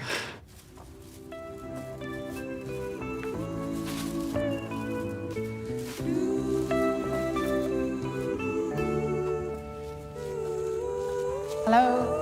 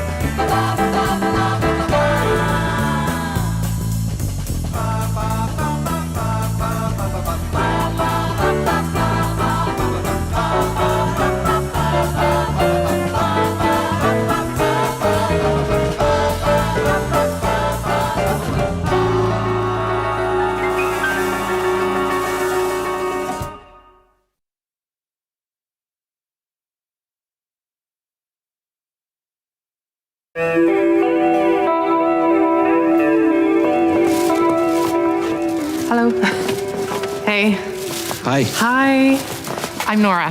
Hi, Jamal. Hi. So nice to meet you. Nice to meet you. I heard you were here. I just said I'd say hi and show some support, whatever. Yeah. I got snacks. Oh, thank you so much. Of course. Thank you. Yeah. Please. Oh, thank you. Yeah, yeah. Okay. Like I should genuflect. No, that's no one's here. I was like, I bet they're feeding that poor man gruel. Yeah. It's been mostly gruel and spinach. Oh, M&Ms. I tend to eat treats when I'm stressed. Mm-hmm. You must be stressed. A little bit, yeah. So enjoy the sugar. Truthfully, I eat treats even when I'm not stressed. I had half of those peanut M&Ms. In the bag? Yeah. You've already had missing. some. Some are missing, yeah. Some are missing. That's understandable. Thank you. Must have been a long trip. It was 15 minutes. Sorry. That's cool. But and it's just you and you have your little roommate. Oh, he's very nice. I heard he's a real mama's boy. So how long have you been here in the church? 17 weeks. You sound so American. Yeah. Well, I've been here since I was 13. Oh, wow. Yeah, I've been here for 9 years now. Wow, I just realized that. Wait, how old are you? 22. I did not think you were that young. Really? Yeah. This whole situation has aged me. No, I didn't mean that you look wrecked or old or anything. You actually have beautiful skin. Jamal. Thank you. Thanks. Beautiful. Thanks so much. You're glowing. Okay. Thanks.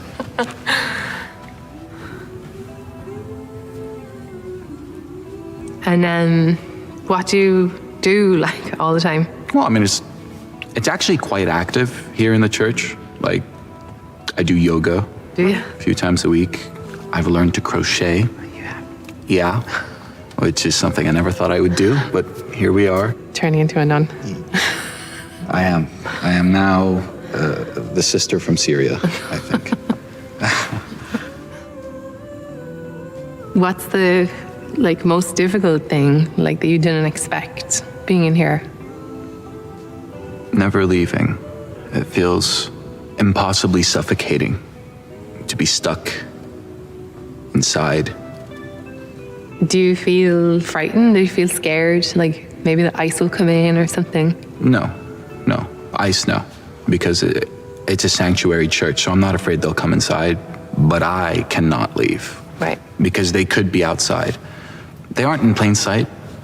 They haven't been yet, at least, but they could be out there, just out of view, waiting for me to come out, so.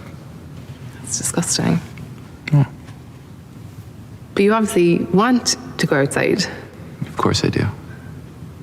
Yes. Yeah. Sorry. No, that's, it feels almost like I can't breathe in here. Okay. Not fully. I can't ever take a full breath. I would like to breathe the air outside, even just for 5 minutes. It's something you take for granted when you're free. You can just go down to the corner store and it's normal. No one's.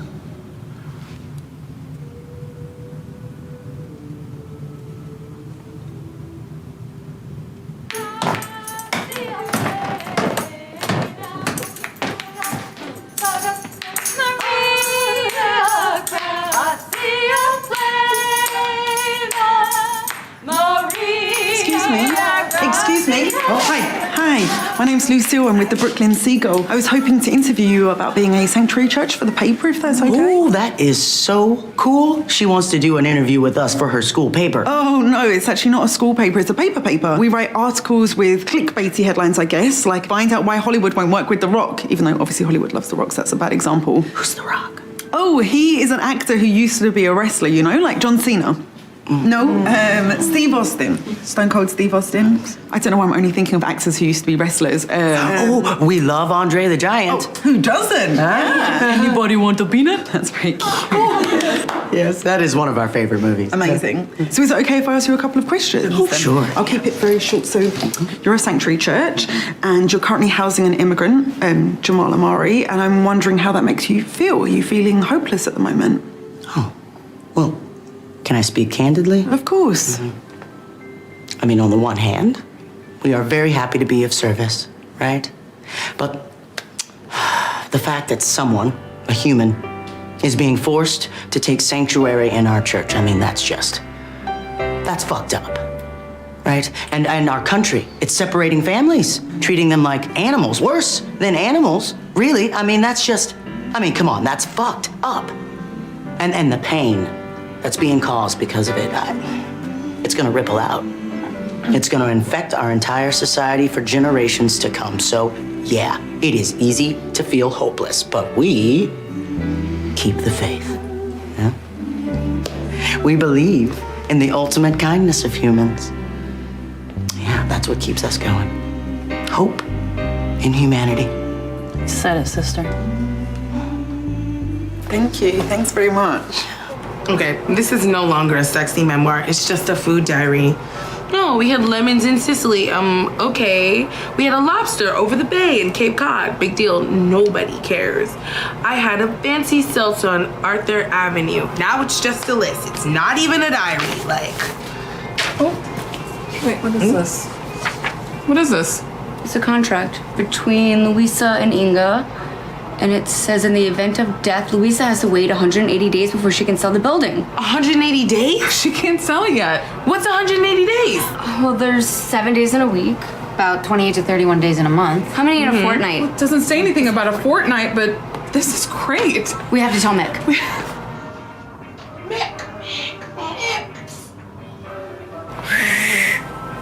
I probably did it.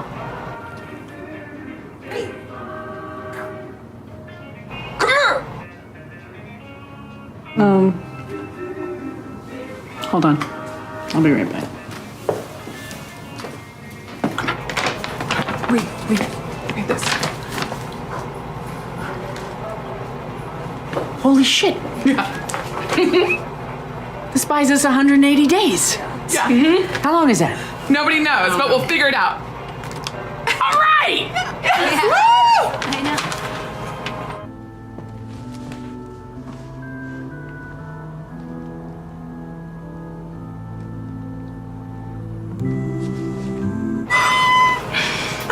Nora's calling me.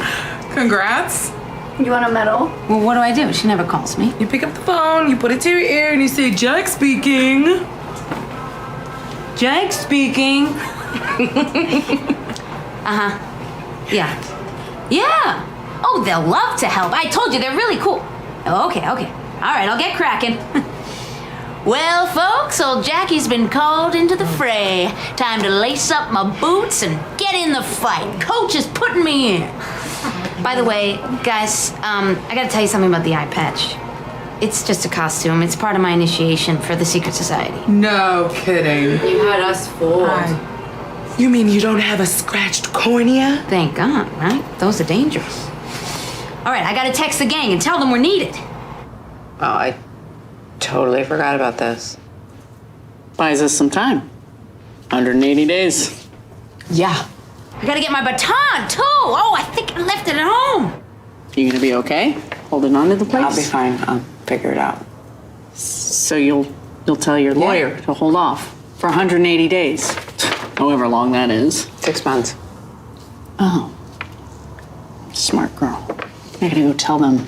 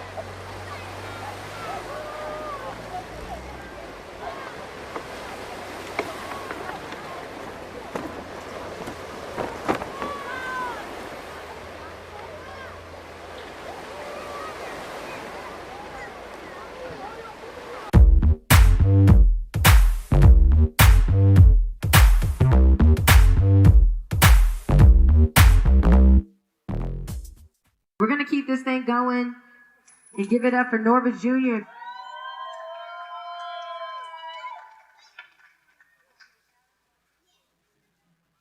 Because there's been so much propaganda and education around creating a certain thought process that we have aligned ourselves with, the only way in which to disseminate them is to create things that disrupt the pattern of the algorithm that informs us to act a certain way.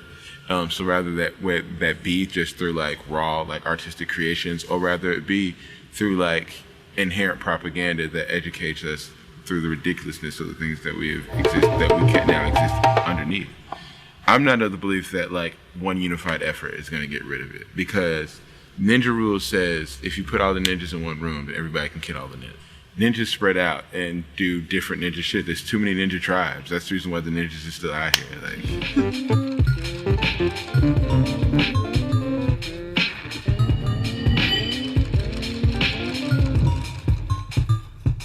I exist and that's a problem. You insist that I don't solve them. when I make a beat, it's a feeling thing.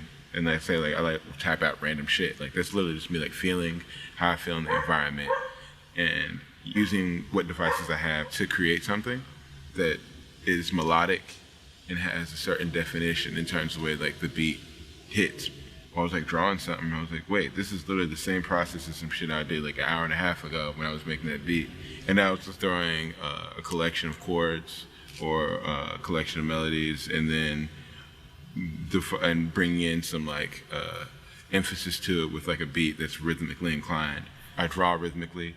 I draw within like a context of like a beat, so to speak, within like a constant like a constant metronome, more or less. I guess maybe there's like one in my head that I can't turn off.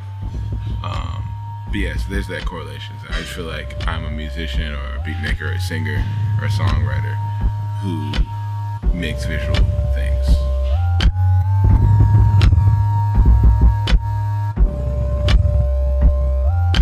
A part of what Shiva does is that like, when Shiva like has a level of awareness, it opens up his third eye and destroys in order for new things to be created. It's my form of destruction, you know what I'm saying? Like, a lot of people did that shit, you know, like Gigi Allen was doing that, like TV on the Radio was doing that, Bad Brains was doing that, Dilla was doing that, you know what I'm saying? Like, all these people were doing that shit, like making things that destroyed it, then became a form, you know what I'm saying? And in a way of both observance to the forms existing, and also in a way, and also in blindness of, like, they didn't see those forms because of, it's like, oh, I'm just doing what the fuck I want to do. And I see that's the same shit I'm doing with my art, you know what I'm saying?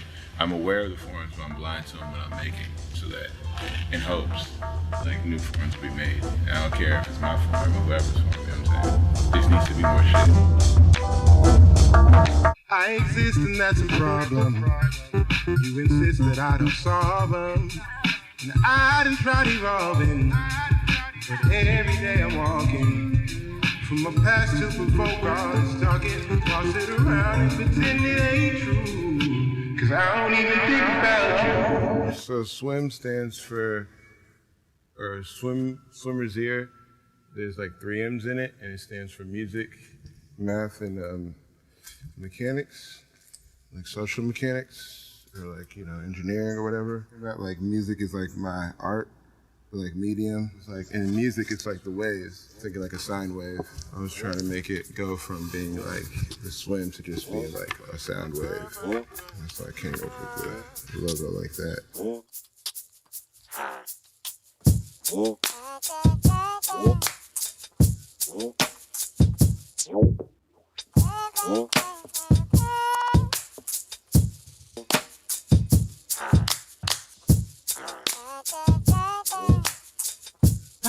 The first rule of time travel is don't time travel because you fuck shit up.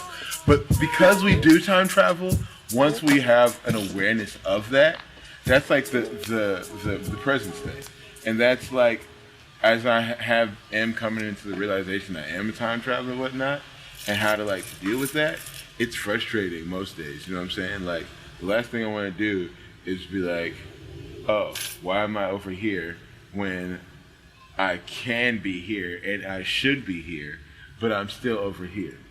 place could be in the future. That place could be in the past, you know what I'm saying? But I have access to a more fruitful place that is literally right in front of me. But I am not able to like stop time traveling enough to like be present for my own self, to allow like whatever is in front of me to like flourish. You know what I'm saying? Because I'm so stuck time traveling. I'm either in the future or I'm in the past. Maybe we ought to think twice.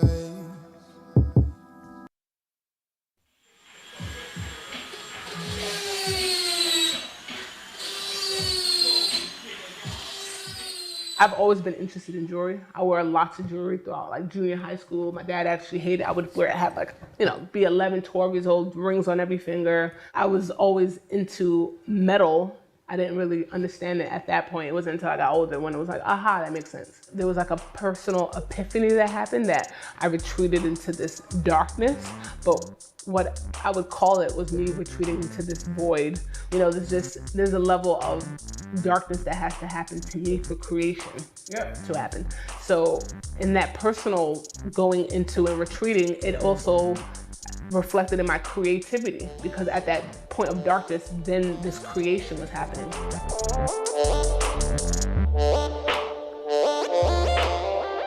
I spent a lot of time studying, researching in many different forms, not just like reading, but also experiencing nature and listening to a lot of music that resonates with me. I'm an artist, and my medium and form of expression is textiles, clothing design, and building collections off of a concept. I'm also an alchemist.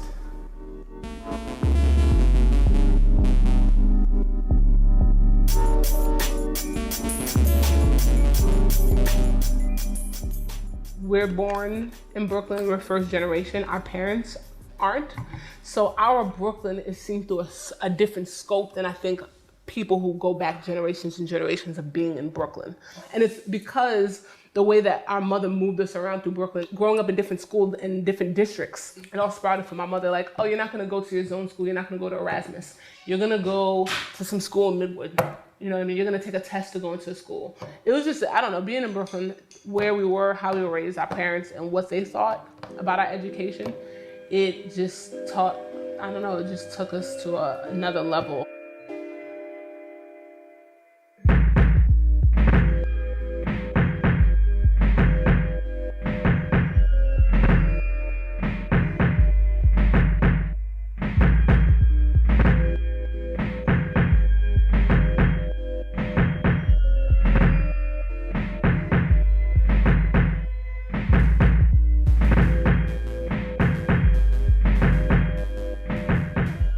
I was just reading this quote that Michael Jackson said, to be immortal is something major. He wants to live forever, so he puts a piece of his soul in all of his music and he feels it fully. And that's, I think, where immortality lies, like to have that vibration and generations upon generations. Is not just about being rich and even about being so-called wealthy, but having that piece of your soul, because your soul is immortal. So Michael Jackson, the physical sense is gone, but that immortal soul is always going to be there. So if you put your soul into it and your soul is immortal, then it makes what you've created immortal. I think every day, from like the time that I wake up to the time I'm asleep, I'm either researching or thinking about the next way or phase to transform what I did yesterday into something a little more like has a little more magic in it. These things that you walk outside and it's like a rush of the world happening to you, and that's the same thing I think in the creative process. It's like a rush of ideas that come, but you still have to stay like, okay, I'm gonna breathe in, take this one. Like it's almost a mechanical thing, but it's like automated.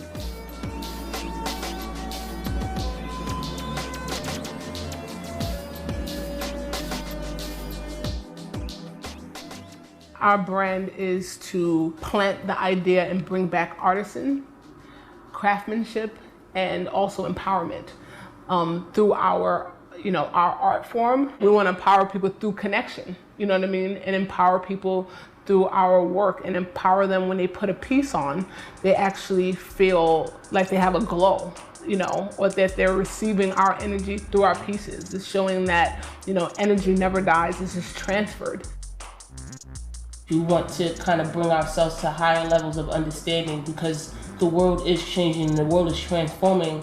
We kind of got to get with it or get lost. You know what I mean? Get lost in the sauce. And I think what we're doing is kind of putting our input into the whole story of the earth, and kind of we just want to help, you know, infinite spiritual helpers and guides and stuff like that, in a nutshell. That's about it. LE, baby. For life.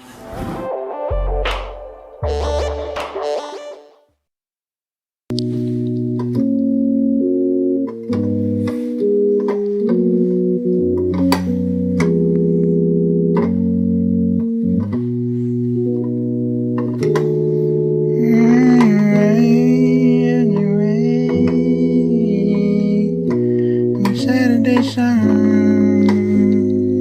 Oh, come and see me today. So Saturday sad in the Saturday sun and wept for a day gone by.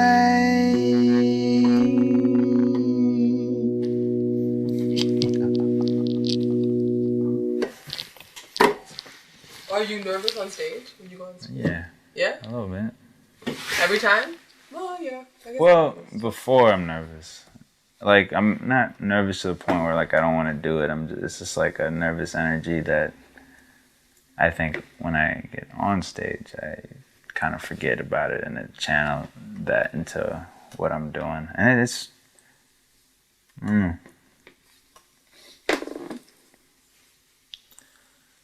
it's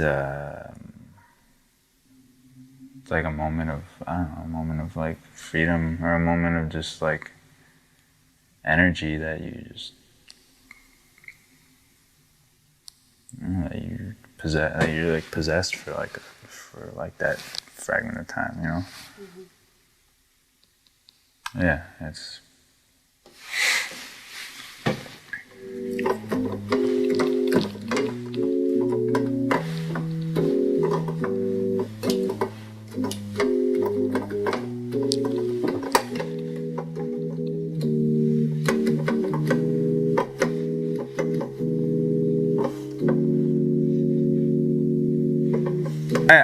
I mean, wherever I am asked to play, I will do it to my best ability. And it's like, well, obviously, like, when you get on stage, it's like, I don't know, you kind of forget that you're on this, like, crazy stage sometimes, and it just becomes your little playground, you know? All the things that bothered your soul, they make me smile and go crazy. I wanted to start it with you. Someone said we ain't ready. And inside we left feel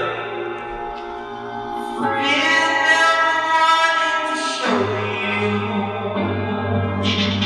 They won't talk my dreams. The green twins with your eyes.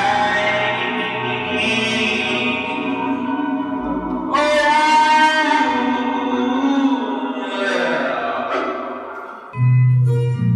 thanks. In high school, I definitely had a hard time with school, and just in general. Like, I got in trouble a lot. I just was really behind on a lot of things in terms of like just academic-wise. I mean, when I started getting into music, I like really decided that's what I wanted to do, and it just, you know, I was like 11th grade, I think, and I mean, my mom especially was like really like supportive, and I mean both of them were really supportive, but she was like really like relieved that I found something to kind of like focus on, because before that I didn't really, it was just kind of all over the place, I think. Or I am dyslexic, and I had You know, I was like put in like special ed for like most of my schooling, which was, you know, it's kind of weird, but so I don't know, I was always just kind of getting into stupid trouble.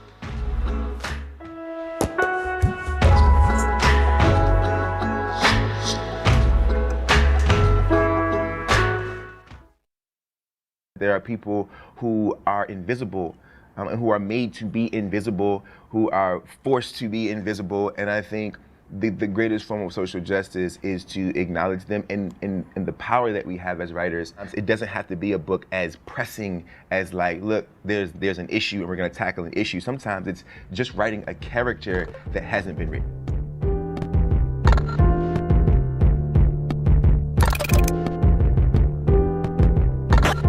If I walk into a white establishment, right, the cop in the corner is gonna know his spidey signal is going off for me more than it goes off for anybody, and that's something that we all know. It's always been that way. It's not a new thing.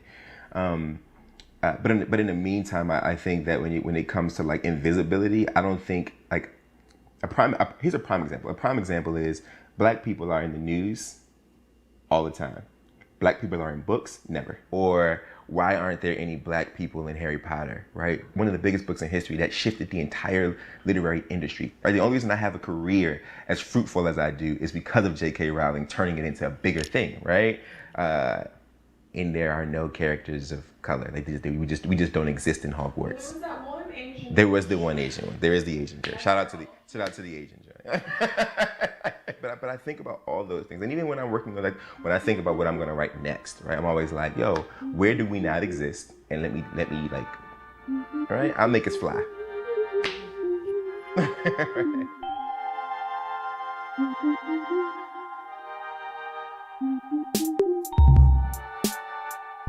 I mean, so I work every day on things, right? I typically do about 6 hours a day of writing. I have multiple projects happening at the same time. So whether it's I'm writing a new novel, I'm editing a novel that's for the publishing company that's due, I'm writing some sort of essay or review or something like that, a blog for somebody. How good are you at deadlines? I don't. They never have to even give me deadlines because of this, right? There's a famous quote by W.H. Auden, famous poet, one of the dead white guys, and he said that to discipline your passion is to discipline your time, right? And so his theory was if you do the same things every single day, specifically when it comes to like your art or like doing the creative thing, that the brain will know what to do when that time comes every single day.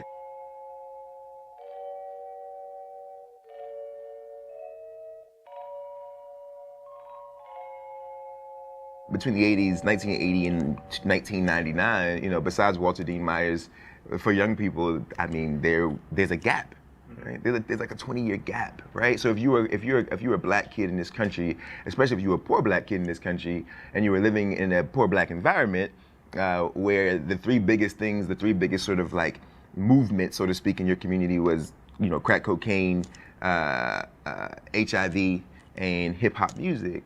And none of those things exist in literature at all during my entire childhood. None of it exists in any childhood literature that I could ever find. My life wasn't mirrored. Like to read about Scout, right? To read To Kill a Mockingbird, it's brilliant, right? But Scout wasn't me.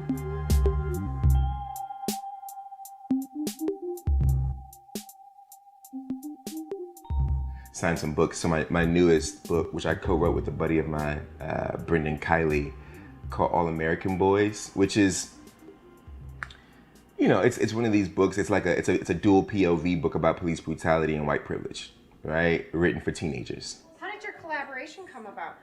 Brendan and I? Yeah. Brendan came to me and said, I want to write a book about police. We had been talking about police brutality a lot over the course of like a year or so, since Trayvon Martin. And I had been really angry. We were at a bar, right after Trayvon Martin, we were at a bar, and I had like lost it. Like I just like lost my whole shit. And you know, we talked about it then, and then a couple months later, something else had happened, and we talked about that, and then Michael Brown happened, and that was a thing. And then Brendan's like, hey man, we should write a book about it. And I hadn't thought to write about it at all. Because I don't, like I live in this body, and so I don't intellectualize my life as a black person in America. I don't think about it that way because I live in it every day, and this has always been my existence. And so when he came to me with the idea, I was like, oh. And then we had like an honest conversation. I was like, look, dude, I'll do this with you. We can do this thing together, but we've got to do it, and we've got to do it even if they don't publish it. Yeah, good. And so we did it under wraps. We wrote the whole book without our agents or editors knowing. No one knew except for his wife. Wow. Yeah.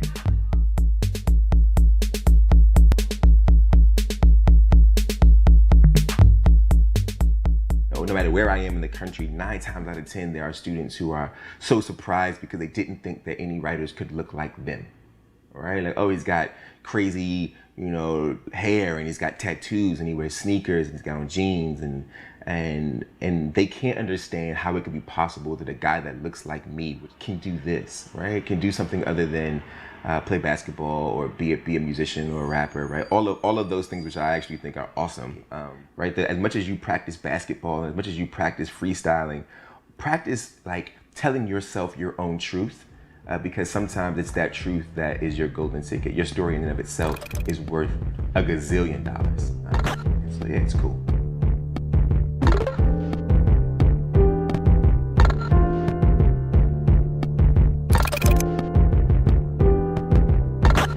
I've written 11 books, and they're all coming out, and hopefully by the time the 11th one hits, I won't have to write so much. I love writing and I love storytelling, but I want to get to a point where I'm not afraid of the door being closed. There are 2 books on the shelf, 3 books on the shelves, and a book coming out in a couple of weeks, but there are 11 books in the can because of the fear that if I didn't, the dream would be over. And I want to get to a place where I feel secure in my career, where I really feel like, yo, I write a book once every couple of years. I write a really good book, be comfortable and respected by my peers, and that there are a lot of little black and brown kids who become adults and who have had a life with a relationship with literature because of the springboard of Jason Reynolds novels.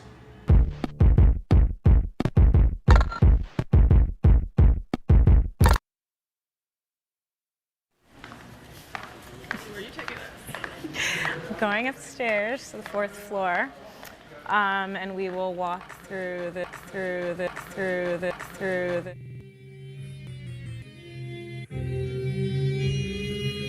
The word curator really means the Latin root is to care for. It's not just choosing things, but it's also actually being a steward in some ways of the collection.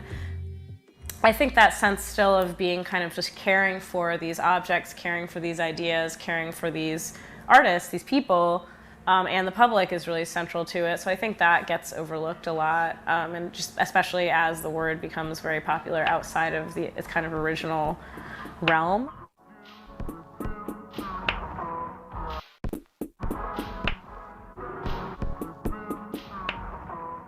So something that's super, super exciting is actually this work by Elena Tsui that's behind me. In terms of this idea of the human body, when you kind of first look at it, obviously you don't really see a representation of a person or a face, but Elena Tsui, the way that he works is he collects bottle tops from liquor bottles. So if you get close up to it, you can see that even though it looks like kind of a giant tapestry, it's actually made out of like 10,000 individual pieces of flattened metal that he kind of connects. And so Obviously, human hands have to touch these things in order to make the work, literally to flatten out the bottle caps and then to kind of weave them together. You can also think about this connection to the consumer, to like actually to someone's mouth, to somebody's hand.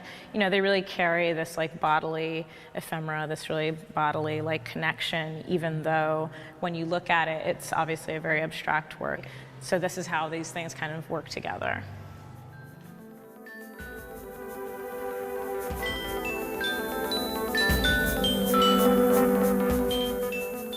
I really grew up going to the Smithsonian museums. We went to those museums because they were free. And because, you know, we were a young family of, you know, immigrants and didn't have a lot of money. And it was a thing to do that was really educational, that I liked, that my parents liked, that was not being at home and not being at school, not being at work, not spending money, like, out of the house, you know, which is obviously important when you have a small child. And I think that is something that I think we really can't discount how important those spaces are.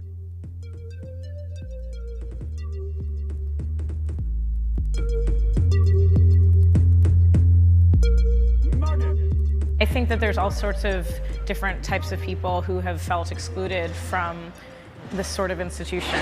Obviously, you know, we can think about it in racial terms, we can think about it in class terms, but I think we can also just thinking about it in terms of affinity, exposure. Like you might be privileged in all sorts of ways and just not be conversant in art, for example. And I think that there's those multiple levels of trying to speak to very different kinds of demographics, different kinds of people with different experiences in the arts, people with different interests in the arts, is something that we've done really successfully. We are creating this space for the public to come into that is, you know, it's not your home, it's not your work, it's this other third space. It's this other space to just be. Like, you're not being, no one's asking you to do anything, no one's asking anything of you. You're just there to kind of, to learn things and to look at things. And I think that's really valuable.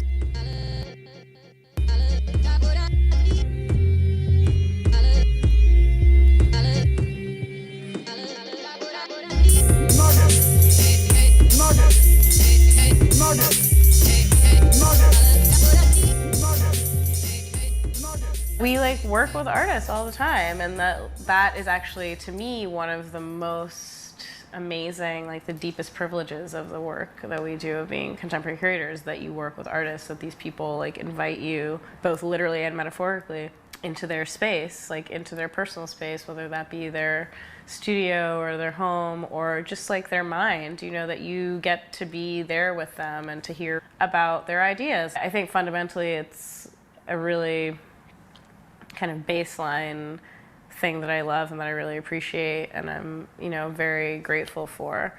And so, yeah, I love working with artists. But as I said, sometimes they're hectic. Yeah. But sometimes museums are hectic, so I understand, you know.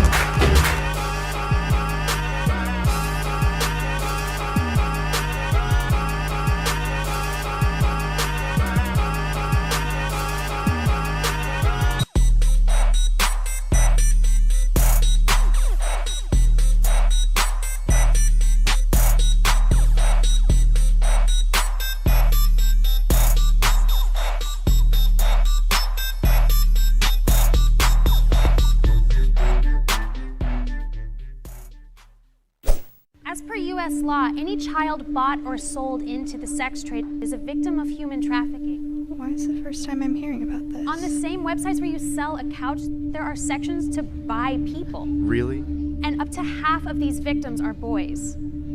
There is no such thing as a child prostitute, only a victim of exploitation. And it could be anyone. She's talking about me.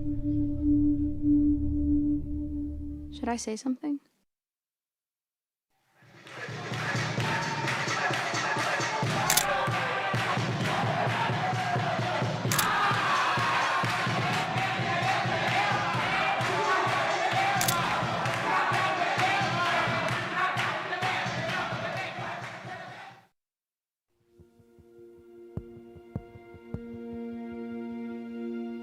Pride is love, moving forward, fighting for what we believe in. And I cannot sit here as depressed and sad and mentally depleted because of my personal circumstances, because my mother's health, because I live in the Bronx, because I'm suppressed, because of COVID-19, because of these protests. I cannot sit here, not my wisdom, not my love, not my passion, to sit and be in a dark place. Been there, done that.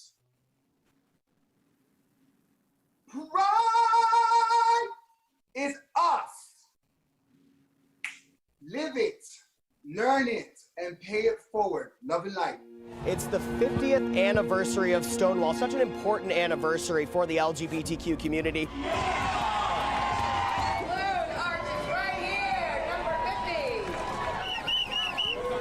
And this probably will not surprise you, but I'm now reporting today that we will cancel city permits for June events as well.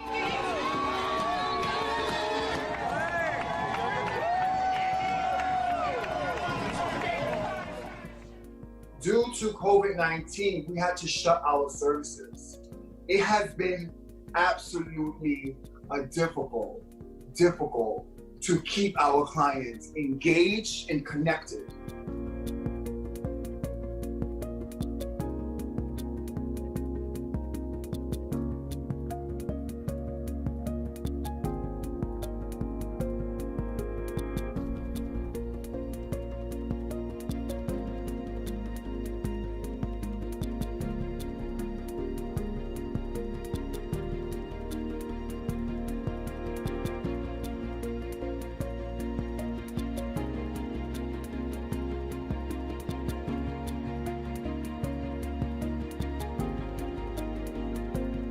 We're reaching out to our clients, and I'll speak about some of the stuff.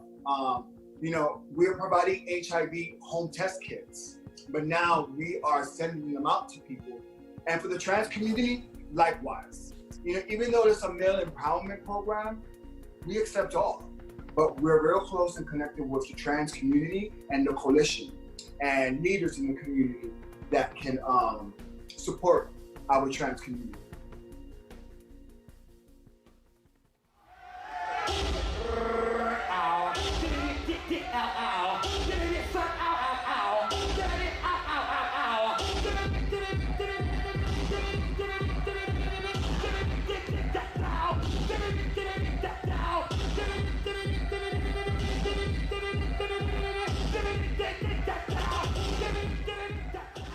When this is over, as larger community are going to be having to grapple with this sort of after effect of corona or social isolation of our mental health, Ballroom's already been doing the work, and in some ways is a model for the world over to see. About 3 years ago, we began to take young ballroom people particularly through the HEAT program through 3MV on a away retreat for 3 days. But my desire was to shift it from an HIV prevention, behavioral change intervention to a community organizing, leadership development, self-efficacy development intervention. Because I think that is where the power is, right?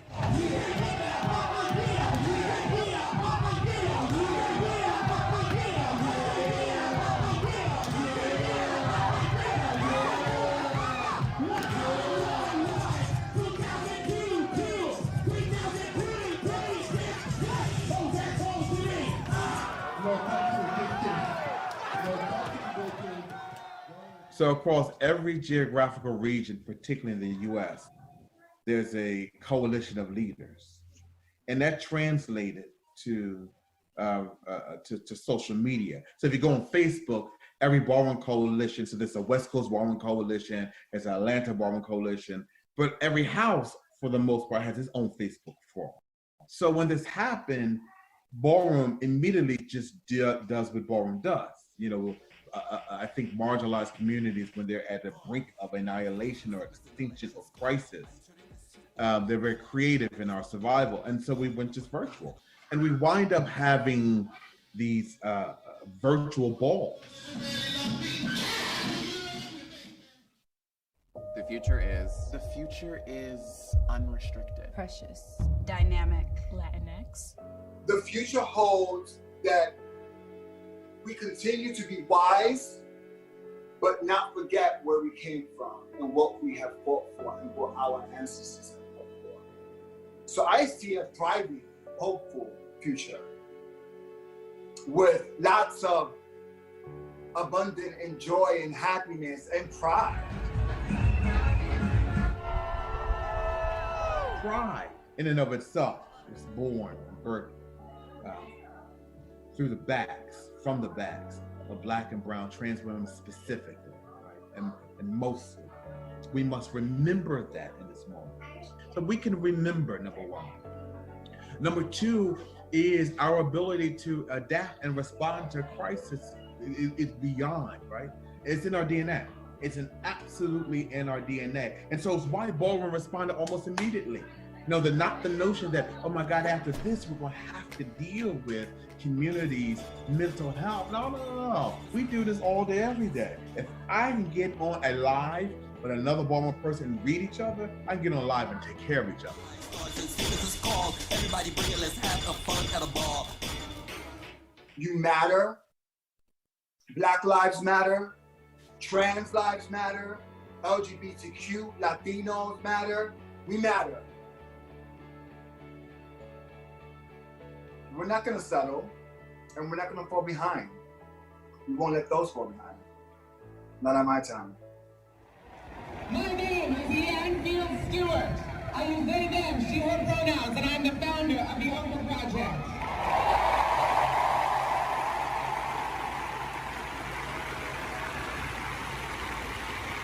Today, I call upon each and every one of you to make a commitment.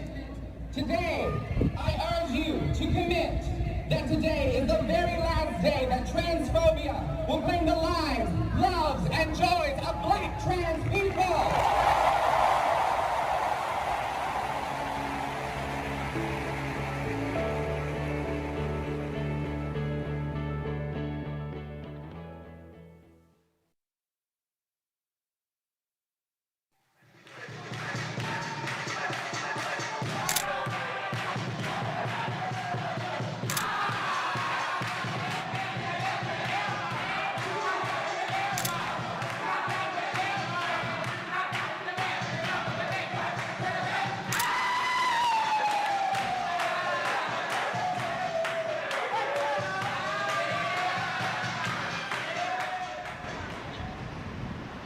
My name is Johnny Guadalupe. I'm the program coordinator for community access under the Access to Care Department. Working at Housing Works for the past 10 years, I've learned to just build from the bottom up, just like a grassroots organization that we are. Housing Works started over 20 years ago, and it started from ACT UP, and so when ACT UP came up with treatment, right, they fought, these are the gay activists in the 80s that fought for the treatment for people living with HIV and AIDS. Different committees started, and the housing committee, they started Housing Works. We have a space, so we decided to, just start opening up the space for not just young gay men, anyone in particular that's young, that's in need, but we've seen a high attendance rate with young gay men, especially young folks from the Kiki scene as well.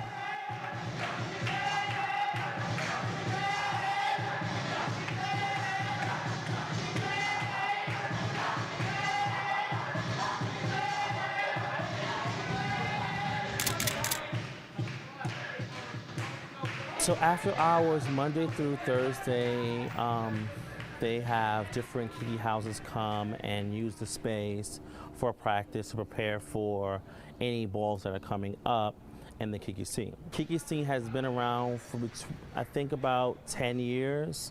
Kiki came from the word shade, or reading, if you want to remember. Shade comes from reading.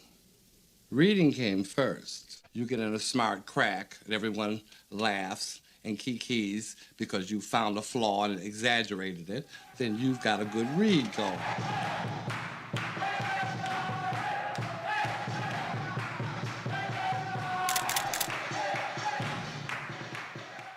Kiki to have fun. That's basically what we like to, this is what Kiki stands for, to have fun. There's several houses that you can go to and perfect your craft. I say your craft as what do you want to do in the ballroom scene. You can do from fashion to runway to being real, or you can Vogue. You know, it's still the same thing that goes on in the main ballroom scene, that they just bring it to prepare you for the main ballroom scene. That's what the Kiki scene is for.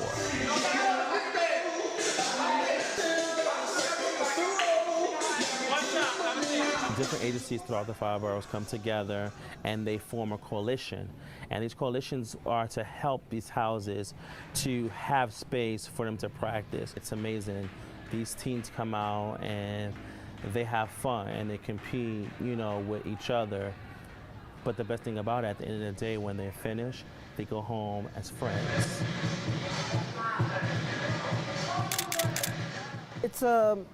It's an interesting subpopulation that not many people think of as a positive. They always think of, you know, just a negative, like, you know, just young people trying to start trouble, just young people that don't have an education. Yeah, and it's like, you know, really creative people that some do have some guidance and some are coming from nowhere, just run away or thrown out their house or going through, you know, the city or state system. A lot of them are talking about getting housing. Some of the youth are having issues at home. What I went through, just like the other people, like Paris is Burning, you can see from that movie, there's the same things are still happening, is repeating itself. Family not accepting family, and we build families within our houses. And that's what you need in this scene. It's building communities amongst each other, and that's the best thing about it. My feeling is just having fun. I don't care if I win. I don't care if I lose. At the end of the day, that I got on that floor and showed you what I got.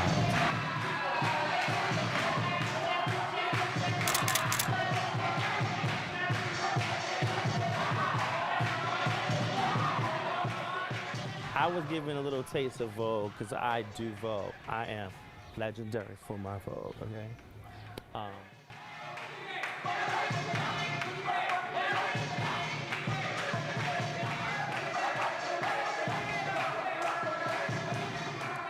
Being in the Kiki scene, it does get us, especially myself, complete confidence in myself to better myself in life. It's to prepare us for a better future, especially if we would like to be in the main ballroom scene.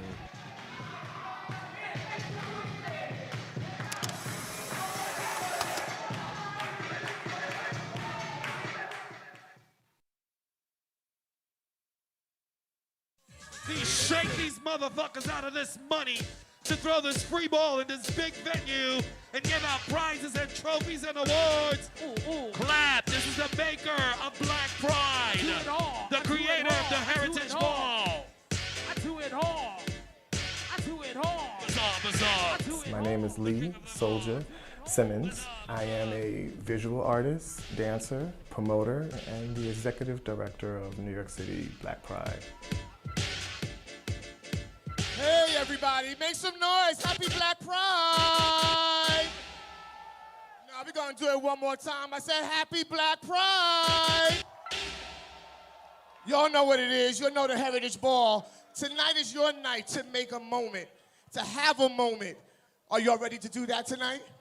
Ballroom is a microcosm of society at large. Ballroom now is made up of all different types of people, gay, straight, white, black, every nationality, every age sector of the group. Y'all know what I'm talking about? You ready for a moment? You got a girl can turn him on. I have got a girl whose pussy is so good. If you threw it up in the air, if you threw it up in the air, if you threw it up in the air, if you threw it up in the air, if you threw it up in the air, it would turn into sunshine. I have got a girl.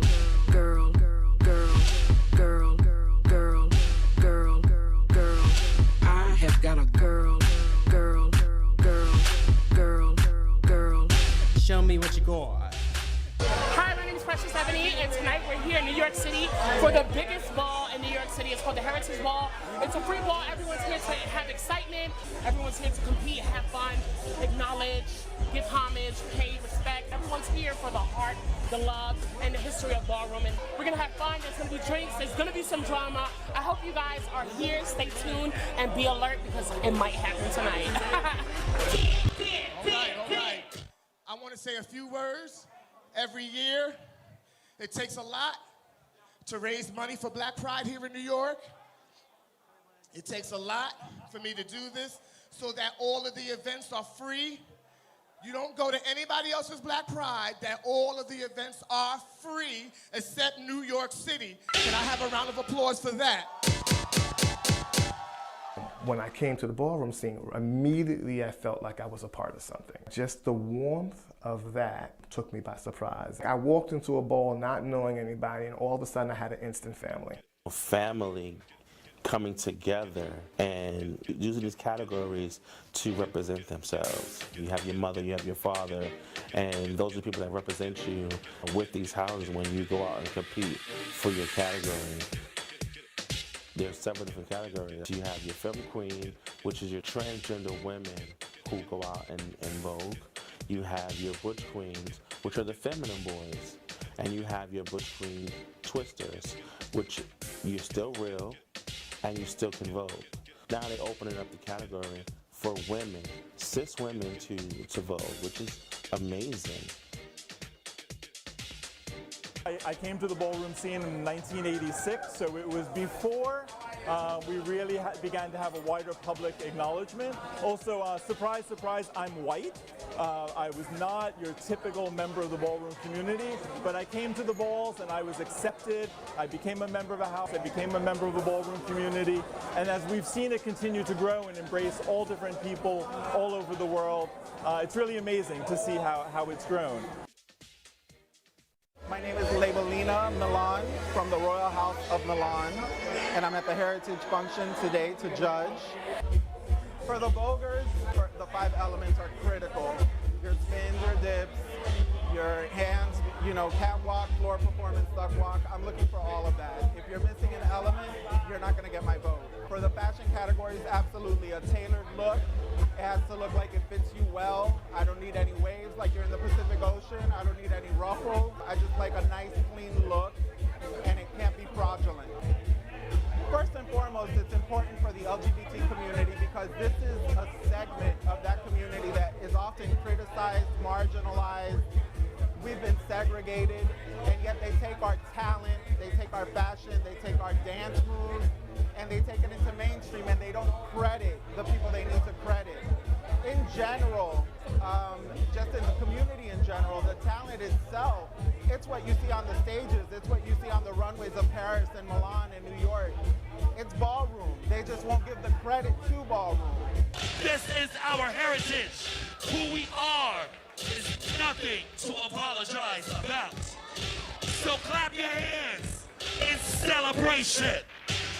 Well, the scene started because Crystal LaBeija kicked the motherfucking doors open and said she will not deal with the pageants anymore. Crystal, ladies and gentlemen, let's hear it for the third runner-up in the 1967 Nationals. She will not deal with that situation anymore. She will not be judged amongst those girls anymore. And she stormed out. Crystal, where are you going? This is not the time to show temperament. Get back here and stay with the other finalists. Oh, well, you've got to expect Here was this woman, Crystal LaBeija, who had been walking balls and also participating in this fledgling pageant drag scenes. It's all part of the sub-drag culture. Do you think she deserved it? There's a famous documentary film that documented this moment in time where Crystal just had enough of the racial divide of how she looked, makeup, and, you know, and losing in this particular competition. Monique, would you tell her why you didn't come? Because she knew it's Victor Holler. She said, Crystal, darling, don't go. Because you're not going to get it. And that's why all the true beauties didn't come. It's in bad taste and you're showing your colors and stuff. I am doing it bad, but I have a right to show my color, darling. I am beautiful, and I know I'm beautiful. Nervous, move to the side. Let me win, I will get my tens. Pump to the side, I get nervous. Won't you go to the side, just move. I get nervous, move to the side. I'll get 10, bitch, let me win. Won't you move to the side. I'll get nervous, I'll get 10. Won't you let me walk, I'll win. Let me walk, I'll get my 10. Move to the side, just let me go. I can't take this, no, so no. Don't you move.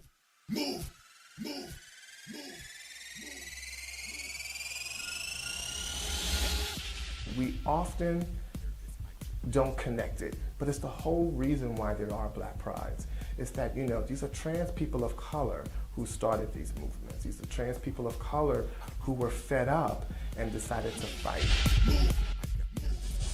I always knew that I was a woman inside, but growing up in my family, I had to put that on hold because I had to be somebody else for everybody else. As I got older and got wiser and realized that, you know, I can be comfortable in my own skin and live my truth, I started living in my truth 7 years ago.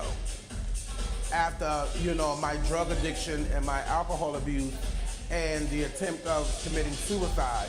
And when I failed at suicide, that's when I realized that God came to me and said, no, I'm not ready for you, my child. I need you here to live your truth and tell your truth and speak to other people about your truth. It was these trans people that walked in their truth that risked themselves being arrested, that risked themselves being shot with all types of medications and things because it was considered a mental illness. And these things who stood in their truth to stand up to the police and corruption and say enough is enough. Years ago, you know, when we started back in the late 70s, early 80s, it was very underground, it was very niche, it was really something very few people knew about. Today, it's really recognized globally. You have people participating in voguing and ballroom events all over the world, and it started here. It started right here in New York City with this community, and that we get to celebrate that, and we continue to get to show the world that celebration is really amazing. It's a really important cultural event. Are they in the building? In terms of a historical perspective, it's great to see that the ballroom scene has really been embraced by the larger culture of people of color, by Black Pride. So it's no longer an underground niche thing, but it's really part of the larger culture that we all live in and all experience today. And an event tonight that's a real affirmation of that. The acceptance that we have, the cultural influence that the ballroom community has had. There is no ball without music, and you have some of the top amazing DJs who put these beats together. We call it rap. It's called commentating in the ballroom scene. You commentate over that beat, and that person who's voguing can hit every beat that they're saying. Legend. Looking for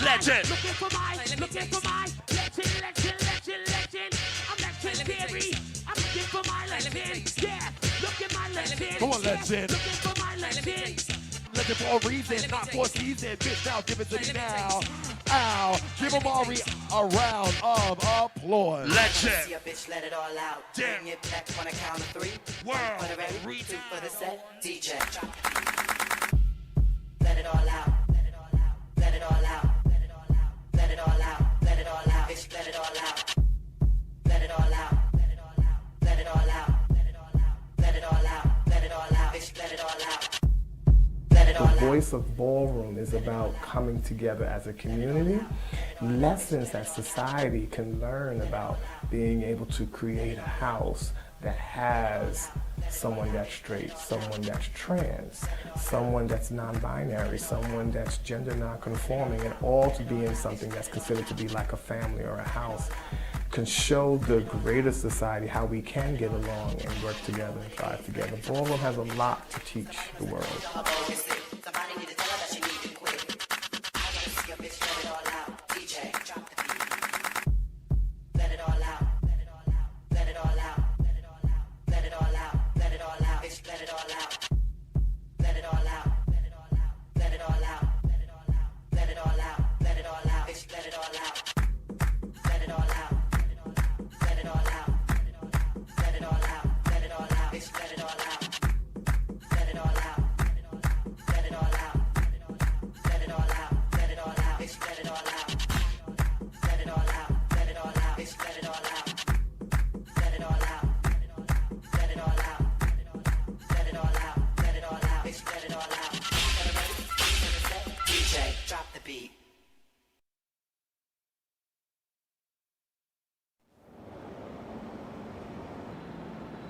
We've always existed. We've always been a part of society, or under the radar, but we were there.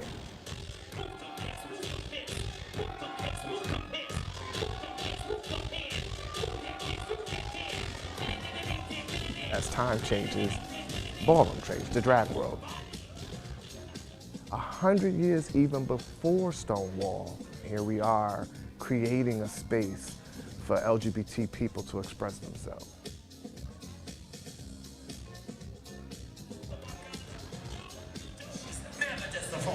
Well, you thought that was your favorite. I'm gonna tell them my favorite. It's historically very important, not just for people of color, just for LGBT people in general to know that this space existed. I think that it's important now that we also, as a community, own our own history, right? And so I started a research project myself, and I came across this newspaper clipping from a black African-American newspaper, which dated back to 1926. And when I saw the article and I read the article, it said it was like the 58th anniversary of an event.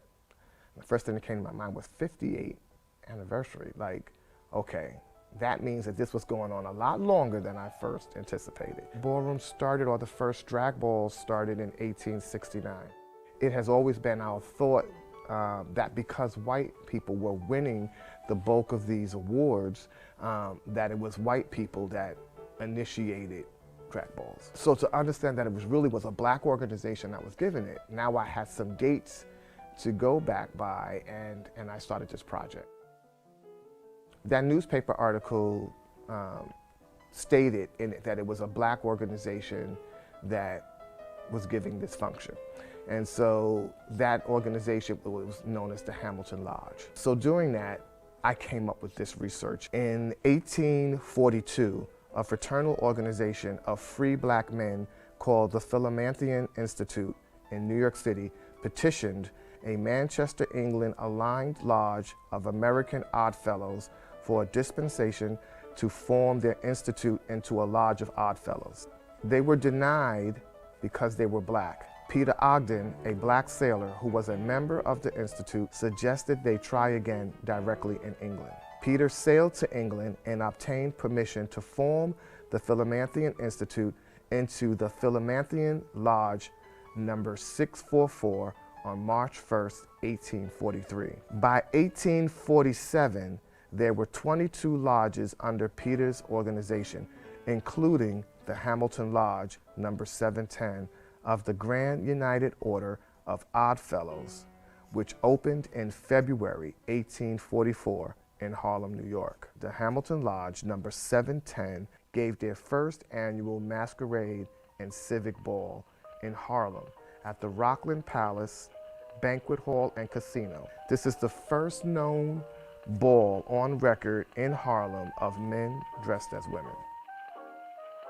We know that every year they gave this reception, but the success of that reception was the fact that these men would show up dressed as women. When you look at the attendance records of some of those newspaper articles, some say 3,000, some events say 5,000. I've even read articles that said as much as 8,000 people attended an event. Here I am thinking that today we get 1,000 people event. To think that in those days, something that again was against the law that thousands of people showed up for, these people still stood up in their truth and did that and risked being arrested when it was considered to be a mental illness. To have newspapers print the names, the race, and the address of the winners was dangerous. But it also showed that they didn't care. There was this existence of people that might have been, so to speak, in the closet. Those events were attended by both white and black. They were attended by celebrities, by high society people. We tend to always think about that period of time in America, the 1800s, of saying slavery. 1865, we just became free. The cities that we migrated to was not by accident. Those were cities where free blacks already existed and were making a living and had jobs. that some of them were LGBTQ people. They were gay people. We don't talk about that. There are so many people that we need to catch up on. We helped create so many major things that is part of American culture, but we're not accredited for it, right? So, and the way we do that is that we need to document those things, because the more you know, the more you can have pride in knowing I come from greatness.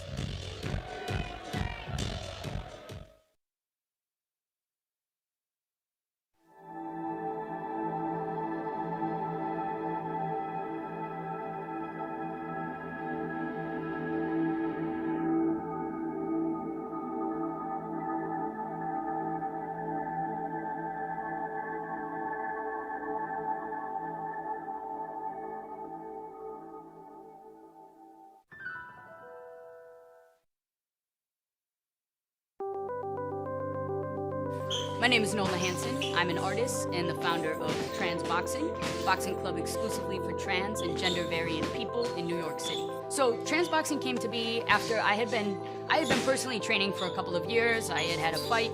I was really into it. Just training all the time, trying to fight as much as I could.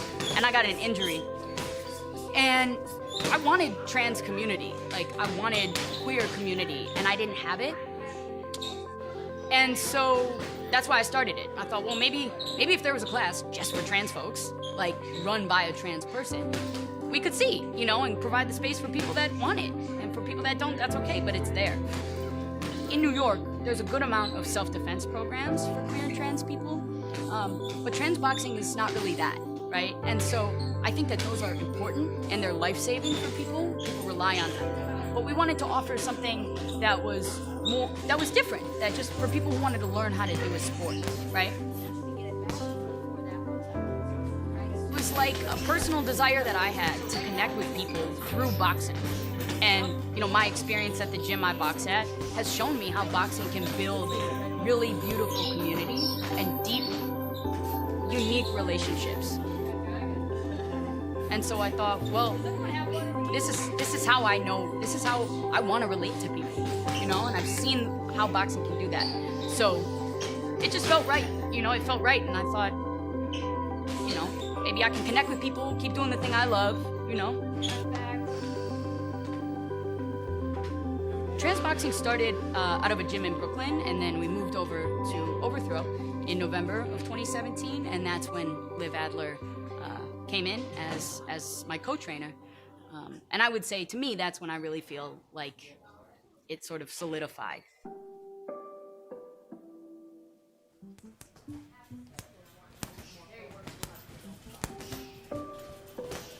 First time I put on the gloves, it was over.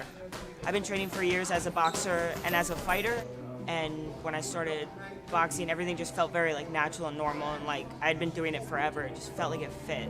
At this point now, I've started to just give back to the community, just teaching people what I know, getting people into the gym, getting people interested, and just showing them, you know, like that it could be something really healthy.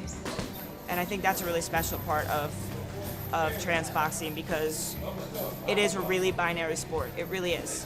And traditionally, all sports have been, but specifically with boxing, when it's a one-on-one sport, you know, there tends to be more boundaries for people who have more of a different gender expression or gender identity. We just try to take down those barriers and provide a safe space where people can train and enjoy the sport and not have to worry about all those factors that have traditionally kept trans and GNC people out of the sport and out of the gym doors. We cater to all levels. There are some people that come and take our class for a couple years and they just want to hit the bag and learn boxing. And there are people that have been taking our class for a month that are asking us about fighting. A lot of buildings just make people choose what gender they are when they just go to change in the locker room. It makes people uncomfortable to go to the locker room. It makes people uncomfortable to wear what they want to wear in a space that doesn't feel safe sometimes. And a lot of people don't participate in sports or even like do things to make themselves healthier, like go to the gym, because they're afraid of the locker room or what people are going to think, or that their gender expression is going to be judged. And a lot of people just isolate themselves. You can come use the bathroom that's comfortable for you. You don't have to go in one locker room or the other. We ask everyone their pronouns. We try to cater to the community and like their needs in a way that a typical gym wouldn't, or maybe wouldn't understand. You feel it today? Yes. So think about that, like you're stepping on something. I joined this class because I've always kind of been interested in boxing as an exercise. I've always been attracted more to exercising and sports in a way that like it's something that I'm doing rather than just going to the gym and trying to do tasks I get bored with, and it seemed like just a more open and less intimidating way to get involved and try it out than having to like show up at a gym where maybe I was nervous about what that gym's culture is, what the reception would be and what my skill level is. It seemed like a more just like a less intimidating way to get involved.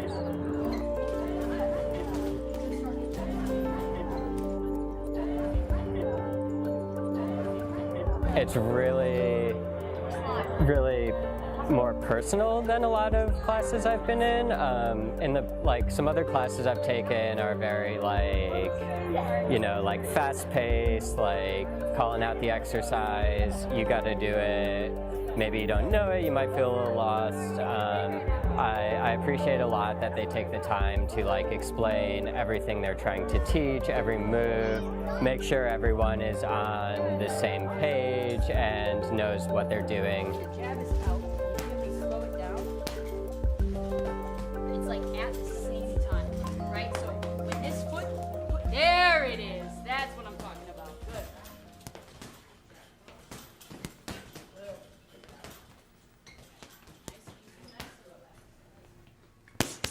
There it is. Oh, Liv and I are really, we're like devoted to the craft of boxing, and that's what we like to teach. There it is.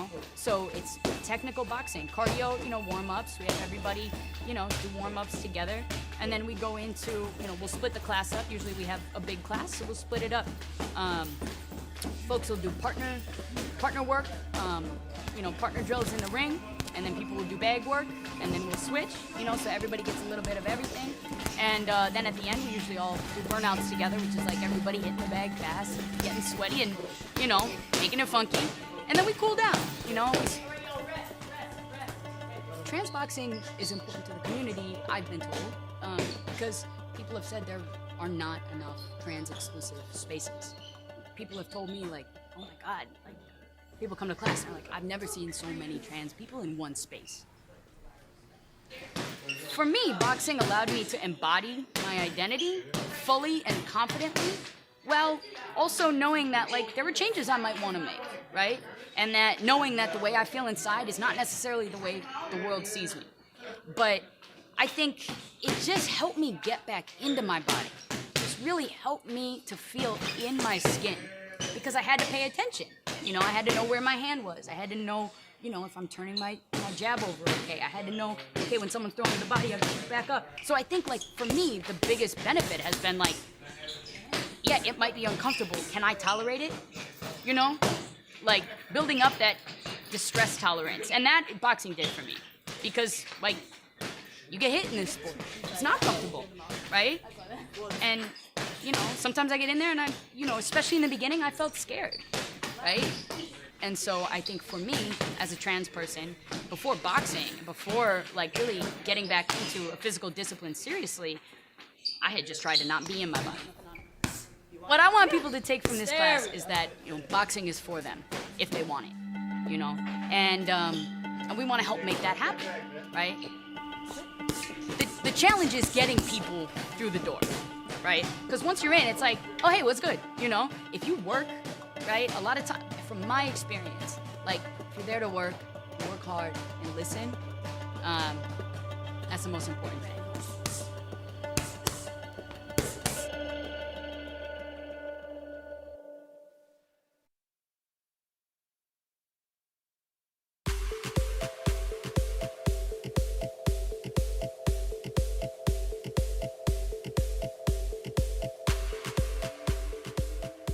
We are at Dapper Q's fabulous runway featuring 70 of the most beautiful queer, trans, GNC models and designers. What's it called? Dress code.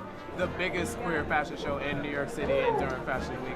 It celebrates inclusion and diversity and beauty in all of its many forms. I want to see a fashion industry that is reflective of humanity as you see it when you're walking down the street. There is no representation for fat queer girls, so that's why I'm here to represent. I'm kind of in the beginning of my transition, but I think shows like this represent the beauty in people who are outside of the binary, and I feel like that's extremely important. I think every time our community gets itself into the spotlight, we become stronger and we become more visible. It's good to like be a part of what we created and show that we have community and love. I do this for my people. I do this for queer people of color.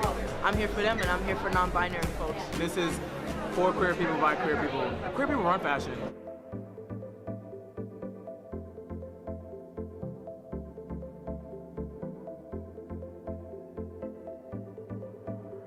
Now this is what you've been waiting for all year. 10 designers with runway beats by DJ Mo. Hit it for me.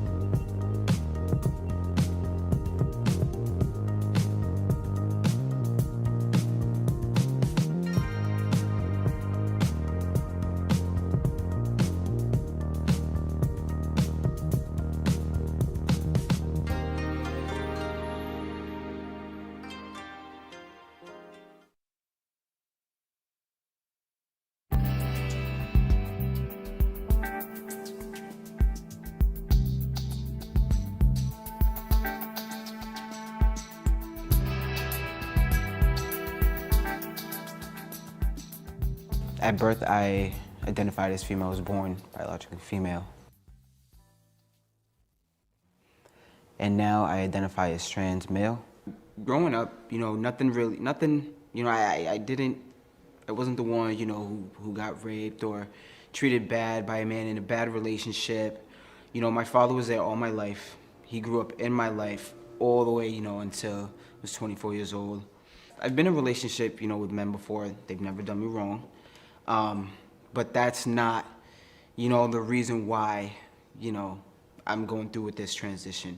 I was not played, I was not abused, I was not, you know, sexually, you know, assaulted, none of that by a man. It's not why I'm doing it. You know, it's solely because it's for my happiness, for myself, my being, you know, my self-esteem, my confidence. Not because a man has done me wrong or there was no male figure in my life. In school, it wasn't really, being gay, lesbian wasn't really accepted. You know, after I came out, a lot of people that I talked to, you know, they stopped talking to me, you know, they stopped being my friend because of that. I didn't really know why, but, you know, I still kept going on, like, with myself. I even, you know, at one point, I started dressing feminine, you know, just to, like, fit in, just, you know, so maybe these people would be my friend again. It didn't work. To be honest, it ate me up inside. When my mother didn't, you know, accept it either, it hurt me even more. You know, that's when I got into, you know, self, you know, mutilation. I started hurting myself when I was around 16 years old. I would cut myself with, like, razor blades, safety pins, anything I could really find. I was just angry, so I did it. I felt better hurting myself. It was like a release. So after feeling that release, you know, I would feel better. But then, you know, something would trigger me and then it would come back. So after a while, you know, as I got a little bit older, you know, I stopped cutting myself, but I still found other ways, like as an outlet to release, like the anger. So I resorted to, you know, stretching my ears.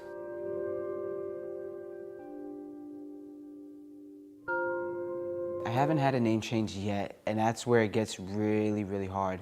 You know, going on to construction sites, you know, mostly because that's like what I like to do. It's like, when I apply for jobs, you know, they'll see my regular name, and obviously, automatically they think, oh, Selena, it's a girl. It's a girl, I'm not gonna, you know, so I'm like, you know, it makes it harder for me to get a job.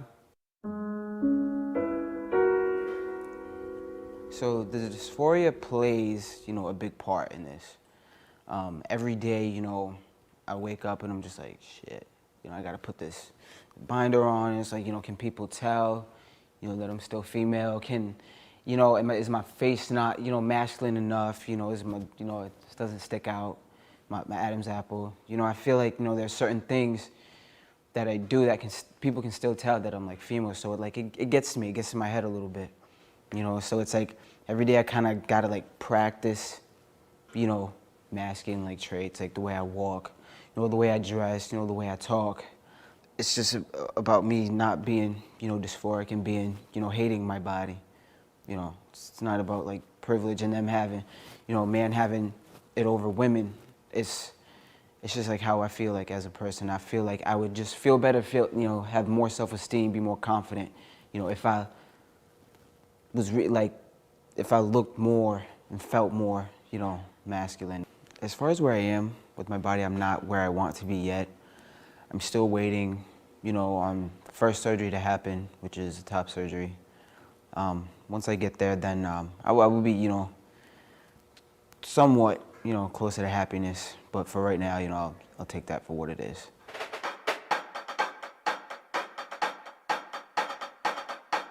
You know, I need people on my side, you know, not just my community, my people. I need everyone, you know, mamas, papas, uncles, granddaddies, everybody in different countries, straight, pansexual, bisexual, everybody. I need everybody, you know, on my side. I need the whole community. I want to feel safe, you know, I want to be, you know, I don't want to step on my door and pray to God, you know, that, you know, am I going to make it to the end of the day? You know, am I gonna make it, you know, to the next morning, wake up, you know? I just need everybody. I need that support, totally.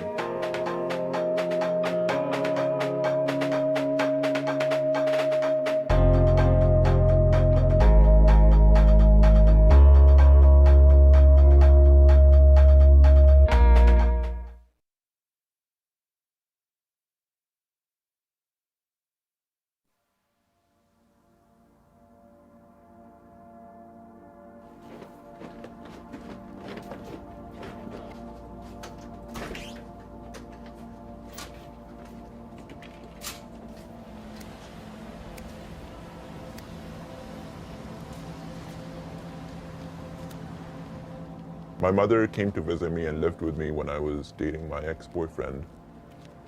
To her, we were roommates, but we loved each other very, very deeply. So can I get some chicken with that? Can I get like red meat? Huh? Ammi left for Pakistan. She was crying and she was sad, and in our village she had all the women come in. She started doing several Khatmul Quran. And I get a feeling, an instinctual feeling, that she did it so that my ex and I would break up. I was born in Islamabad, Pakistan. I live with my boyfriend in this city that I don't want to name. We're getting married in the next month, and I'm afraid for our lives if I was to come out.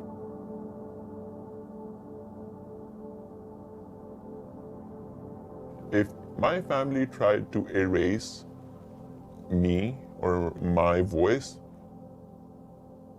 it's very easy for them to do that.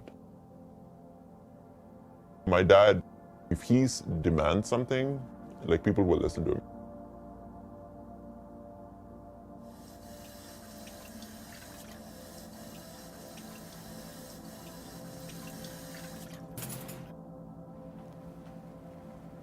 I lived in his ex's house. Yeah, and so then we hit it off.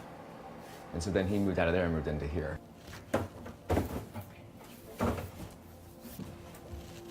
What has happened since Orlando is that I've become very vocal about who I am, what I stand for. I'm at a point in my life where I have to make a case for my existence. I've never had to do that.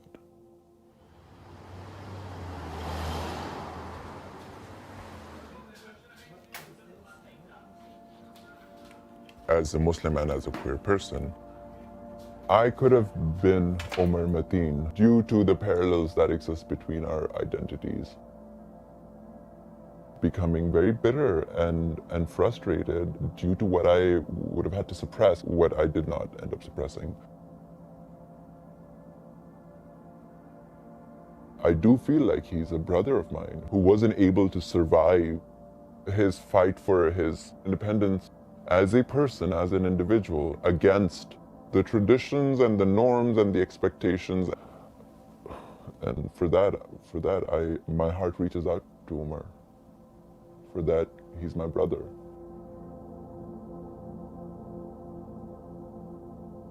Omar, my brow is heavy for you. My heart is lost in the pit of my sour stomach, looking for yours. I keep searching your face, those features I've known so many times in so many men. For what, I don't know. Omar, how long has it been since you cried? Until yesterday, it had been almost a year since I did. Narkhaze. Did that word torment you like it did me, Omar? I know the poison that you ate because I swallowed the same flavor. I feel your isolation. A victim of our own culture's wounded masculinity. We were born in wartime, dear, and you didn't survive it. I keep looking at your picture and asking, brother, why? Why? And I cry every time. And I call my tears a little revolution for you and for all the little boys like us. May we outlive the wounds of our fathers and learn to mourn the wounds of our mothers. May we heal.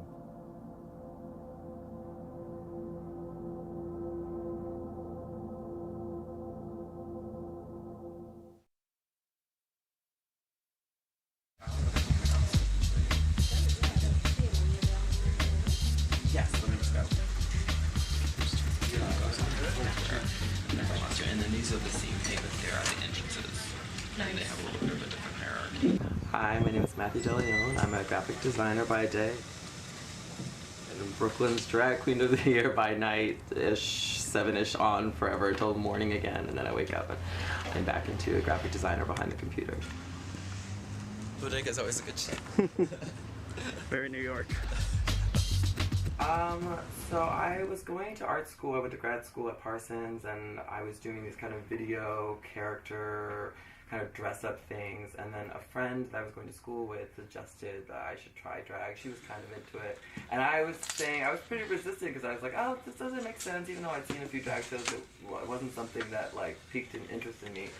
And then after we graduated, a few months later, someone else I knew was starting a variety night. And they're like, well, if you want to, it's going to be drag and other things and performance art stuff, which is other stuff I've been doing at the time. If you want to come down, just try it. And I was like, all right. So I did it that first night. And then I started going out more. She's like, I had this contest at this bar called Metropolitan. Why don't you try it out? And I was like, all right, why not? And then I won the contest. And then that's when it like snowballed into being out all the time. And I started co-hosting and then started putting together my own nights. And yeah, so then it never stopped.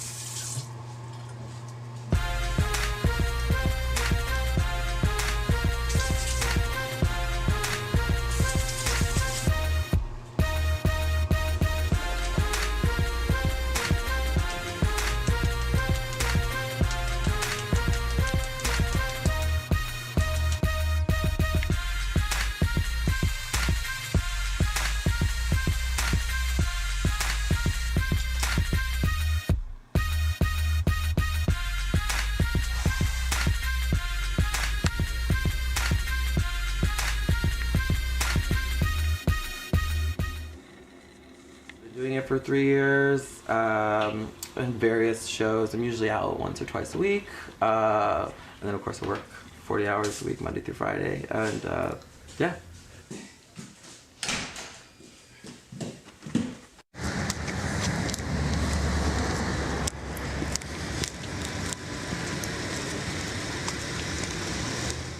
It's huge for me to represent a community like Brooklyn, a borough like Brooklyn, and because it's really embraced the kind of drag that I do, and I really feel like I do this without compromise.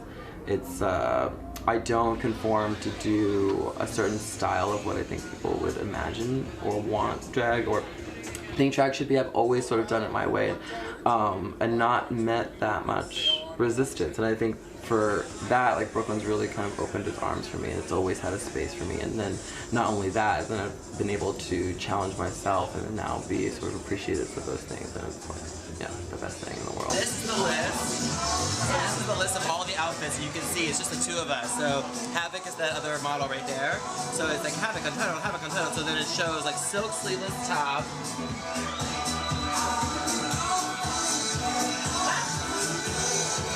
This is my first look. Let's give it up for the one, the only Untitled Queen. Untitled Queen. Oh, sure. Untitled Queen is wearing a silk sleeveless top, medium to large. It's also one of the items from out of the closet. We wanted to keep it in this auction because it's easy, it's breezy, it is not CoverGirl, as you can tell.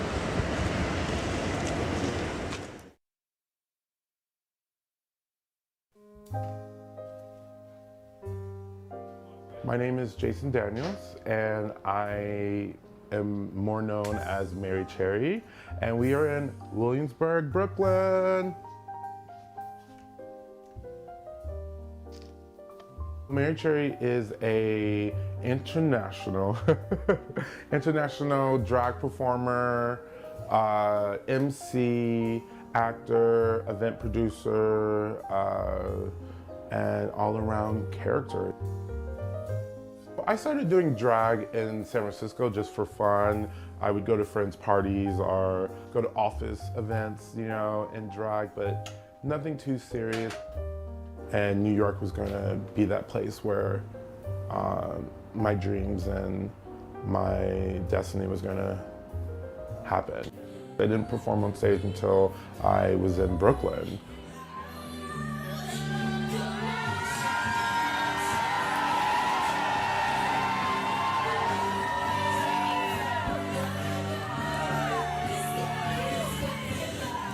I was at my local bar, Metropolitan Bar, and I told the manager, I was like, why don't you have a coat check? He's like, well, I guess we should have a coat check.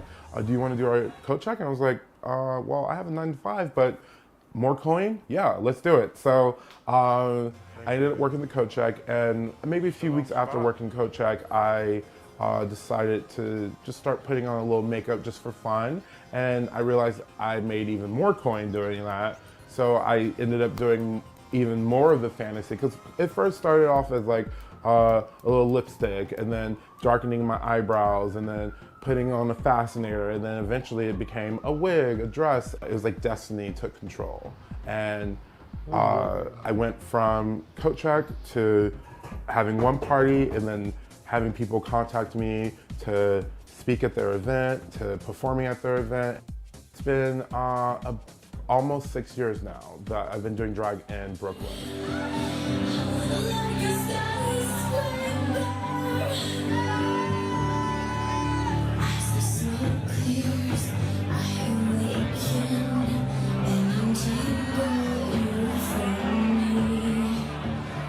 Being in drag has made me so more sure of myself and more confident within myself. The power of being on stage, or the power of just dressing up and having people be in awe of you, regardless of how busted you may look, okay, can be life-changing. The owner of Metropolitan, when the bar first opened 15 years ago, the neighbors were not very happy about it, and they actually, a group of them beat him up to the point where he was in a coma for a few weeks. That was 15 years ago, and now those people, those groups of people that, I don't know if it's still them or if maybe it's their sons or whatever, because there's a little club across the street for the Italianos, you know. They are one of our biggest protectors if there's something that happens downstairs. I don't like to give up on the plants. I come from a very interesting family tree, you know. So my grandmother was conservative from Arkansas. She won a special scholarship to go to an all-black school. In the South at that time, the only jobs that a black woman could get, an educated black woman could get, would be either a teacher or a secretary, and she said no. So she came to California and got a cute job with the Army. And for me, being raised by her in Berkeley, California, which is a radical liberal city, definitely created conflict, but now I appreciate that, because in a world where everything is just so laissez-faire, I like that I have some love for tradition.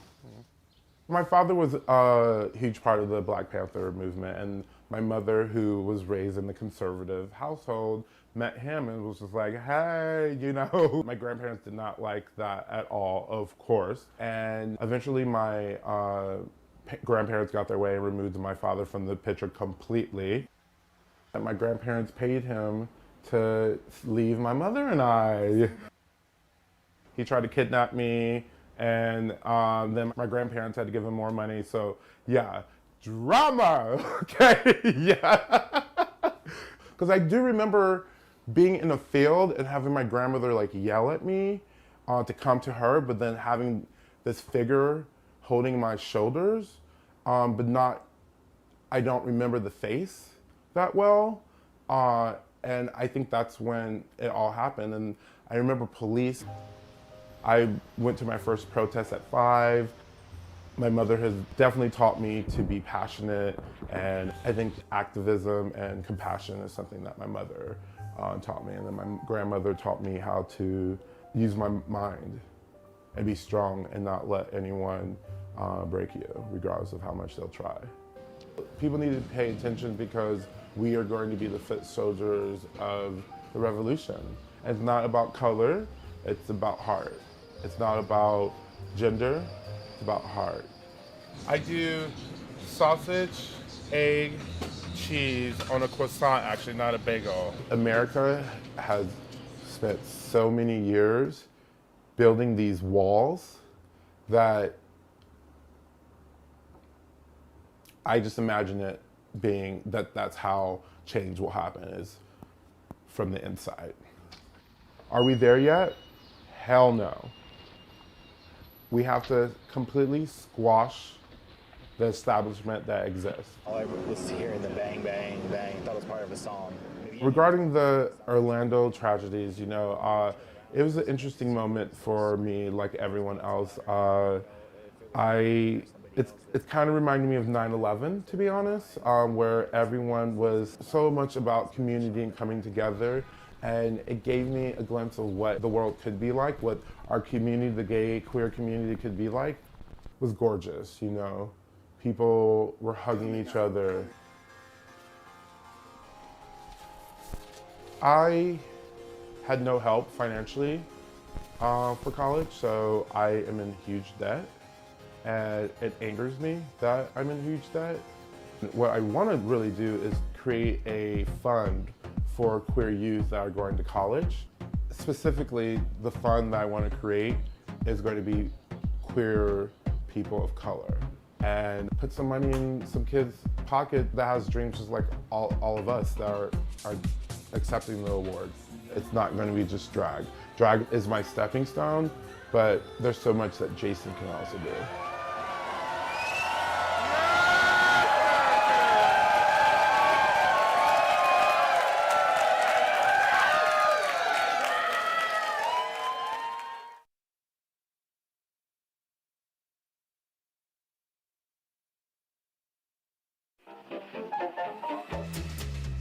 People talk about safe spaces. You need to find where you feel comfortable and free. Shea Josephine is my safe space. Everyone calls me Miss Pearl. That was given to me by a minister. This is home for me. The red carpet's rolled out. I love the vibe. I love to hear the music. It has such a beautiful aura of freedom because that's the way John Claude lived his life. John Claude Baker, Josephine Baker's son. And I love my champagne, my Kia Royale. Keith was an interesting child. I was born June 6, 1961. I was raised as the only child. In our household, it was very Southern. So there was manners, yes ma'am, yes sir, church on Sunday always, fabulous meals. It was like being at the Ritz-Carlton. You know, I was always a feminine child, the way I walked, the way I talked. I always was around the girls. I didn't want to play any sports. Christmas time came, all of the girls in the family got beautiful dolls. When I saw those Barbie dolls, I began to go crazy. They began to notice and they said, something interesting's going on here.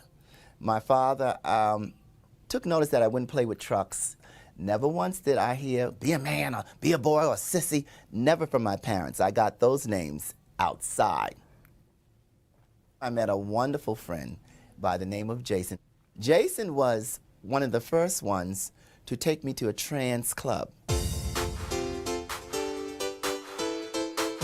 I had seen the trans girls and always thought they were beautiful. There was something exotic about them. There was something magical. I saw a world that I had never seen before and knew that this is where I'm supposed to be. We were leaving and two beautiful trans girls were coming up. One just stared at me and she says, "You're going to be a queen one day. You're going to be a queen." I didn't know what I felt, but I knew I didn't like the outer body of Keith. I just didn't like being that person. And I decided I can't do this anymore. It's hard to try to be something you're not. And so many of us live that way. It's hurtful, it's painful because you can't be you because you're living for everyone else. I was in my late 20s and early 30s when I began to go into the direction of transitioning. I had a lot of obstacles that were before me, my career, family, the faith I came out of. My boss's wife looked at me one day and she said, "You gay?" And I said, "Of course." And she just burst out and laughed. They didn't bother me. I went and got my name changed. I got on the hormones and I took off. I went out one night and I was coming from a bar. The next thing I know, I felt this knock in my face. And the blood came and the tooth went and all of this. Didn't realize my jaw was broken in two places. I'd been through 3 surgeries. There's a plate on this side. They took this one out because it wouldn't heal. I was diagnosed with post-traumatic stress disorder from that. I have to be honest, it was my faith that has carried me through. My face was swollen and it was coming down. Pain, and I just would muster myself up to go to church. I had a burning need to just be in the house of the Lord. It's strength for me, not just because the way I was raised, but my relationship with God. It's a personal relationship for me, and it keeps me stable. If you've been a victim of hate crime, you have to reach way down inside and go to that core. If you go through some depression, don't stay there. We have plenty of support groups out there. You have to stay strong, and we have to do something about this violence against those that are transgender. Everyone has to be happy with who they are, because life is not worth living. I am the happiest that I have ever been in my life because I'm me. I want people to remember me as someone that would encourage you and lift you up, as a soldier of love.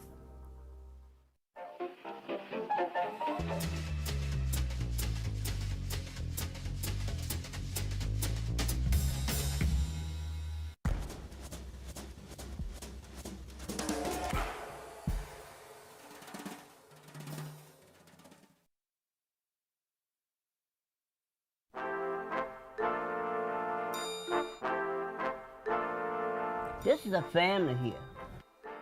How you doing, Joy? Okay, how are you? Good. How was class? Listen, I need somebody to rub me down after them classes. You know, I could barely walk to get here, let alone do some exercise. Lunch is every day here.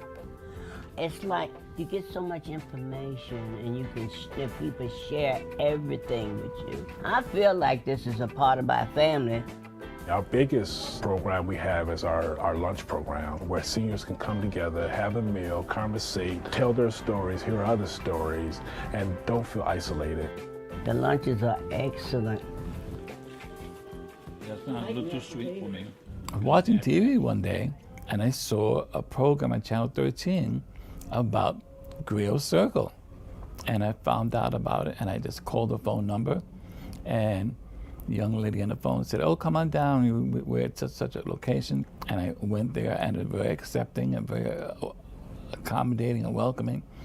And I just started going there every day. I had a place to go because I lived with my sister. I didn't go anywhere. I stayed in the house all day.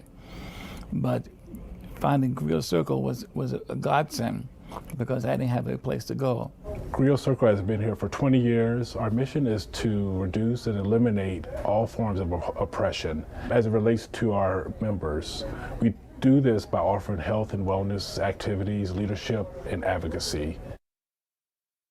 We joined Grill when we had no place to stay. We used to have our meetings in a church. It's always been a place where you can be yourself and where you can discuss matters that go on in the most of the gay associations and whatnot, and a place where you're not judged because you're not living the life of most people. Just knowing that there were others and there were people who really cared about what we were about, that's what I found. This is like a second home to me. I come here at least 4 times a week. I take the number 5 train from the Bronx. It's an hour and 15 minutes. Well, when I get here, there's a lot of activities to do, a lot of things to be involved in, and they're fun. You come here and you are productive. You come here and you have friends. You come here and you find different things that you have never ever known that you were interested in, and all of a sudden you find an interest in that. I made all new friends here, and it made a big difference in my life because I had a purpose for myself. I had a place to go, people to talk to, and things to do. You know, isolation is one of the biggest factors when you age. You know, with isolation itself, it brings on other things, depression, you know, mental health, you know, struggles. For us, we recognize that that is an important issue here at Griot Circles, so we try to provide various services that address isolation. I am having problems, memory problems. I'm having depression problems. And somehow, because I'm connected, some of the workers and the people who work here have given me information and referrals to people who can help me and who are helping me. Other organizations don't necessarily cater to us in a way. They don't have the same understanding of what our needs are. And then, of course, there's the prejudice that happens, unfortunately. Our core audience is LGBTQ, and with that, we have unique needs that other centers, places won't be able to provide. As we age, we recognize there are not that many places that we feel safe or feel comfortable or feel welcomed in. Here at Griot, we're affirming. You know, we welcome everybody, whether you're LGBTQ or however you identify. You don't have to come back for that? She knows to pay you no mind. Listen, Felicia can take care of herself, honey. She didn't say one word. You can hear the stories when they get together and the laughter and the fun, you know, so that's the value of the meal program, is that it brings you back into the community and it makes you more visible and it lets you know that your stories and yourself matters. I now feel that I'm going to live a long life as much as possible. I may have problems with my health, but as long as I can get around and do things, I'm okay. I would say here at Griot, the space, the rooms are always filled with laughter. But here, you know, if you're not laughing, you're smiling. If you're not smiling, you're being hugged. There's always something going on. Okay, baby. Watch it. Don't be letting nothing touch nothing.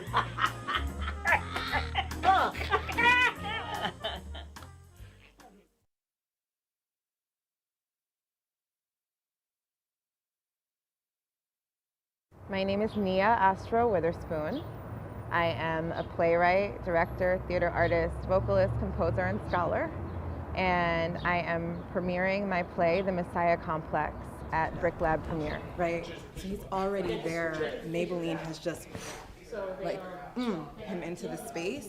And with that, it's like he's experiencing, you know, his nerve endings are out to here. So it's like he can feel everything again. This is huge for me.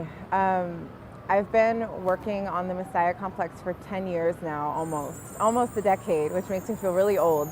But it's so interesting because it feels that the play has come of age at the precise right time in history. And that all of the kinds of, like it's really at a time when Black voices are amplified in what I see as the most complicated way that Black voices have ever been amplified, right? It's not just the flattened out view. We're seeing the prism for the first time, being hinted at. It's just the beginning, but I feel really, really excited and lucky that this play gets to come of age into that. It feels all destined and divined and meant to be. How you doing? I'm fine. Just playing the numbers here. Any luck? A little bit, yeah. You okay? Yeah. I'm good. The founders of the Black Lives Matter hashtag and organization are 3 Black queer women. The fact that all of that is occurring at the time that my play is also premiering feels really important to me. This is a play about Black queer folks in particular coming to voice, but in relationship to the larger Black struggle, that like these are not and have never been mutually exclusive moments or struggles. And I think this political moment shows that in a really, really profound way, as does the play attempt to. Pops! Thought I'd never see him again, like as if I was the one that sinned grim, or gave up like it's the end. My end.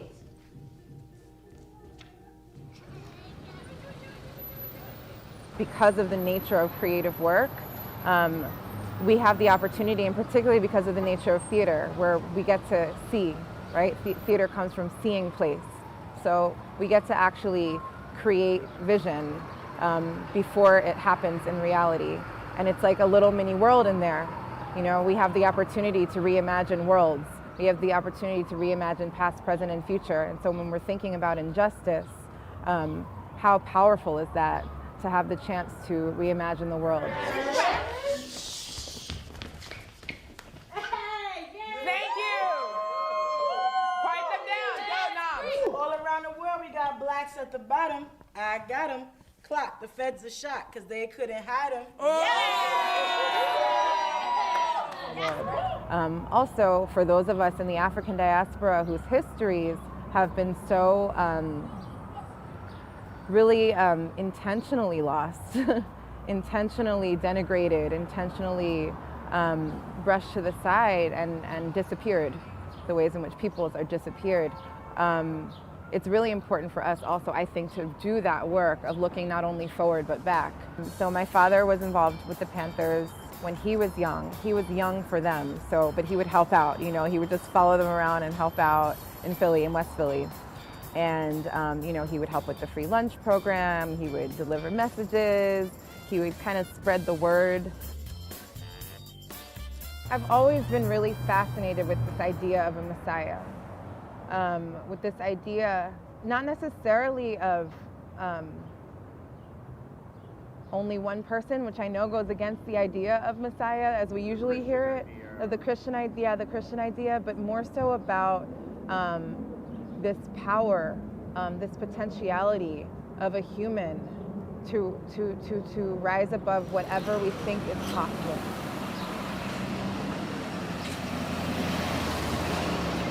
And as far as people go, just everybody, as far as communities go also, we can't just look to a leader, but really finding that Messiah inside of oneself and the ways in which, especially certain folks are deemed holy and certain folks are deemed unholy, you know? And when you think about who's asking, that's a huge deal. We are described as monstrous, as demonic. And so I think really when we think about the ways in which the monstrous, the demonic, and the sinful is projected onto unwanted bodies, unwanted social bodies, bodies who are oppressed, and bodies who the system survives based on oppressing, to claim I am holy and to claim I am Messiah for any of those bodies is absolutely revolutionary. Hey, I'm from the Black Panther Party for self-defense. I will not be disrespected. You know that voice. Nah. It's him. I can't. Go. I got this, man. You sure? Yeah. What's up, man? Get out of here. You alright? Yeah. I'll be damned.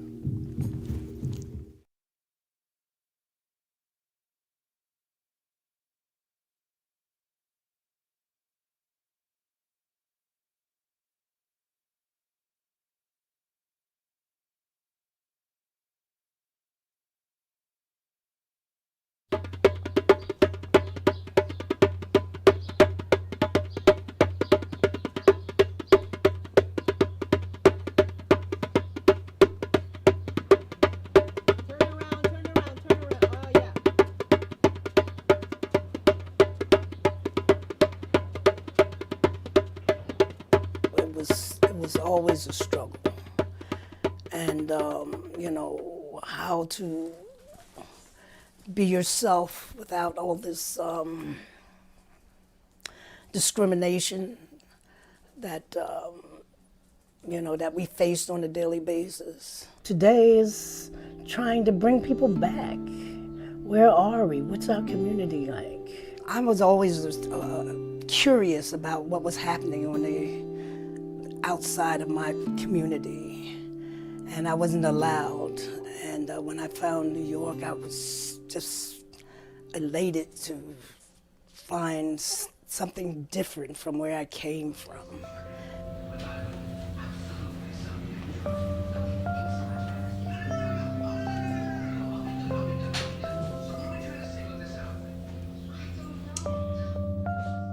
I came out as a three-piece butch. I wore the suits and I patted things down, and I was very much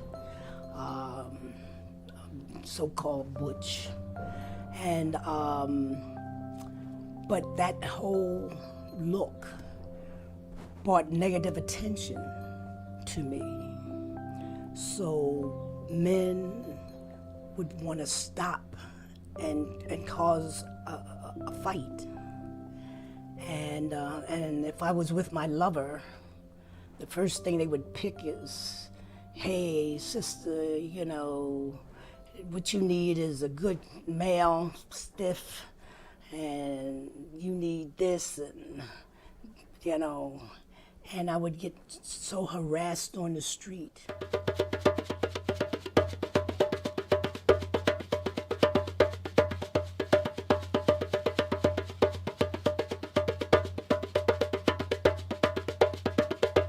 Salsa Soul was developed because of women's lack of services, discrimination, health, lack of health care, that we just needed to be with each other, the network, to sit down and talk about some of the problems that we ran into. I marched out of my shoes. We were building a movement. Circle of Voices became something for women to be proud of. Women really worked hard. I got a lot of cooperation from women once they realized that I was serious.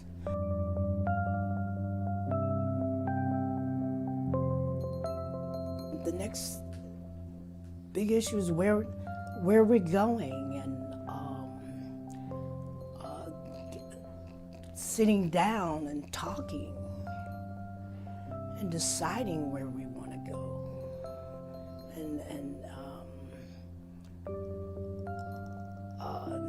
That's one of the main ones, getting the youth and the elders together and talk about where we have been, what it was like for us, and our music, our culture, our past, and help bring that forward.